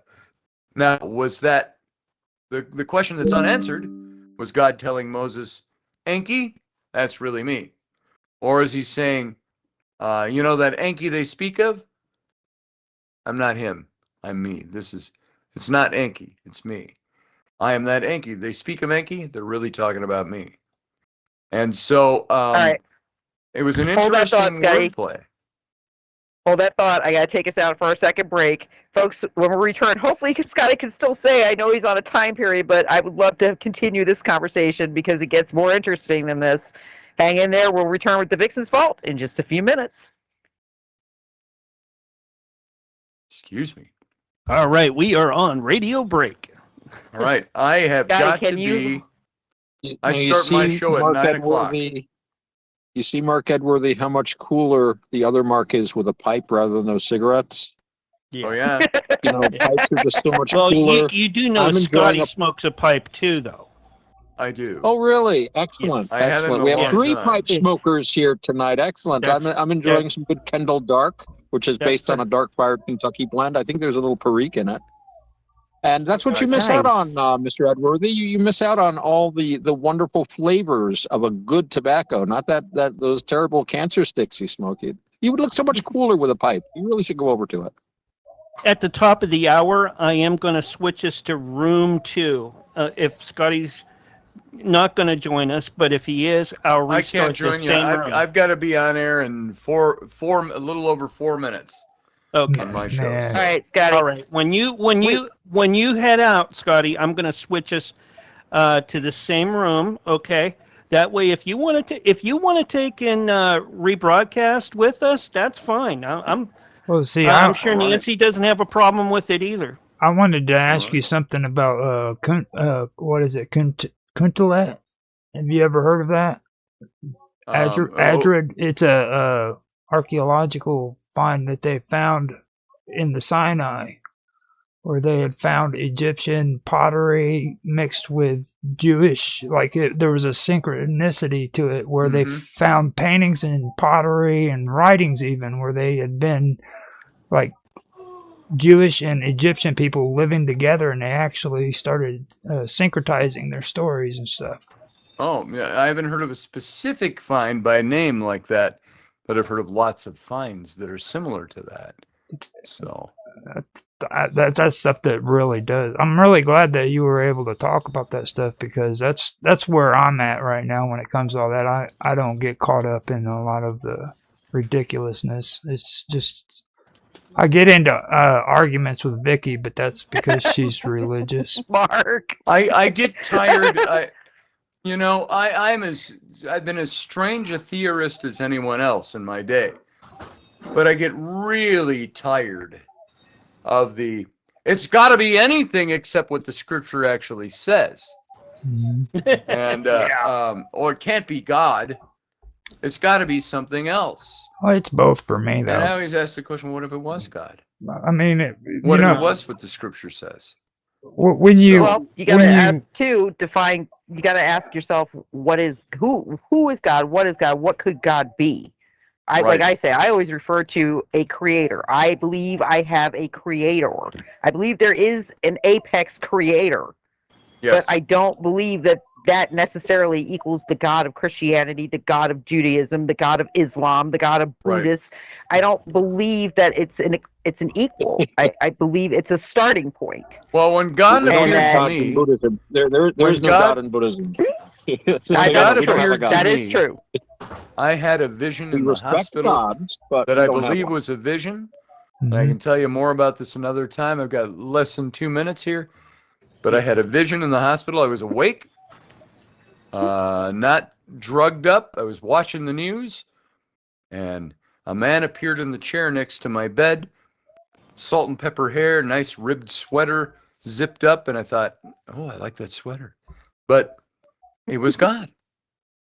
Room got brighter, and he goes like this. He goes, Scotty. He says, your leg? I can give you a leg. I can take your leg away. I didn't come for your leg. I came for your heart. Come on back over. That's all he said to me. And it was done. And I was like, what the fuck was that? So he didn't save my leg. I still got this, but it's okay. And he said, I'm not here for your leg.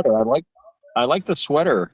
That's a good detail. God. It was a nice detail. It was a nice sweater. Yeah. Okay, I gotta go. I got less than a minute to be on air. 45 seconds. Later. I'm gonna just tomorrow. leave. See you guys. Thanks for having me. All right, love you, folks. All right, now I'm gonna restart the room. We'll be right back here. If Otto, just after we leave, click the same link again, and you'll be right back in it. All right. Okay, will do. All right. Give me a minute. That was a good interview you did there.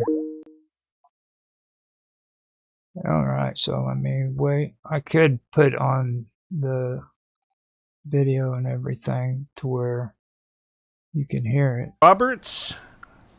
He's been on Ancient Aliens and other places.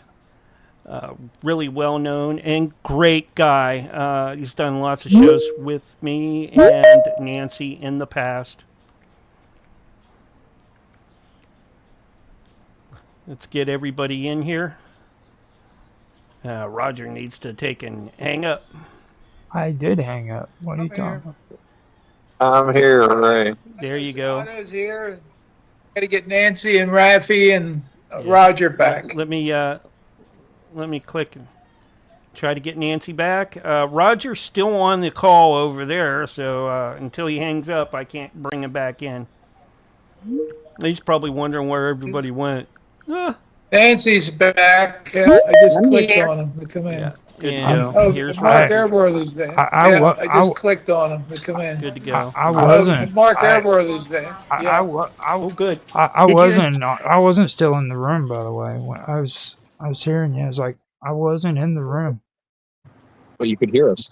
Wow. Well, I'm on. I've also got the stream for. So, like whenever he goes off, I'll unmute the stream so that I can get the audio from what he's saying whenever we disconnect. So. That's funny. I thought I turned my camera on, but I don't see myself. So. No, I don't see either. I told you would enjoy Scotty, Roger. I told you you'd like it. Well, I always like Scotty, and we've done so many shows, you and I, with Scotty in the past, and he's been on Cafe Enigma. If they can be professional, about it, I give them a lot of respect. But it's really hard to find people who are professional when it comes to religious topics, except for Mark Edwards. Scotty, okay, again, you have to understand, Scotty and I go back almost 25 years. And when I met Scotty, he was a Bible thumping boy. I mean, straight out of, like, he's got degrees in theology. I mean, he's like straight up scripture. And at that time, he was heavy duty. And Should I try to bring Vicky in? She's not feeling good. You can try, but she's not feeling good. She's not feeling good at all. All right, I'll put it in so that she can just listen directly. She put out a prognosis on what she was going through. So I didn't get to see all that, but that's okay. We won't talk about that. And, she might not want that. So, but anyway, Scotty and Scotty always told me that I made him question different things and look at things differently. And when he wrote the book, The Rise and Fall of the Nephilim, I helped him with that. So it's a long-standing respect that we have for each other. Like, I love the fact that he is strong in how he believes, but I also love the fact that he's open-minded. And he will go back and research and come back, he'll give you the theology aspect of it, and then he'll give you the human aspect of it, and then he'll look over the cross-culture aspects. Here's your countdown. 5, 4, 3, 2, 1. And you are back live and on the radio side right now.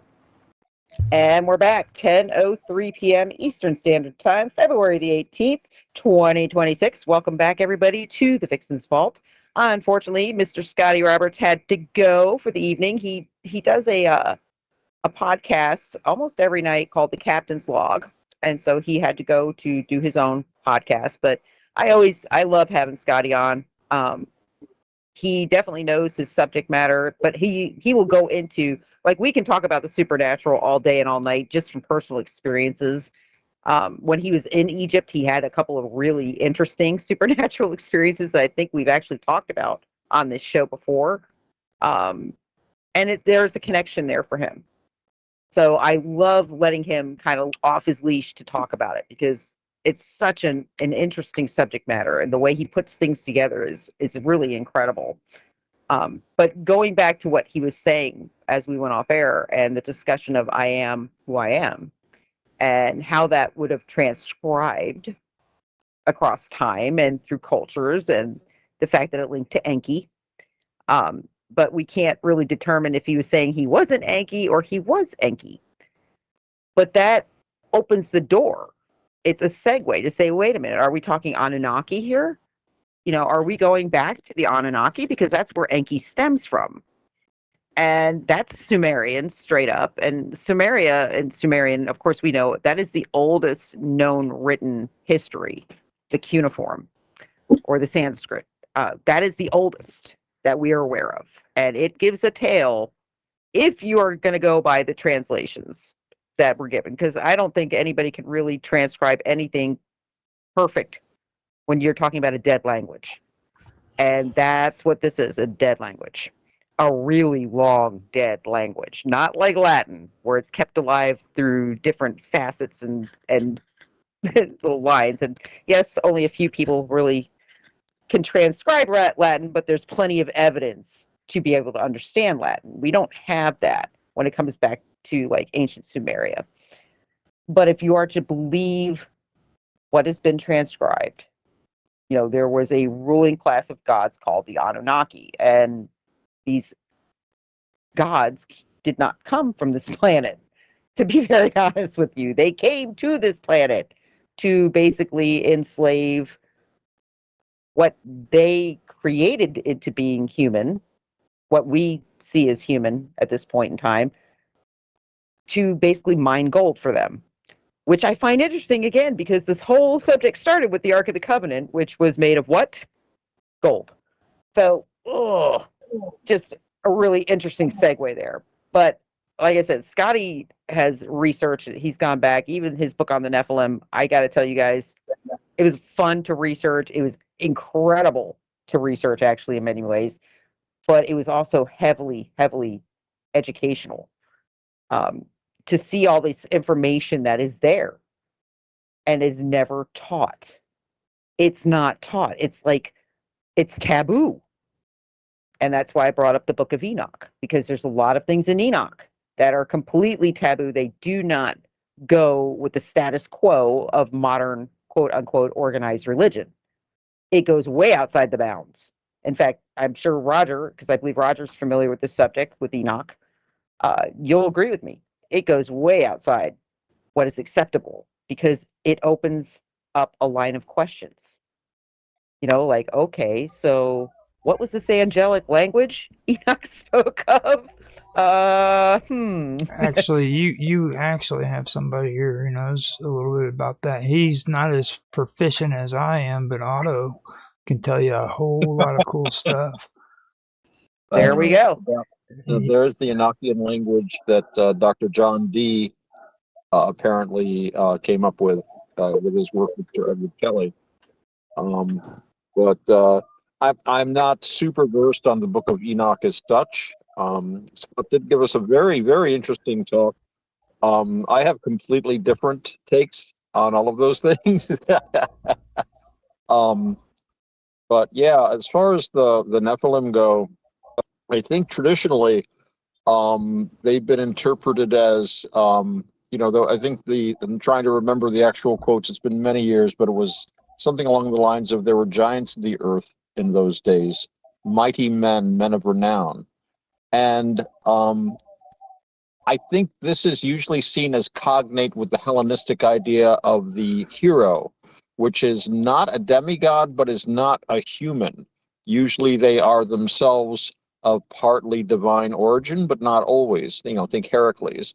So from that perspective, this theory anyway, this is simply the Jewish version of what was a common idea held in the Mediterranean world at that time. The amount of Greek influence on the writing of the Pentateuch, the first 5 books of Moses, I think can't be underestimated, especially if you accept, as I personally do, the thesis of Russell Gemerkin, who says that his theory is that the Pentateuch, the first 5 books of Moses, were composed, not collected, but actually composed around 270 BC under the tutelage of Ptolemy II Philadelphus, who was the king of Egypt at that time. He was one of the Ptolemaic kings, obviously Ptolemy II. And at that time, Egypt ruled over Jerusalem. and had a very congenial relationship with the Jerusalem priesthood. Now, everything that we can see in the Hebrew Bible, there are such striking parallels with, first of all, a lot of it seems to have been cribbed from the works of Berosus and Manetho, both of whose writings predate this, as well as Plato's Laws, the ideas shown in the Republic, and even cosmologically, from Plato's Timaeus. So I think Platonic thought was actually, again, if you accept Russell Gmirkin's ideas, not everybody does, but from this viewpoint, this brings us to an interesting point about the place of Jewish people in Western civilization, if we can get into the JQ a little bit, because usually the main argument I've heard is that Judaism represents an alien Oriental strain in our Occidental society, and yet, if Greek thought is that central to it, then how can you say that Judaism is anything other than central to Western civilization and philosophy? So it kind of knocks the JQ guys kind of off their buckets a little bit.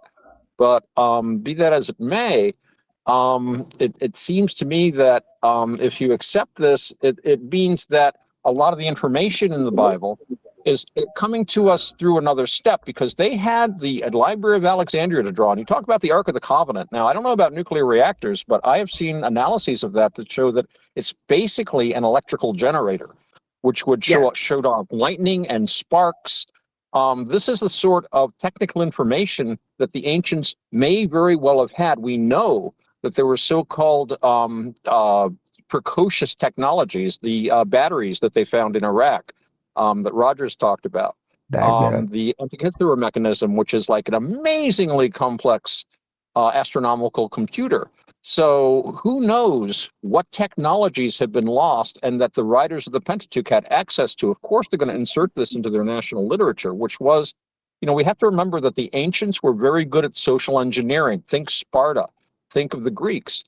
The people that wrote the Pentateuch were consciously trying to create a national literature that would bind a people together and make them stronger, ethnocentric, and a powerful group that would dominate those around them. And I think it's been a very, very successful formula. And I'll mention something about the name Moses and also the name Aaron. We have a large collection of papyri from a Jewish military colony in Elephantine in Egypt. This has all sorts of documentation, letters. One thing that's very interesting, we have the names of dozens of Jewish people that were living there. Not once is seen the name Moses. Not once is seen the name Aaron. These names didn't seem to exist there's no documentary evidence for these names much before the writing of the Pentateuch in around 270 BC. Again, this is Gmirkin's thesis. I find it very compelling.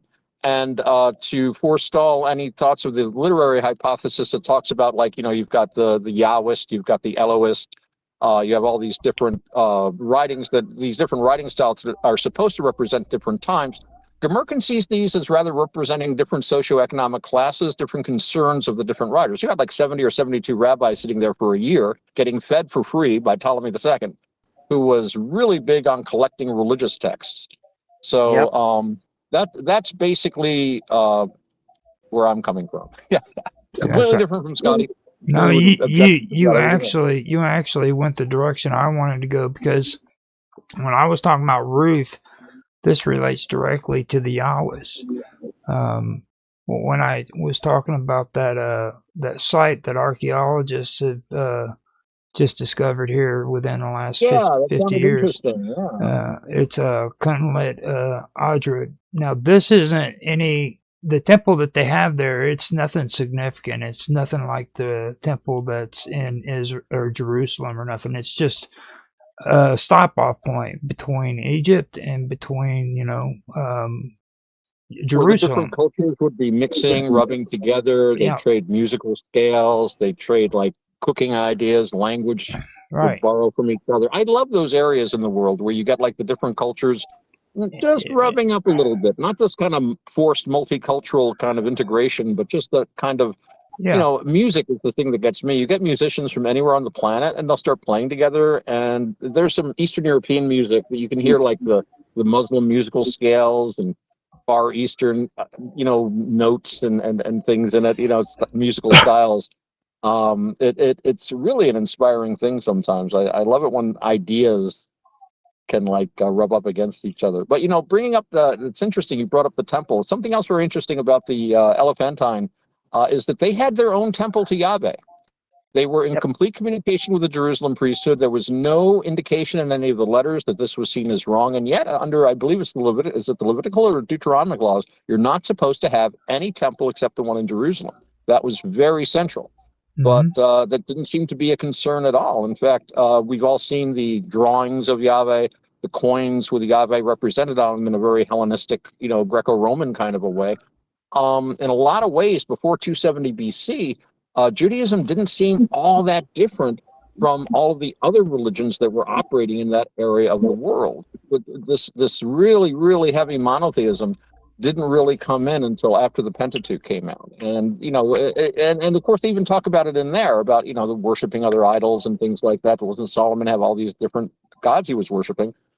I've actually read some archaeological thing recently. I don't have the sources in front of me where they talked about the original temple had, it not only was for Yahweh or Jehovah, whatever you want to call them, but it was also dedicated to other gods as well. There was places where you could worship, I think two other, Anata or something like that. I forget now. I have to look it up. So, there was a huge change in Hebrew thought around that time. All right. You know what? I'm going to segue this back for a second because I have a question, and it's going to kind of bring it into modern times when I ask this question. Okay. So we had the WikiLeaks dumps a few years ago. Of course, Julian Assange brought about a lot of very eye-opening revelations with his dumps, if you read through them. And then, of course, we just recently had the Epstein file dumps. And there was something there were several things actually that matched up between those two dumps, but one of them actually has a lot of impact on this conversation. The Hillary Clinton email discussing a tomb of Gilgamesh, and one that was discovered supposedly in Iraq, right at the very beginning of the Iraq War, and that it was a giant that was buried in this tomb. And supposedly it was said it was the tomb of Gilgamesh. Now it's only one email, and it's duplicated between the dump from Julian Assange and I'm not sure which vault it was that was in, but I think it was Vault 7. But you have the dump of Julian Assange, and then you had the Epstein files that just most recently were released, and the emails in both. And it begs the question. It basically in the email it's describing Gilgamesh as a Nephilim. And I read it, I think, oh Lord, is that again why this suddenly was pushed forward and the Nephilim became a subject matter that was becoming mainstream? Because again, 30 years ago, if you talked about the Nephilim, people would have looked at you with empty eyes going, what? What is that? I mean, they would not have, in any way, shape, or form, it would not have, unless you were into, like me, you research everything that nobody else ever wants to know, and apparently win every game of Trivial Pursuits because of that. It would have been something that you would have just gotten dead eyes from people. They had no clue what you were talking about. So, again, we had this push in, say, 2008 to 2013, where the Nephilim was suddenly appearing in certain things. You were starting to see little references, and then of course into current times where it's something where if you say it, most people are going to recognize it in some way, shape, or form. They know the word. My question is, how do we explain that? Because yet again, we're going back to something. It's not an erroneous email. It's duplicated between two different top secret file dumps, and yet we don't have an explanation for what that is, why it happened. And apparently there were accounts that, if you go back and look at it, you'll see that there have been different accounts of different Navy SEALs who went public, who were supposedly exposed to this tomb. And that the United States basically took everything from the tomb and, basically took it all and locked it away. And it's so funny because every time I think about it, I think about the show like Warehouse 13, where I'm like, oh my God, did we really? Was that one of those, soft sell type deals with Hollywood where we really actually have, Raiders of the Lost Ark, Warehouse 13s somewhere in this country with like ancient secrets buried in it? And why, if this is true, why would they want to hide that from us? Or what power are they trying to control that came with that? Because it's something that, again, I'm not going to, the first email I thought, okay, just with the Julian Assange dumps. All right, so maybe it was just maybe it was coded. Maybe it's something she was trying to, just coded language in the email. We're reading it wrong. But to see it duplicated in the Epstein files and understanding what happened on Epstein Island and some of the things that are associated to Epstein Island, and just, if not even just Epstein Island, Zorro Ranch is probably going to be a much larger problem because it was never investigated for God knows what reason. But again, it kind of swings back to an ancient occult society based off things that we were told were just basically left out of the Bible for no apparent reason. The Nephilim are in the Bible. And we do know that God is referred to as Elohim in the Bible. And Elohim is not a singular word. It's a plural word. So again, it's very interesting. And even what Scotty mentioned, when God came into the ark and the presence of God was there, it's a female word. It's kind of like, it's like the Latin languages. You can't screw up La and L because they're two different complete meanings. One's female, one is male. The end. You can't make a singular a plural. See, I like it's either that. plural or it's singular. He's the only one outside of me, Otto, and Bob Dub who actually talk about the masculine and the feminine aspects. Nobody else does. Yeah. Well, you have to. You have to, because we have masculine and we have feminine. And why are we why is society on this like end run, this like dead headlong run to wipe that fact out? Why are they trying to make us forget? It's a group of people trying to force society that way. That's Correct, what gets but me. why? It's a very small group. It has to make you question why. Degeneracy loves company right off the bat. I don't know if you've noticed, but like people always want everyone around them to share in whatever their behavior is, especially when it's not socially acceptable behavior. I know potheads, and every time they see an old Victorian picture of a pipe, I wonder what they're smoking in that. I heard a story once about Willie Nelson looking at old pictures of cowboys with roll their own. I wonder if they got weed rolled up in there. When you're a pothead, you want to see potheads everywhere. They're like 10% of the population, and it's the same thing with homosexuality or with anything that isn't socially acceptable. And for and I think most people are just, hey, I do my thing. I'm not going to bother my neighbors. They just want to get on with their lives. And this one thing that isn't quote unquote normal is just something part of their lives kind of deal. It wasn't like advertised. You always have a weird, I always call it the bohemian fringe in any society.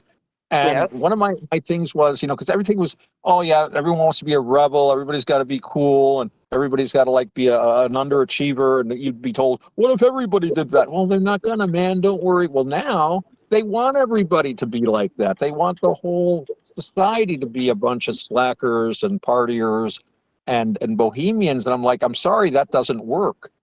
As I consider myself to be a true bohemian weirdo, and I need a strong Western society around for me to be an epiphenomenon of. I love saying epiphenomenon. Don't say that too often. But yeah, you can't have a creative fringe unless you have a strong, solid society on which it can grow and prosper, and then you produce your arts and your weird ideas and theories and stuff. If everybody's trying to be weird, I'll tell you something, man. 99% of people can't handle it. They wouldn't be able to sit in this group for a very long. So they'd have to come up with something very establishment, something they read in a magazine, and not think any further than that. And if you dare contradict it, And that's what gets me too. These are people that are supposed to be saying, think for yourself. And then they get like this whole set of rebellious ideas, trademark C and circle, right? And then they can't move from them. And that's when the wheat from the chaff are separated. When the push comes to shove. Sorry, I didn't mean to rant, but I'm with you. I'm laughing. I'm actually laughing because it's funny because I view myself as very bohemian. I've always viewed myself that way. I'm just very eclectic, but in the same respect, that does not denote, to me, it does not denote a lack of intelligence. To me, when you're free, when you're eclectic, when you are outside the box, you should actually be hungering for information. Sorry about that. Guys, here we go again. I'm losing my break times. I'm like whispering to you too. Always. We'll be back in just a few minutes with the last segment of the Vixen's Vault. Hang in there, guys. Why does my ear feel wet, Roger? Why does my ear feel wet? You got real excited, man. It's like I'm like break. I love that, but I love the fact that he said bohemian. It's just not too many people use that, and I'm like, that's exactly how people describe me all the time. But it doesn't denote lack of intelligence. To me, like I said, bohemian was always outside the box. I was getting ready. That's the thing. It's not, it's not unintelligent. I mean, most people I've met over the years, I've worked in the arts, I play music, I know a lot of musicians, and it's people that have had very, very often very difficult lives, or they have something inside themselves that really can't click with normal society. Yet they're creative, yet they're intelligent, right? They want to contribute, they want to create, but they can't do it in the straitjacket of normal society. Most people can. That's not the point. For them, that's fine. But there's this whole hero worship of, ooh, the bohemian, the weirdo, that would be so cool. It's not cool, man. It's like, this is the only way we can create. We can't fit in a normal society, but we found a way. We found other people with brains and other people that accept us.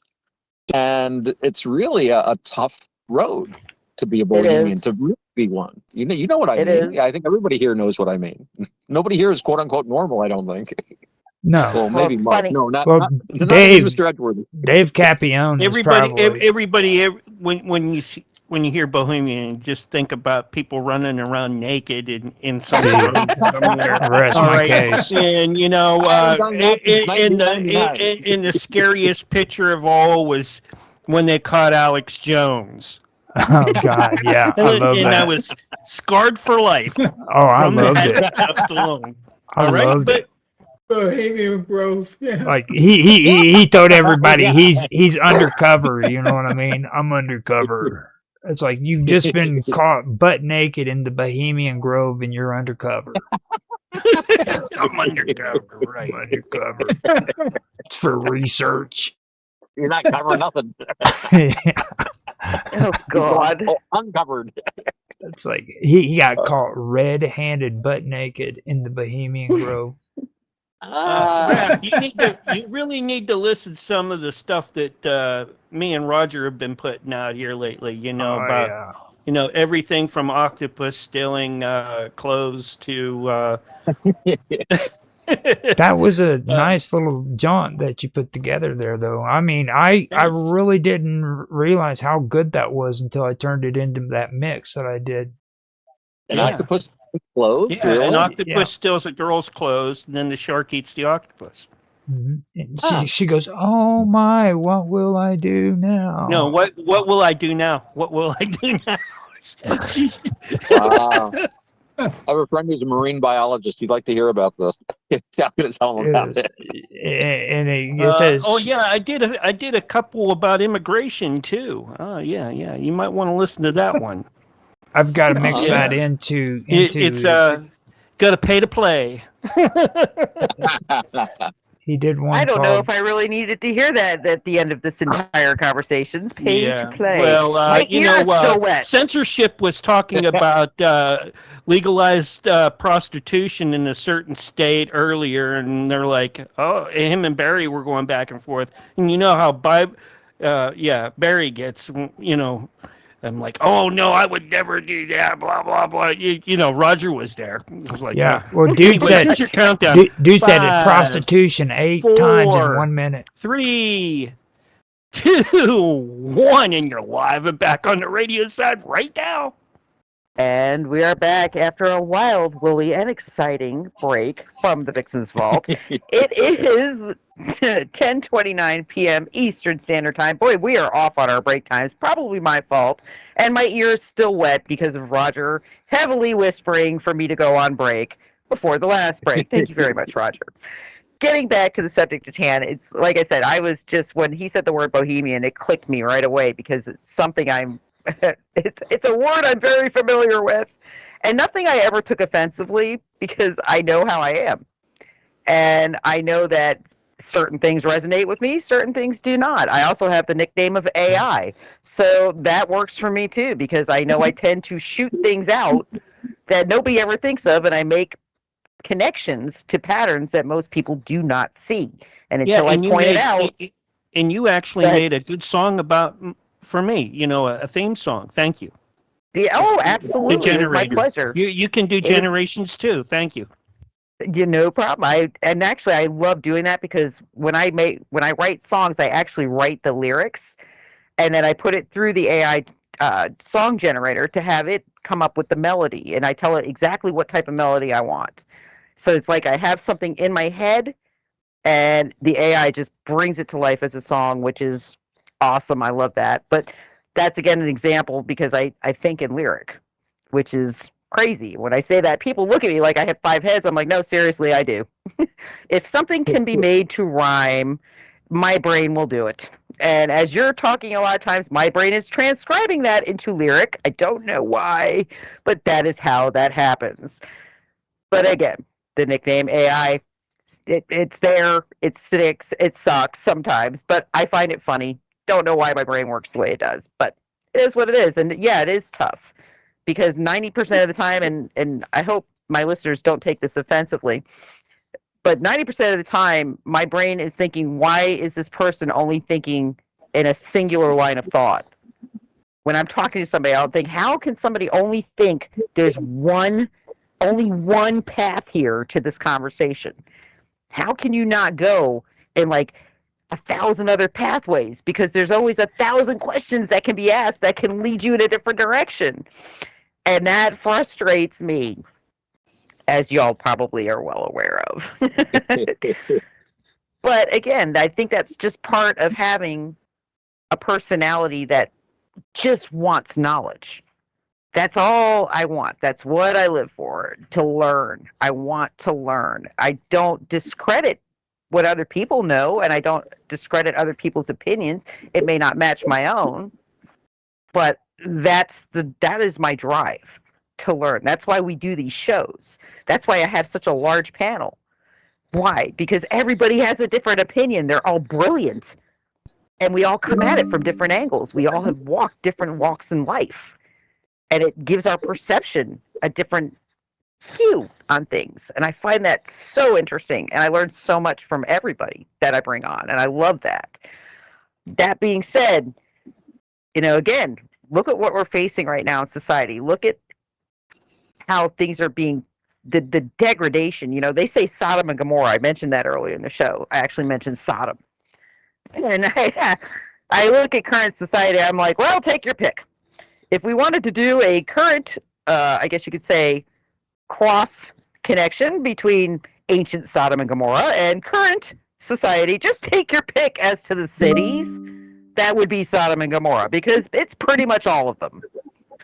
I mean, and I'm not saying immorality isn't always a perception, because it is, because morality is defined differently between cultures, and I accept that as a truth. But there are certain laws that are across all cultures. Okay? It's just certain things that you can't screw with. Nature is one of those things. And I always say, you know, I got scared when I started really noticing that man was trying to play God, or man was trying to be the creator. And I've got to tell you, we're nowhere close to mature enough to take that on. Not even close. And why do I say that? Because look at the disruptions that have been caused. Look at what we've got now. We have little children who play with a Barbie doll, and suddenly they think they're a girl, and they want gender reassignment surgery. You know, something that's going to completely screw them up for the next, rest of their life. Because you're not meant to be a gender you're not born to. Psychologically, you may fit that gender, but physically, you are never going to fit that gender, no matter what surgery you have done. Especially You're a going child to, can't make that decision. It's impossible. horrifying. It's horrifying. It's horrifying because you have now condemned a child to a very miserable existence. A very miserable one. Because what happens if pharma goes bye-bye? What happens if the drugs they're giving these kids to do this reassignment suddenly get pulled off the market? What happens to those kids? They are now, and not only that, the actual neurological damage this does is insane. We're seeing the results of that now. We just had another mass shooting here in Rhode Island. That was what? Another transgender. There was just one in Canada last week that was a transgender. So I'm waiting for the hook, though. How does Gilgamesh fit into all Well, this? that's actually my thing is that when you go back and you look at why are they pushing Gilgamesh? Why are they pushing the Nephilim? Why are they pushing these ancient things suddenly that only people like me and you, Roger, and Otto, people like on this panel, were interested enough to go research, look up, become familiar with, question. Now suddenly this is going mainstream. Why are they pushing this? Well, what do these things all correlate to in one thing? It's a moral degradation. Yeah. If you look at what the Nephilim, what were they accused of? What were they said to have done? What there was moral degradation in all of it. And we are heading that way again. And I'm not saying, again, as a pagan, I'm not saying that you shouldn't have certain things that you do, that certain things aren't fully natural for the human body. But what I'm saying is that there have to be rules. When you have millions, billions of people stuffed onto a planet, you've got to have societal rules so we don't kill each other. Literally. That's very basic to Buddhism. I've talked before about the 5 precepts, which the Buddha would say keep you human, how to be a human being. And it's, Correct. You not kill, you don't steal, you don't lie. Lying, he was really big on. You don't cheat on your spouse, you don't get bloody drunk. And if a friend of mine pointed out, if everybody kept 5 precepts, you wouldn't need police anymore. You really wouldn't, because what would you need? Maybe to direct traffic and stuff like that and inadvertent accidents. But in a world where no one is murdering each other, no one is lying, no one is stealing, no one is cheating, and nobody's getting drunk, most of our problems would go away. You need basic rules for society to function. We need to be able to live together. Well, that's why the 10 Commandments. It's funny because, again... Same thing. The same basic rules, I think you'll find across cultures where people realize we can't do this to each other. 10 Commandments are central. 5 precepts, I mean, the Confucians have their rules. Everybody has rules that say, if we're going to live together, we have to have certain boundaries, we have to respect things, and we have expectations of how other people are going to behave. This is just logic. And it's interesting because even like homosexuality, I have no issues with homosexuality at all. I mean, I understand that there's going to be people that go that direction, that to them, that is love. Okay, got that. Most homosexuals before the advent of the last 2 generations weren't about throwing that in your face. They just wanted to be left alone. Just let us love the way we want to love. Don't throw stones at us. Let us just be. Just let us be. Well, We just want to be recognized as, we are in love. Just leave us alone. You have to define homosexuality too, because I've brought this up before. If you put $1 billion in front of me and tell me that I need to perform sexual acts with another man for $1 billion, maybe not 1 million, but $1 billion, I would really think about it. Well, that's not homosexuality. That's my whole point. Homosexuality define homosexuality. You know what I mean? Homosexuality is an actual your body and your soul connect to one of the same sex. Yeah. Okay, Yeah, and you do not attract to the other sex in body and soul. That is homosexuality. And again, it's historically throughout time existed. What is not historically throughout time had existed are people mutilating their bodies to be a different sex. I'm just saying, $2 billion is a lot of money, dude. Oh You know, yeah, yeah. But she makes a point. There's a difference between performing an act and being. I mean, I can only try to understand homosexuality through my heterosexual eyes, which is like you must feel the same way as I do when I see a beautiful woman, as you know, when you see somebody of the same sex. And I remember walking down the street with an acquaintance of mine. She was a lesbian, and we were walking down the street, and a cute girl went by. And I just involuntarily, I was in my 20s and unmarried, so I was like, oh, she's cute. And the girl next to me is like, yeah, she's hot. Oh, wait, no, I'm with somebody. I can't look. And it was like a completely, innocent. I mean, it just came out. That was just her feelings about that. And, but, it's interesting. There's a guy by the name of Dr. Dutton. He does some wonderful videos, wrote some very good books. And he talks about, he's an interesting guy because all of his videos are very reductionist, Darwinian, mechanistic, and they all come down to pointing out God is the answer. It's very interesting because he always uses very reductionist Darwinian arguments, but he says basically that everything religion does for us is, from a Darwinian perspective, it's a survival thing. It makes us better people. It brings us closer together. Once in one of his earliest videos, he said something under his breath about fools who don't believe in God. He is actually married. His wife is a Lutheran priest. And they've got kids. So I'm sure he's very traditional.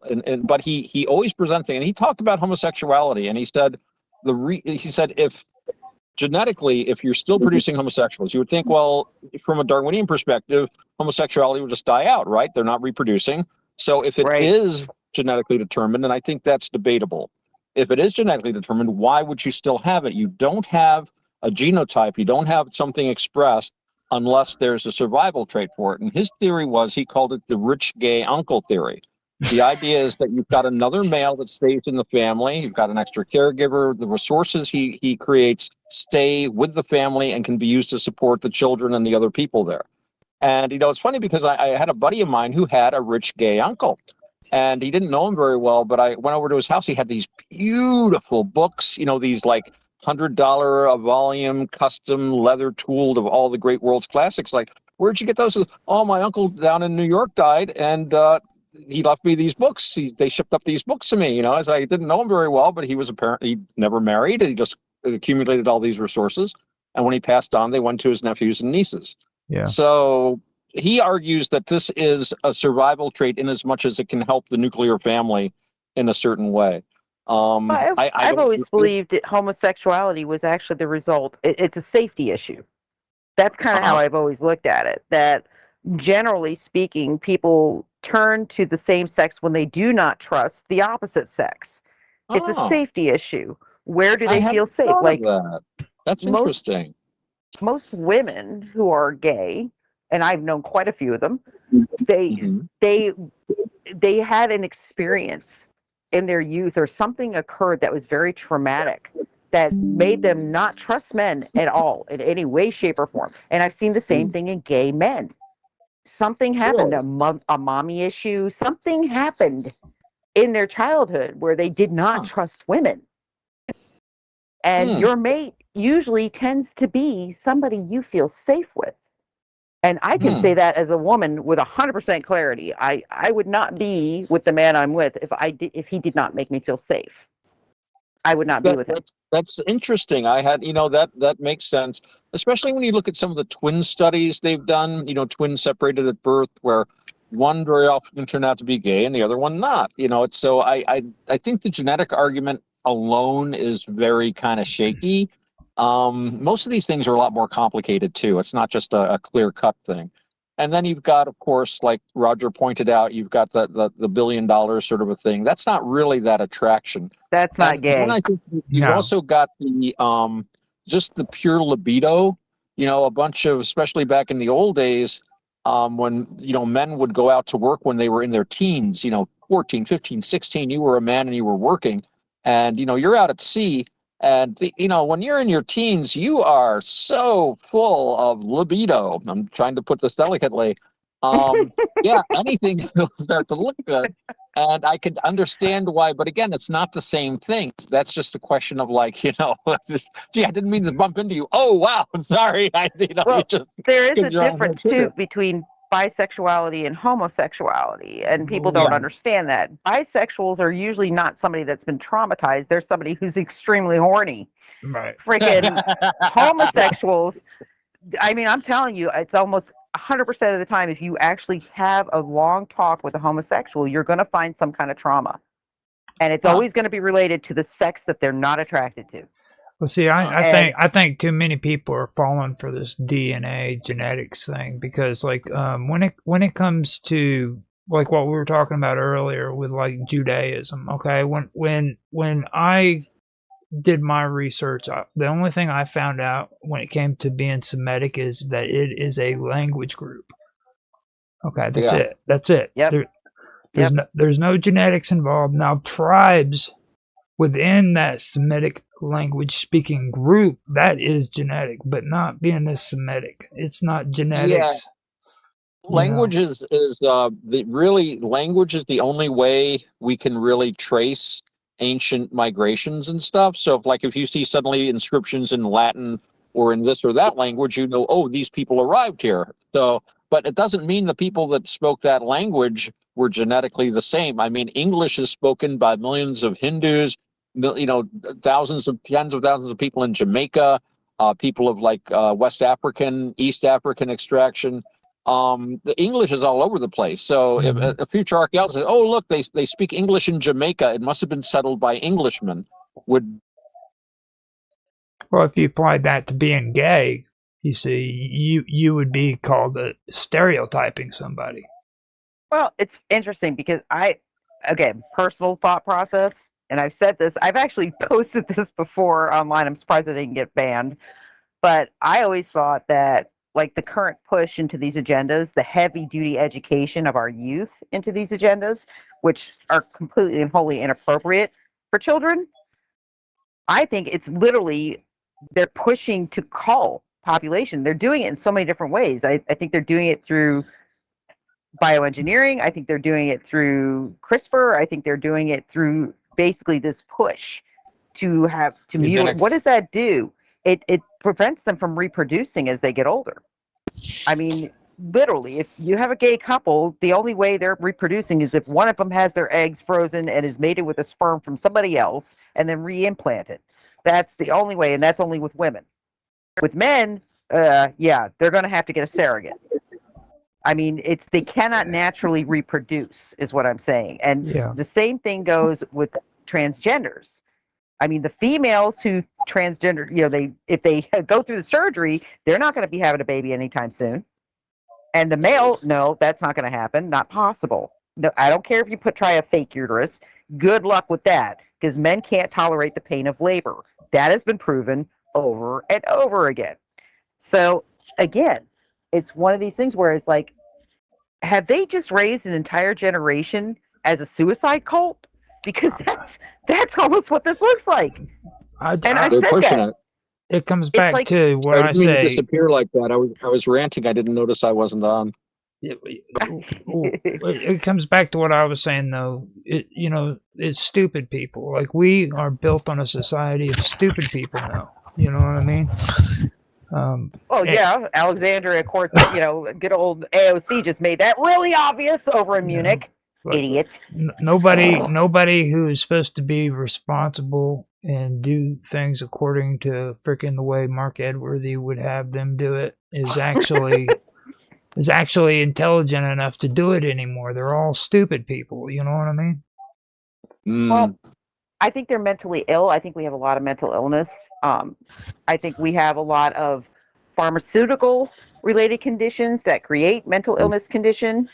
I think we have a lot of things that are occurring within society that are intentional. I don't think this is by accident. You got to be kidding me. No, none of this is by accident. That would be like, oops, we didn't know the mRNA COVID vaccine was going to cause infant death. Yeah, you did. You did the study. It's on paper, you idiots. Mm-hmm. There's no accident. You know, No, there's this a is an lot of it intentional too push.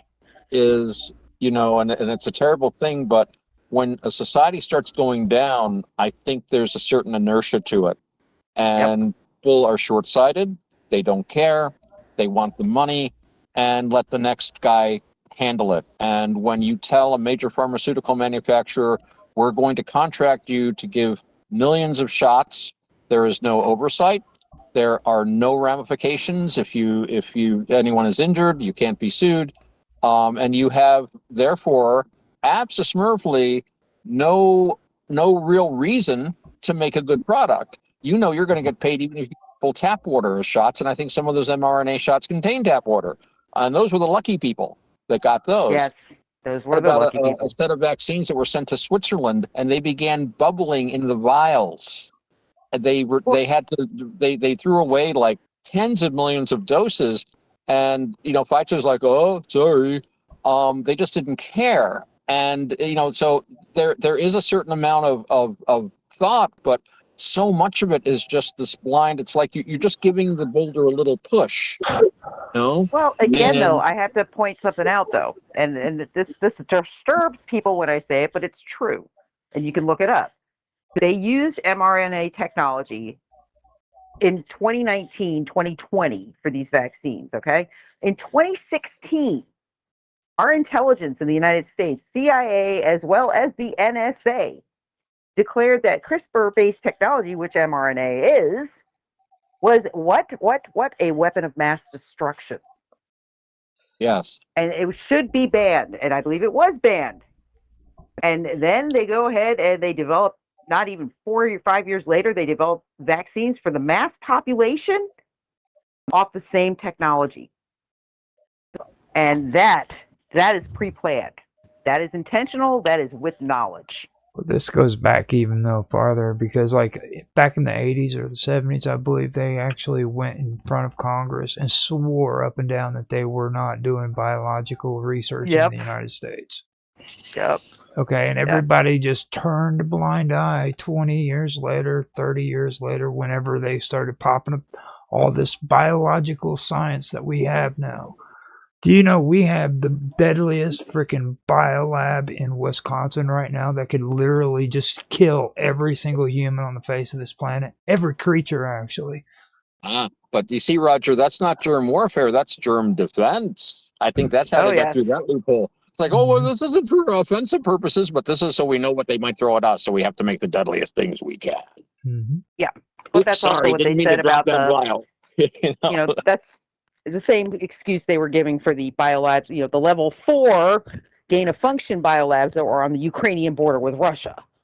A great place and they to put said, them. oh, no, we didn't mean for those were defensive. We weren't trying to antagonize Russia with these. We weren't using Russian genetics in these. What? No, of course they were. Do you think... It all comes down to my gun is a good gun. It only kills bad people. Your gun is a bad gun. Good people. My question, though, is do you guys think that they actually built the freaking ape man warrior that they were going to do, where they were going to get an ape pregnant and have soldiers of apes? Do you think that was the Russians? That was the Russians. Yep. Do you think they did it? That was the Russians. Yes. I think the Nazis did it before the Russians did, actually. I think leap spawn is a very good evidence of that. And if you look into that program, it's going to be very discomforting. And I think the United States continued that. I think we are well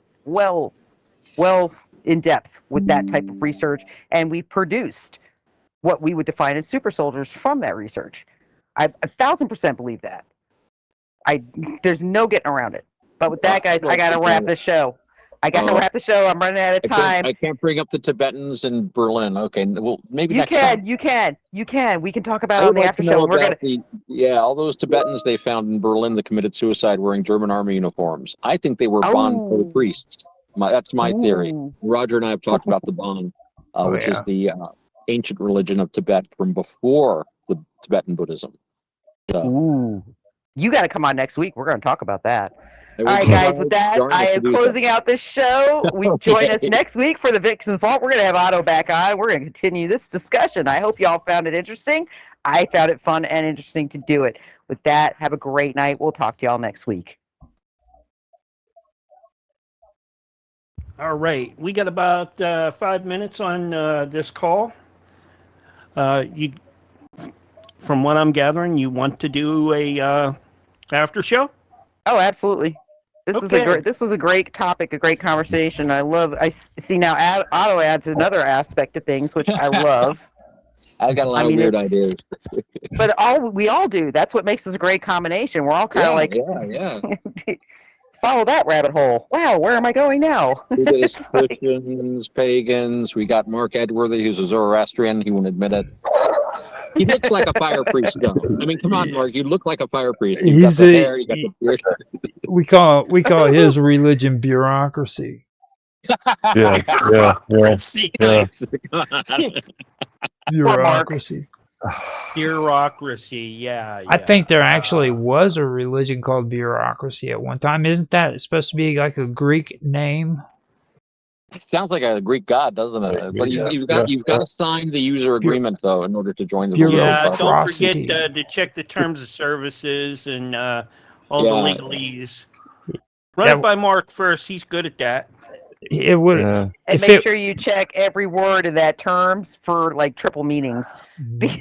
Yeah. Because and speaking, make sure you get, folks, make sure you get your magnifiers out for the fine print. Eternal damnation when? Oh my goodness! I wasn't supposed to do that. Wait. And whatever you do not let Roger whisper in your ear. I think he gave you a psychic wet willy. You know, just kind of looked. He did. I could feel it. I was like, ew. He has that psychic power. Many people don't realize that Roger has amazing CT or miraculous powers, but they're limited to wet willies through the internet, unfortunately. So. Nice. Oh God, it has really been a hell of a week, though. I mean, I didn't even see. I was a good girl, Mark. I didn't talk about like the halftime show at the Super Bowl.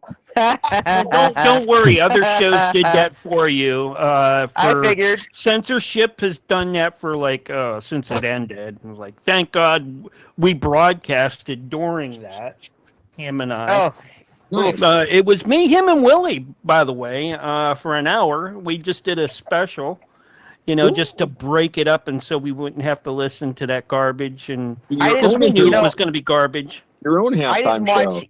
I was going to say, I didn't watch either one because I gave up the NFL when they started taking a knee. I was like, yep, nope, not going to mix politics with my pleasure because I really enjoy football. And yep, nope, I'm done. I'm out.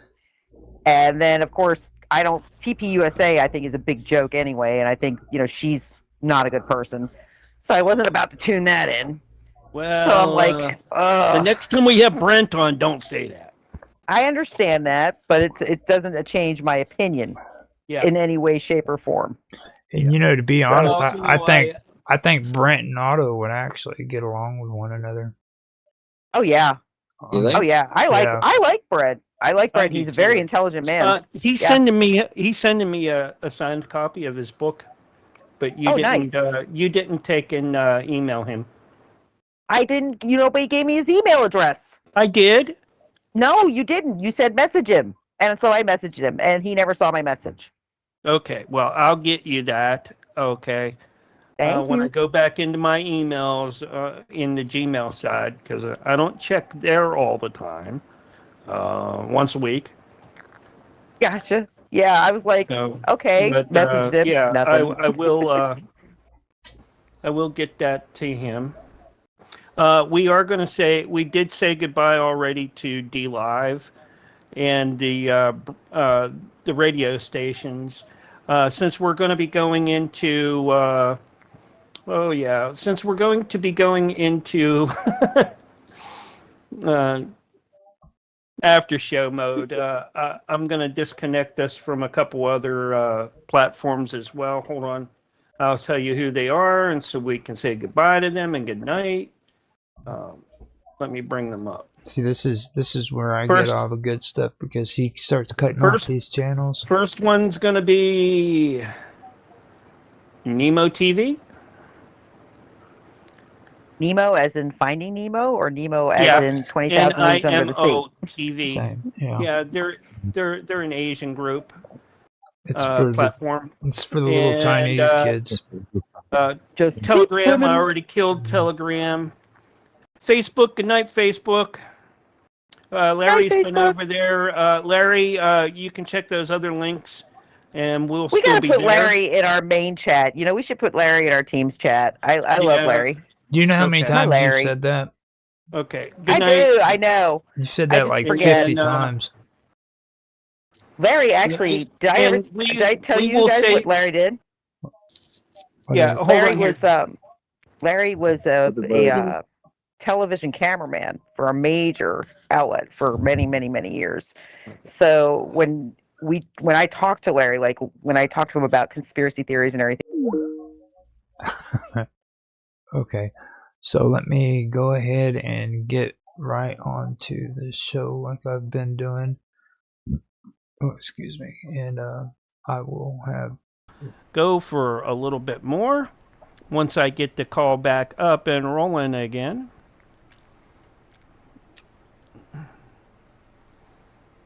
For our after show, normally sometimes we do, sometimes we don't, but tonight we are going to do after show. Hi, Otto. Welcome back. Oh, I'm back. Yeah, Hooray. let me get Nance and Roger and Mark and Raph and David back in the group again. There we go. Okay. I'm here. Okie dokie. Hey, my camera's working. And you guys, I'm gonna mute out, and you guys just go for it. I am going to edit while you guys work on after show. I might pop in Cool. here and there, in between, but AM doctor appointment, but I will. Stay I am not going to stay on too long because I have an very 8 a.m. interesting. I had doctor. posted a video earlier today on Facebook about 9/11, and it was basically an explanation video, kind of saying how planes could never have hit the towers because of the way this video synced and the timing of the video. And it was basically saying that the plane in the video was an artifact because it didn't sync with the timing of the video. I had to agree with that when I watched the video. And then I put it up, but I put it as a supposition because I had a cousin that was on the ground. He was a courier for Building 2. And he said he saw the planes hit the building. Larry, the guy we were just talking about, was also there within sight of the building. He swears he saw a plane hit the building, and he felt it. Because again, an impact that large, if you're standing close to the buildings, it's going to go right through your everything in your body. It's going to be a basically an acoustical wave going through your body.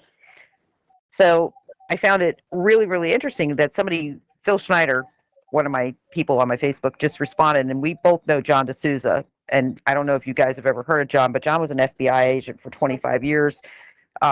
He has actually been featured on multiple shows because he tends to speak of things he should not have, that he witnessed within the FBI and things he experienced. One of the things John had said was that, because when I posted this video, I put a little subtext underneath, and I said, the one thing I always bothered me about this was not that people didn't see it, but I believe at that point in time we had the technology to do a hologram that would have absolutely looked real to the people on the ground. And the other thing that bothered me about 9/11 was that you don't hear any accounts of those jets coming in. Let me tell you something. I lived in New York, and I've been to New York City many times. And the one thing I can tell you is that acoustically speaking, if there was a 737, a 727, a 747 coming in low level into that city, it's going to make the whole damn city shake because of the way that the acoustics are. You would have heard that sucker coming long before it hit the building. And it's just the way the acoustics are. It's right on the water. There would have been no missing these jets coming in. And I've said it, I've looked at all these films, I've listened, and I can't hear the jet. What was very interesting about what Phil posted was that John had said that not only did we have the technology in 2001 to do the hologram, that was absolutely there, and it would look as solid and as real as the table you put your feet on. But we also had the technology to acoustically mimic, which I was not aware of. I didn't know we had that back then. And so I found that interesting because I thought, they really could have pulled that off. That could have been a hologram. If what John is saying is correct, that is very possible. And I know that there was definitely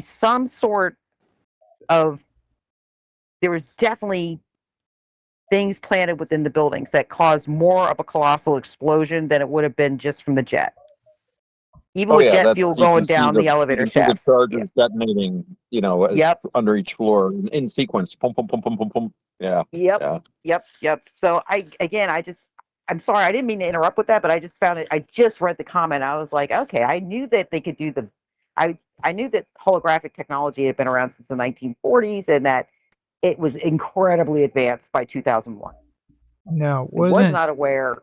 Wasn't John DeSouza? So was he the guy that they used to call the real X-Files guy? The one that I think he even he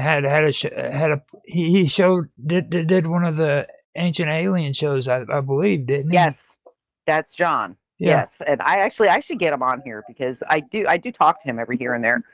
And I talked to Brad Olson also, who's when it came to Ancient Aliens and it came to ancient history, he's a go-to person. Mm-hmm. Well, see, if you get those guys on here, I mean, you're really going to want to start hitting them with like parapsychology, because if you listen to that show, I know a lot of people have a problem with Ancient Aliens, but they cherry pick at freaking parapsychology like you wouldn't believe. Like they know what they're talking about, but they don't put it out there. Well, I think again, Ancient Aliens, and there's two things I have issue with because there are agendas behind them. It's the money that finances them that bothers me. Goya. Yes.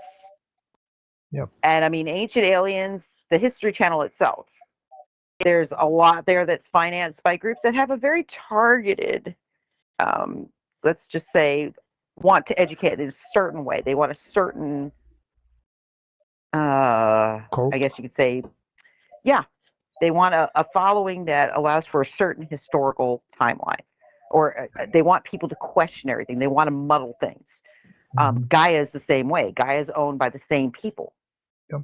And it's one of the reasons Jack had big problems with Gaia, Jack Harry. And trust me, he's right. In fact, I went to, oh God, what's his name? Billy, oh God, what's his last name? He's Carson. Billy Carson. In fact, Mark, you were on the phone with me when I was at his thing. Yeah, I always considered Billy the token black guy. Yeah. He's brilliant. Brilliant. He is. He's Billy great. is brilliant.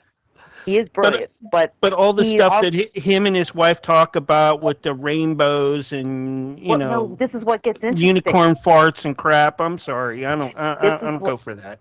It gets interesting though, Mark. Billy, about 8 months ago, Billy divorced his wife, and there was no given reason. And believe me, I just was there like a year ago and saw him and his wife, and they looked like they were deeply in love. And then all of a sudden, he divorced her. And if you follow his Facebook. Since then, he's gone totally polar opposite. So she was like she was his controller. And I'm like, ooh, that's interesting, because he's gone very different with, I mean, he still talks about Toth and everything else, but he's got a very different message in what he's saying. David Hancock does the same things. Him and his wife ended up getting a divorce, and it's the same exact thing. And I think it was I think it was the other way around. I think she just kind of got tired of him because he was like speaking a lot of crazy shit. He actually wanted people to believe that he was in a freaking silo, an airplane silo, and that he was taking all the money that was being invested into him, and he was aiming it towards setting up this network, and they had an airplane freaking silo and stuff. And you could clearly see that he had a green screen behind him. He literally got on the internet and did this. The biggest thing I didn't like about Wilcock, Yeah, okay, Wilcock. David Wilcock, Wilcox. is yeah, right, okay. I'll let you and Sonia argue about that. All right. Anyways, is him continually and always saying that he is the reincarnation of Edgar Casey. Oh boy. I'm sorry. You know, okay, so what's he trying to do? One up the Dalai Lama? Okay, I think, come on. okay, my personal opinion on Edgar Casey, and you know that there's something I've studied him very much in depth because I feel akin to him in many ways. I can almost feel his pain in many ways because of what he did, what he was capable of doing, and the time period we're talking about. I think Edgar Casey was kind of like me. I think for some reason, our brains receive frequency differently. We're tuned in differently, and because of that, we see things differently. We are given information that I always tell people, I don't know why I know what I know. I have no freaking clue why suddenly information appears in my head, and it's not something that's been regenerated from something I've looked at. It's not something I slept through. It just appears, and it's information I should not have. Okay, I've got no experience in that field, no reason to have this information, yet it's there. I think it's, again, I truly do believe that everything is connected, everything is energy, and that everything is frequency.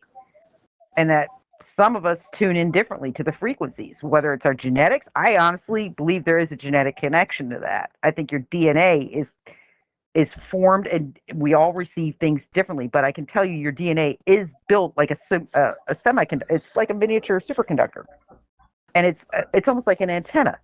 It sends and receives. It sends and receives, and I think you're capable of tuning in on different frequencies. I've always told people when I'm having a prophetic moment, when I have a prophetic dream, I'm surfing the grid. I've said that for decades. Have I not, Mark? Always say that. I'm surfing the grid. You sure have. I mean, that reminds me of then light bulbs explode. Yep. That reminds me Get of knocked something off the that air. there was a guy by the name of Sir Fred Hoyle, the astronomer. I don't know if you ever heard of him. Interesting guy. Had some very interesting astronomical theories, but he wrote a book called The Intelligent Universe with a buddy of his, Chandra Wickramasinghe, and he talked about how, he's a panspermia guy. Basically, life is ubiquitous throughout the universe, and he thinks the planet was seeded with life, but his idea was that we are reprogrammed intermittently by this giant project, whatever it is, of continuing life, by viruses. So that, and he says a virus is small enough that it can enter the atmosphere from outer space, not be burned up, settle down. People get viruses, they get sick, some people die, but it also reprograms their DNA for the next step in a planned evolution. And this theory goes with the idea that all the so-called junk DNA are simply things that we're coded for, but that we don't need yet. So this is kind of an idea of like evolution has some sort of a plan behind it, but it's done in this huge cosmic, very slow motion kind of a thing. So you're talking about the DNA being an electronic. Jack Carey has that same, as a very similar theory. Instead of using viruses, it's a type of radiation that emulates from the center of our galaxy and universe. Right. All right. I think it'd be multiple things, really. That we're bombarded with it when we come above and go way below in the Kali Yugas. I think it's actually more simple than that. I think that I think solar radiation plays a part.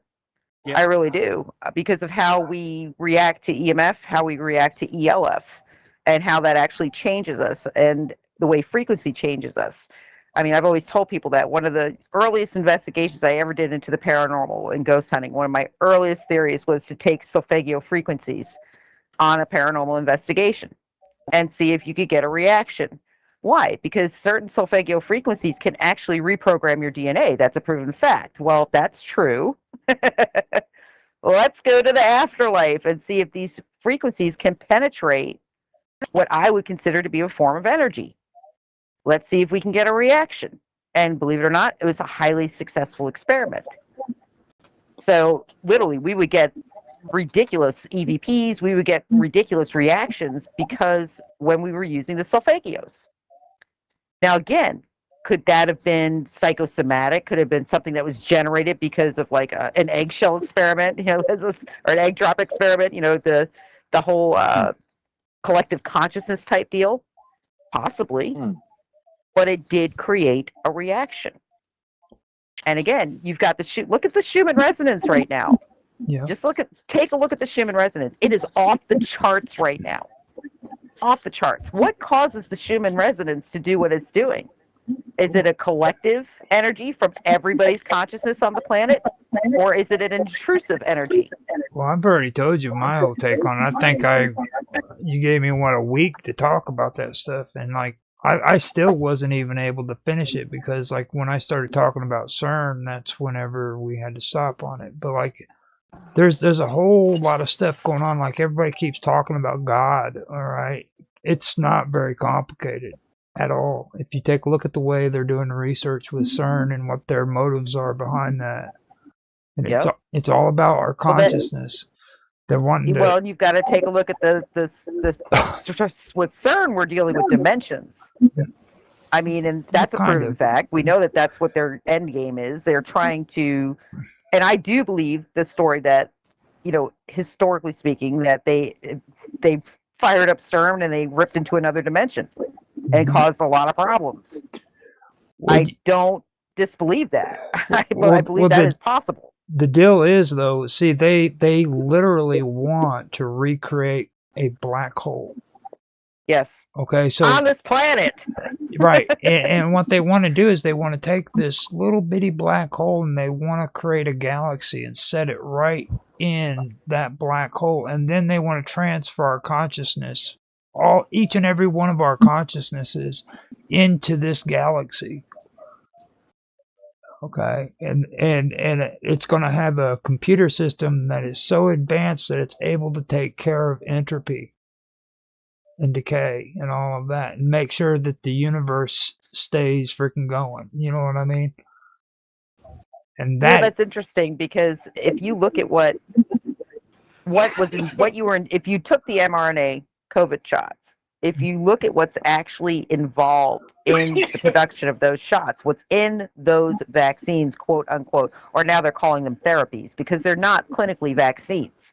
They're not even close to a vaccine, which is why I never understood how they got called a vaccine because they were never actually a vaccine. If you look at what's in them, you actually have all of the things you would need to create a biokinetic bridge. A technology within your anatomy that would allow for instructions to be input into you. And I don't understand why people don't want to listen to that. It's like, that's not me whistling Dixie. I'm not making that up. Go look at the ingredients. If you're into technology, you're going to recognize a lot of things in these ingredients and go, well, why would I need a bioluminescent? What? Why would I? What?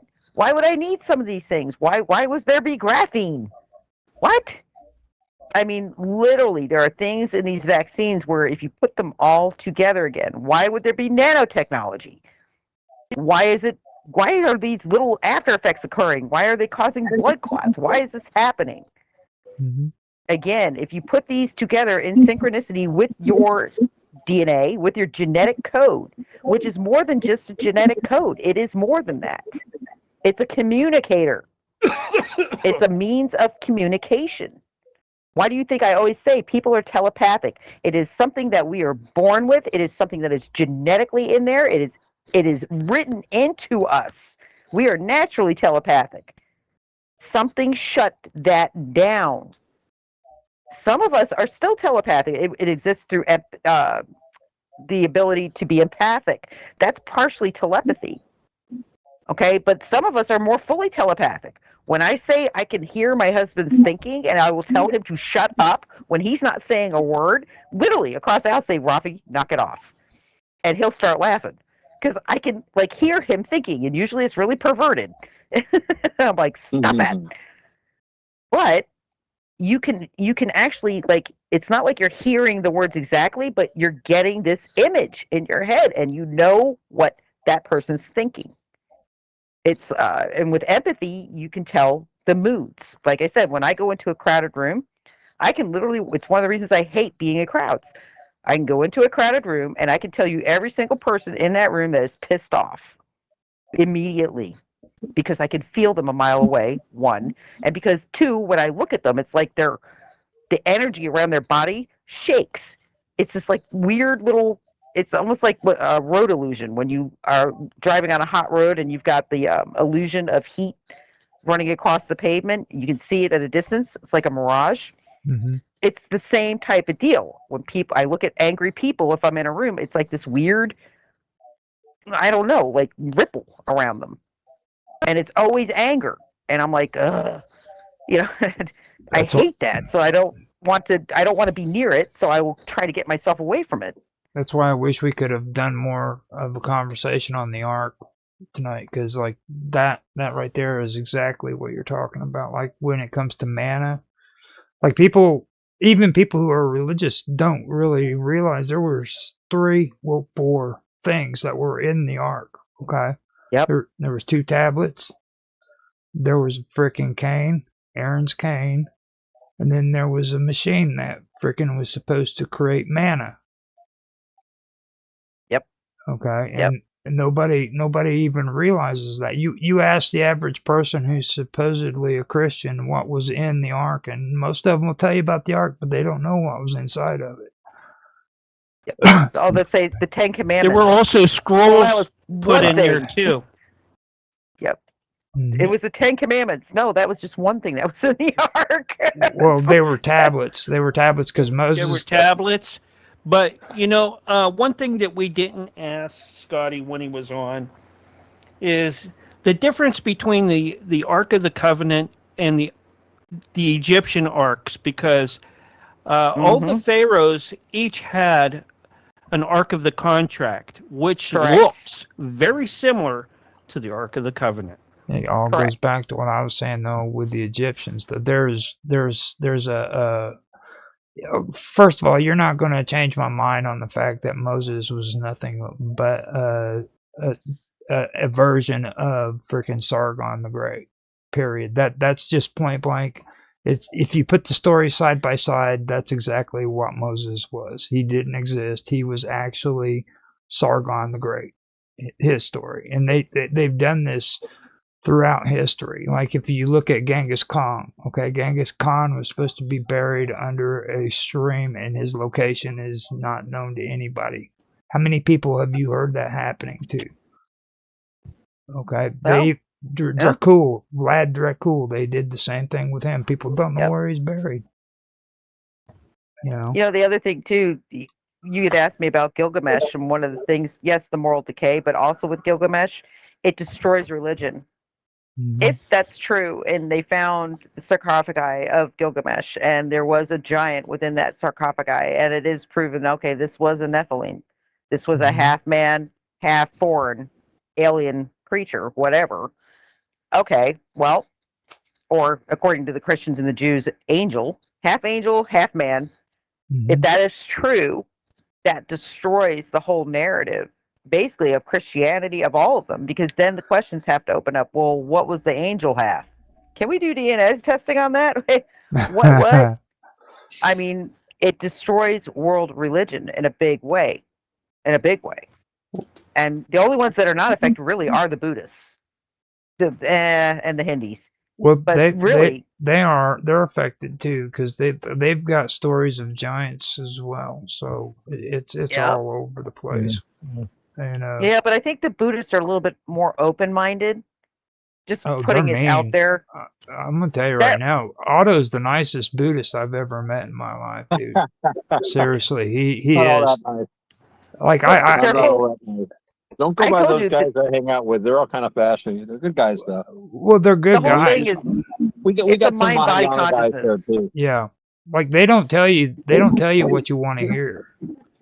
They don't No. tell you Well, what you want to hear. why would they? That's got nothing to do with them being Buddhist. Yes, it does. Trust me, it really does. Trust me. Like, Well, the first thing they tell you in Buddhism is you're going to age, you're going to get ill, and you're going to die. And it goes from there. So a lot of people don't like to hear that. Yeah. Even But though those it's true. are universal truths. Yeah. You can actually escape the aging part if you die soon enough. That's the only way out of that. That's funny though. You just said that, and that's funny because you're right. If I think about like the other major religions, they always give you that bait of the afterlife. Oh, you're gonna age, you're gonna die, but you're gonna live forever. But we're gonna have control of that because if you don't do what we tell you, you're going to go to the bad place forever. Yep. Oh, that was the other conversation that Roger, I think you were involved in, which was my Vicky. Vicky lost it because I had theorized, and again, this is me thinking, going, well, what if they who wrote the Bibles decided to flip the script, and Lucifer was actually the benevolent one, and Yahweh, he who cannot be named, was actually the bad guy. Because here's the thing, everything they teach us about demonology and everything else, one of the points I made was that, Yahweh literally means he who cannot be named. There's this thing in demonology and in when you do an exorcism that if you can name the demon, you get control of the demon. You have power over the demon. You can dispel the demon. Well, why wouldn't God want his name known? That goes back to the ancient Egyptians. And then God. you take that another step. Tiamat is also supposed to be the entity that can never be exorcised. Yep. I mean, literally, I was poor Vicky. I felt so bad. Mark, you had to know how bad that was going for Vicky. I stayed out of it because I really like everybody, and I don't want people. I have enough. It's not about liking. It's not about liking somebody. It's about. I have enough going on, Nancy. I stayed think Vicky out. thinks I'm trying to be personal. I'm like, it's not personal. It's a theoretical. I Because stayed man, out that of would it. suck. I don't want her to take things personal when I bring stuff up like that. Oh my God! See, I can't live like that. If I've got a theory, I'm going to talk about the theory. I don't mean it personally. We are afraid of women, there dude. Will always you need be to understand a proper that. time and place for Oh everything. Lord! And where is more proper in time and place than my own chat room to my own podcast? There's a place where women can talk to one another like that, but there's a place where men need to just shut their mouth and keep their freaking faces quiet. And it wasn't. And that was one of them. Like, I shut up, too. When you two started having your conversation, I knew. Because I love Vicky to death, and I Claws knew. out. It's time. Shut up, Roger. Don't say nothing. It was funny because, like I said to her, if you look biblically, if you look in the Bible, there's a lot of evidence that kind of points in that direction. Yeah. Like, y'all have been victims of a bait and switch in a bad way. She didn't like the fact also that one day, I think I brought up something, or something was brought up about the bright one, okay? Shiny one. And Lucifer and Satan, okay, has been called that, the North Star. But Christ has also been called that as well. Oh, there were so many things I talked about that, and I also made the point that God appeared as if you look at the descriptions of God in the Old Testament, he's a burning bush, he's fire, he's a half fire, half metallic, he's a burning bush, and and a grumpy old man. So those are the three descriptions of Christ. No, who does that remind you of when you think of Greek mythology?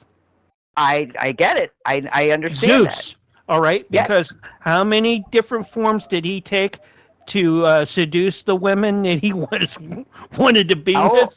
I know, but you saw Vicky's rebuttal, which was, well, fire is purification. I'm not going to go there. Well, that led me. That led into what I've been talking about, though, about fire. Okay, like when it comes to freaking that, then you step into the freaking primordial areas, and even what everybody calls paganism today is freaking isn't what I'm talking. I'm talking about like primordial, like what fire actually represents. You know, you had the north what did wind. I say to her? Purification. She said, fire is purification. I said, well, then why did we put bad people in hell? Right. Why did we put bad people through the purification process? Right. And then you're burning on top away all of that, the things. Right. well, but there's no getting out of hell, though. That's kind of again, a bait and switch. Hello. Well, But, see, on top of that, well, my other thing we've was even is talked the, about that too, haven't we? Purgatory. Well, I also had talked about the fact that Lucifer is the shining star, the light. You know, these are all the translations of his name, and yet Christ said repeatedly, "I am the light of the world." And I said, now wouldn't that just be a humdinger? I said, and then the Jews never accepted Christ as the Messiah. Do you ever question why? I said, Actually, what I if knew what that is. Well, my question was, what if Christ was actually the son of Lucifer, not Yahweh? And basically, you know, that's why he was the light of the world, whereas Lucifer was the bright, shining light. No. It goes back to Egyptian, because you have the 12 hours of the day that the Prince of Light rules. And then you have the 12 hours of the day, of the night, I should say, that the Prince of Darkness rules. Yep. Okay? And that's the reason why they're called hours, because hours derives from the name of the god Horus. Horus. Yep. And that I do. And when it comes to why they didn't accept Jesus, it's the fact that Joseph, okay, if you read the Bible, it says that Jesus or Mary had a baby that wasn't fathered by a human, okay? So the Jews, they don't believe that. They believe that the Messiah is supposed to be maternally born from a man. And now if he was born from Joseph, then he would have lineage to the family of David. But since they stated that he wasn't actually born from Joseph, then he was illegitimate. Well, again, but you also not born of man. Right. So you have to again think, okay, well, if he was not born of man and he was God coming into Mary, and what if he was a Nephilim? This does not apply according to the Jewish laws, man. You need to stick it in there, and you need to get the job done. Oh God, that's how they believe, man. Roger. I'm just saying it's that. I mean, I know I have to keep. But that's how they think. Like no, you're right. You're an right. Invisible, they are very much on the bloodlines. Yep. You know what I mean. An invisible freaking deity, be it God, be it anything else, impregnates a woman. That does not count. No, that would have constituted Nephilim to them. You know. Yep. Yeah. That's what I'm saying. It's what you're saying. What again? That was my point with Vicky saying, you know, dude, there's so many things in the Bible that if I was to compare Old Testament to New Testament and look across the board, again, they could have very easily done a bait and switch. I mean, because there's a lot of Moloch influence in the Old Testament, or, you know, Roger and I will disagree on this, but it goes back to basically the Canaanite influence. And it crosses over. Like, you can see a huge distinction between Old Testament previous to Solomon and Old Testament post-Solomon. Post-Solomon, it gets really dark. Like, really freaking dark. Like, ew. Like, holy crap. You know, like, Jesus was not about that shit. I can tell you that.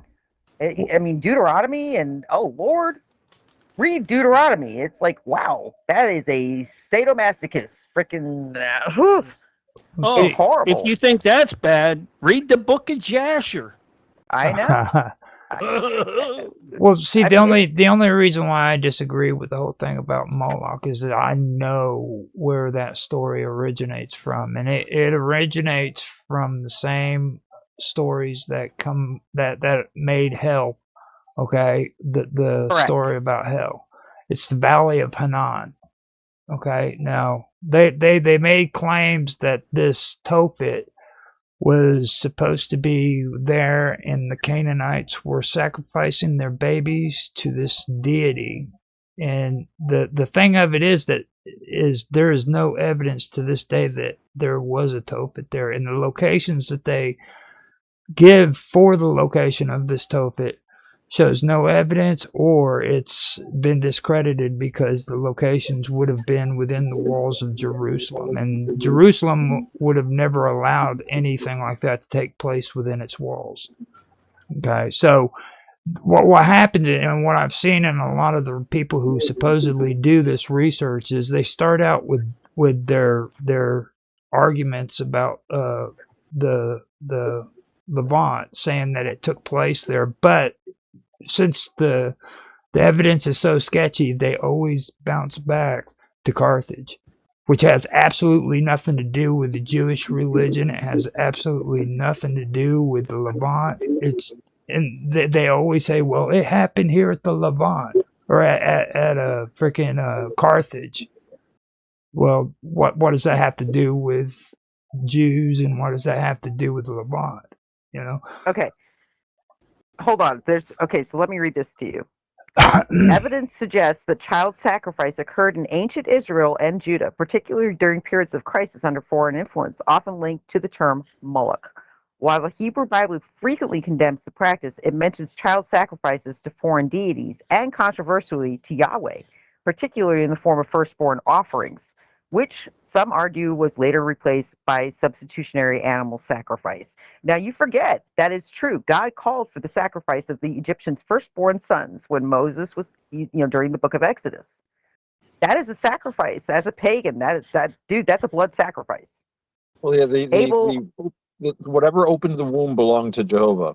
The first fruits, the firstborn calf, the firstborn human. But of course, from an evolutionary standpoint, that is not a survival trait when you're killing off your children like that. So I've heard the argument that circumcision was the replacement ceremony. You're just cutting off some. That's weird because I just saw an article where I think it was one of the Scandinavian countries just like banned the Semitic practice of where they would circumcise and then suck the blood out of the child's penis. A lot of kids get diseases that way. Yep. Yeah. Well, more foreskin. I must have more foreskin. The Jewish priest would literally bite the foreskin off of it with his teeth. Yep. That's a traditional way. Yeah, that's insane. It's a hell of a religion, I tell you. But again, that's blood sacrifice. That's partially cannibalism. I can put so many occult practices to that. It's not funny. That's kind of the beauty of being what I am. I am very familiar with the occult. It's like, holy shit, I see so much of it in the Bible. And I'm like, I don't understand how they're not seeing this. They rail against it, but they practice it in their own Bible. And it's really obvious. Words are good. Words are good. Don't get me wrong, okay? But it annoys Christians when I say this, but don't take everything in that book to heart, okay? Just because it says it in the Bible doesn't. I love archaeology, and most people who are into conspiracy hate it. I mean, I have no problem with actual archaeology, okay? I'm okay with people who are fringe. But I'm also okay with people who are actual archaeologists who go out and do the research. You know what I'm saying? Because they're actually, this stuff is written in stone. Okay, you can argue all you want. But that's a good point. When you look at the actual remains written in stone, there's a guy that has a great. If you're into Egyptology, there's a guy that has a great YouTube channel called History for Granite, and I would check it out because his whole thing is. It's written in stone. He doesn't read the text or anything. He's like an architect kind of a guy, and he just looks at the buildings and gets some really cool ideas from that. But you're right, Roger. It's all there in plain sight. It is literally written in stone. It's interesting because Scotty, when Scotty was talking about John Ward, John is you guys might not be familiar with John, but of the show John is. He was an archaeologist. His wife, Maria, is a very well-known archaeologist, very well-known. And they actually made quite a discovery in Luxor a few years back that was actually featured in National Geographic. They found some tombs in Luxor. And that was one of the reasons Scotty was over there. But John was always very British, but he was always a person who was kind of like with me and Scotty, where you can examine it, you can look at it, but you have to put things in perspective, and it has to relate to everything in its surroundings when you're actually doing things. I think where's Gebel El Sisala was the discovery they made over there in Luxor.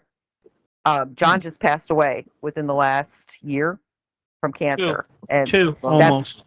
yeah, that's why Scotty was choking up a little bit when he was talking, because they were best friends. Yeah. And Scotty actually was going through this whole thing that took his leg from him when John died. So it hit him really hard at the worst time. And literally, I can't even believe he was able to talk about John on the air, because every time I talk to him personally, and we talk almost every day, he chokes up and he starts crying, because it was just the worst time he could have lost him. It was very traumatic. And those two were like brothers from another mother. Those two, you want to talk about hysterical. Some of the pictures that came out of Egypt with those two, they look like literally Indiana Jones and his father.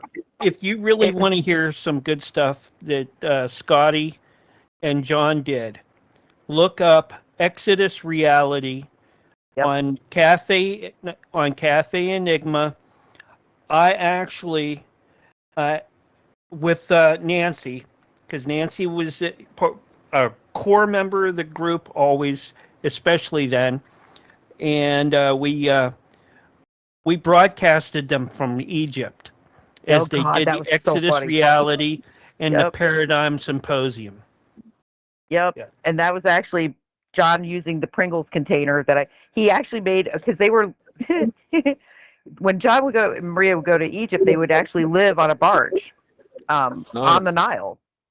And when they would go back and forth between their boat and the thing. Well, John always had really crappy Wi-Fi reception out there. Like, he had pretty much, it was horrible. And so I was telling him, okay, dude, do you have a Pringles can? Yeah. Okay, well, do you have a Cat 5? Yeah. Okay, baby, we are going to make a relay. We're going to strengthen your signal. And by God, Mark will absolutely attest to this, it worked. It strengthened his signal. And John was like, that was bloody genius. It sounded better than a satellite telephone at the time. It did. It was hysterical. And basically, he and Maria used that for like 4 or 5 years on that boat. It was a Pringle can, a Cat 5, some aluminum foil, and bammo, you're in business. But it was a really great and interesting thing. And that was actually before they started hitting the underwater, where they found the sarcophagi underwater at Gebel El Sisala. That was right before that happened. But like I said, I wish John was still alive, because he would have loved the conversation tonight. He was actually a member of the Esoteric Brotherhood of Luxor. He was part of the Knights Templars. Yep. So he was. I love John. John and I, like, he used to call his Maria's a witch also. His wife, she's a witch, and I love Maria, but maybe I don't know. Reach out to Graham before he passes away. I could do that, and actually, I can reach out to Maria. Hancock before he passes away too. Graham's a great guy. I've talked to Robert Bivall recently, and he's not doing anything, and he's not doing any interviews at this time. I guess the people over in Egypt have kind of burnt him out. So I can relate to that, with all the stuff that, he was put through with Graham, especially him personally, because, he was specifically attacked by Hawis. Well, I know Graham's personal assistant. So I know her personally. I met and hung out with her for an entire weekend. And I've got his contact info. I actually have his CE5. So I've got all the channels to get to him if I want to get him on the show. It shouldn't be an issue. And I've also got Brad Olson, who's, like I said, he's a good friend. I actually hung out with him at the Full Disclosure Now. He was awesome. and he's another one. He's very, very well educated, and he's got the background into this stuff. Yeah. These would be, and I think Brad would actually love being on here too. He's really funny, very, very cool. Yeah, I think we've had Brad on before, you and me, years ago. That was funny because when we met, we both felt like we had talked before, but we couldn't place it. It was so funny because he was like, I'm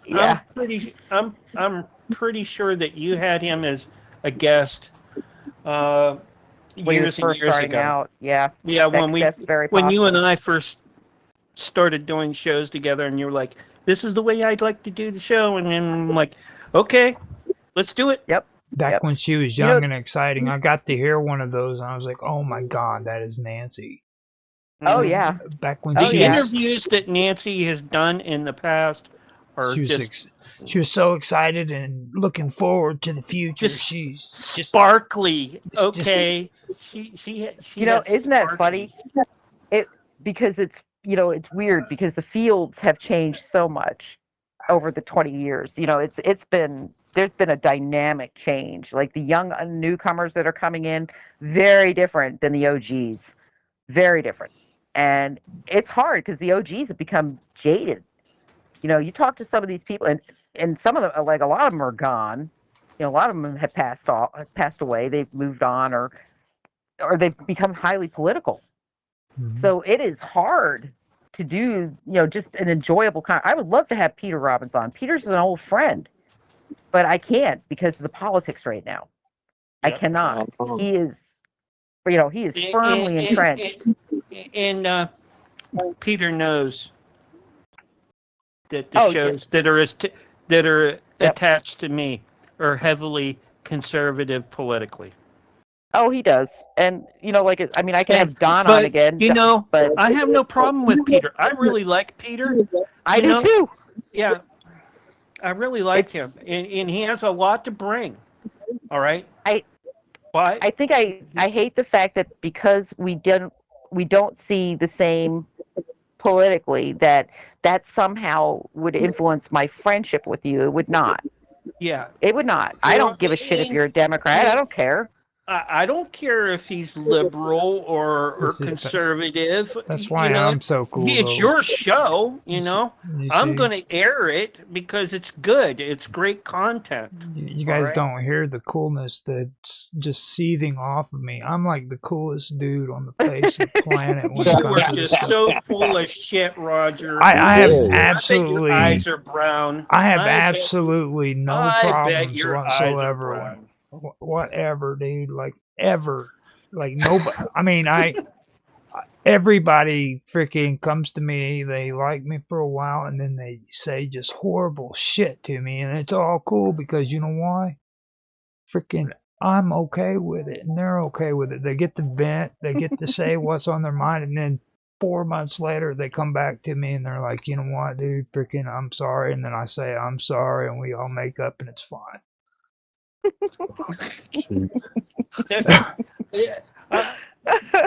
I'm telling you, Roger, that's because you are so into bromance. That's why. I am, and you know what? You, dude, are like a beautiful I'm telling man. you, I've already said it on every show. I said that when I mention you, I say Mark Edward. Stop it, Roger, right now. I say, Mark Edworthy, do you realize how much beautiful man Mark Watashik is? What? I say it every time, don't I, Mark? Mark Edworthy will vouch for me. I do. I do say it every time I get a chance. I say Mark Watashik is a beautiful man, don't I? Strangely, Roger, if a man said that, my gaydar would go off, but my gaydar doesn't go off with you, so I think you're lying. Well, I mean, dude, it's like I said, if somebody came up to me and said that they would give me $8 freaking billion to have that sex. ain't happening with me, buddy. So back to the $1 billion. Stop it right 8 billion, not million. We can't do You millions. notice Raphael hung up when you said that because he was just like, "Ah." Dude, there's a difference. There's a difference between $1 million and $1 billion. Okay, now I ain't messing around with no $1 million. But if you offer me $1 billion, I mean, Not something's happening, buddy. Yeah, you say that now. You wait till somebody Maybe comes one of our up. listeners, Definitely maybe one of saying our that. listeners will take you up on this, Roger. If so, I hope you remember your friends and toss a million each to the rest of us. I'm telling you, man, $1 billion We'll is a pimp you out. lot of money, Dude. dude. We'll pimp you Raphael, out, Raj. We let me just tell want you, when 10%. Raphael is so bad, he's so homophobic that like when he had to get his prostate exam, Oh, he no. literally like he took hours looking for a nurse, a female, because he was Right. just like not happening, not happening, not happening. Yeah. Yeah. Well, now they That's got how it. bad he is. Now they got them delivered to your door, so you don't even have to go to the doctor. I was like, Oh no, the VA still insists they come No. in. The VA is like, you will come the VA. here. Huh? yeah. Oh yeah. We I like mean, the old-fashioned way here. You know, I know, and I can really relate to Raphael when he was at the Rocky Horror Picture Show at the Comic-Con. Gotta bring that up.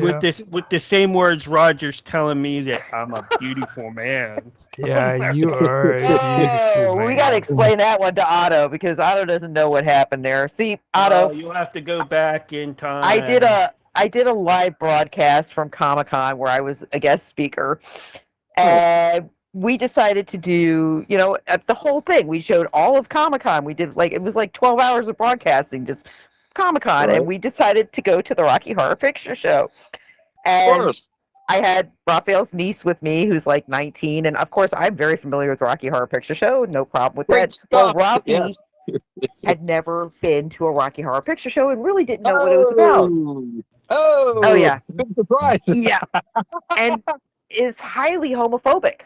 So, not the show he's going to enjoy. So basically, he's we Cuban were too. focusing Just the let me camera add on him. that. Let me add that. He's I mean- Cuban on top of that too. He's a. Oh my God. We That's- literally had the camera on him because if a man could have mushed himself into a wall and made himself invisible, it was him. Well, Trust me, he was crying. hey, Raph, I was right there with you, buddy. That chick in the front of you, she was hot. Now, what I thought was funny is he thinks he's Don Juan when he's looking at the really hot chick in front of me, and he thinks that me and his niece are not noticing this.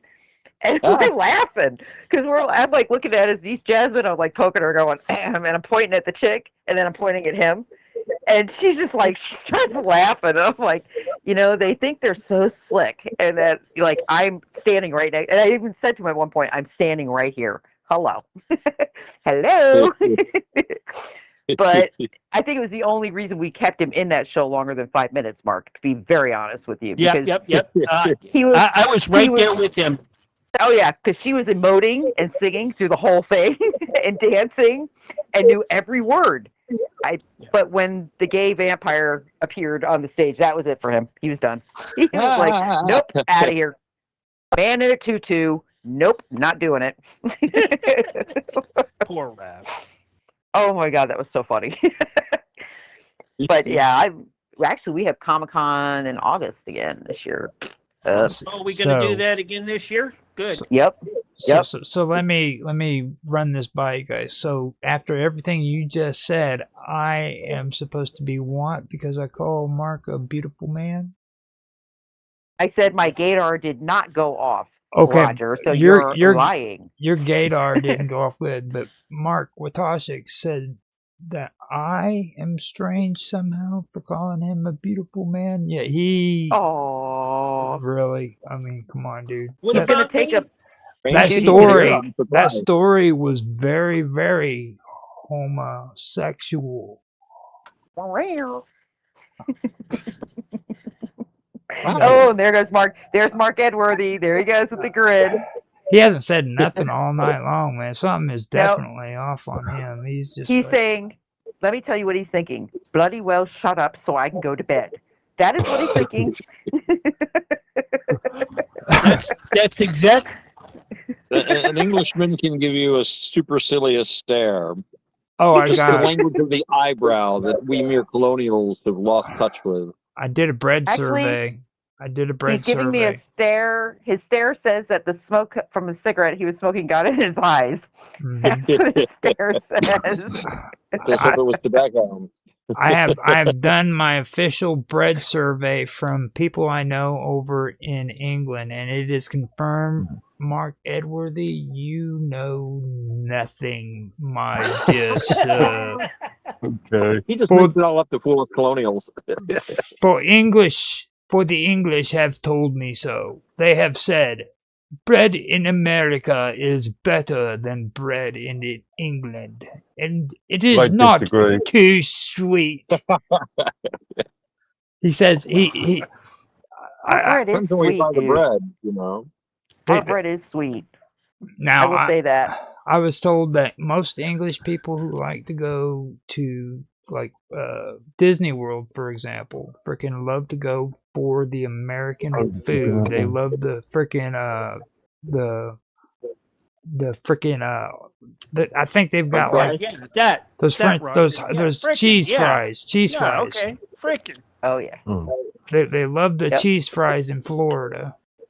They're chips to the English. Cheese chips. Yeah. Cheese chips. And But- the hot dogs. And I'm like, really, dude? We don't even like hot dogs, and they love the hot dogs and chili cheese. Well, here we are. Actually, here I am ordering hot dogs from Germany because I can't stand American hot dogs, and there's so many fillers in them. I'm like, I'm ordering from Germany. I actually have my hot Go dogs with- imported. Certainly go with Hebrew National. Actually, they're pretty good. Yeah, Hebrew National are not bad, actually. You're right. And Nathan's aren't that bad if you get the Nathan's Angus. are big around here. Nathan's are big around here. Yeah. Not But me. yeah, I literally I called the deli in St. Petersburg and had them order from Germany hot dogs Nice. because I'm like, Nice. damn, I can't stand these freaking hot dogs. See, you guys are But- trying to and I am a brainwash me, fiend. dude.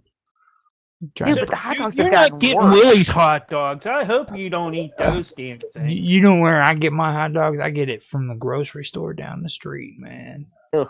And you know Only when where desperate. you know where Only I when get desperate. my bread? It comes from the grocery store down the street. And you know what? When I drink coffee, it's not pretty little beans like Mark Edwards, Oh, Lord Edwards. dude, Did you I see what I Florida buy did? Maxwell House out the counter, off the counter, because instant Oh, I get coffee is Cafe Bustelo. expensive. Instant do- coffee is crap. I do Yeah. Cafe How dare Bustelo, you? which is I wouldn't espresso. do. Costello, I do Medaglia d'Oro. I got in a big Nice. discussion about it with somebody in the other Discord, and she was like, "Oh well, you know, when we have coffee, we grind the beans, and it's organic, fair trade." And I said, "Well, I drink Medaglia d'Oro for that. You know, you can't get that pesticide taste made, you know, grown with genuine slave labor I love it. anywhere else. You know, you just can't get that in an organic fair trade. It's just, and I use the Melita cup method. We've gone over to Melita. We make 1 cup at a time, and I can make it as strong as I want, which is usually like 2 scoops per cup. Nice. Y'all don't know Yeah. nothing about coffee. I'm telling you. That's right. Uh-oh. Yeah, He's the I king am right the Pope there. of Java. That's the right. Pope. The Pope. The Pope Uh-oh. of Java. That's right. Right there. Okay. And coffee never I'll tasted tell the you, same. it came from book 1, verse 5, from St. Folgers in the book of Maxwell House. How one came down the mountain with his donkey. Not one of those Sanka heretics. I hope. And that's all she wrote, man. Don't Did ever you guys- don't ever trust that.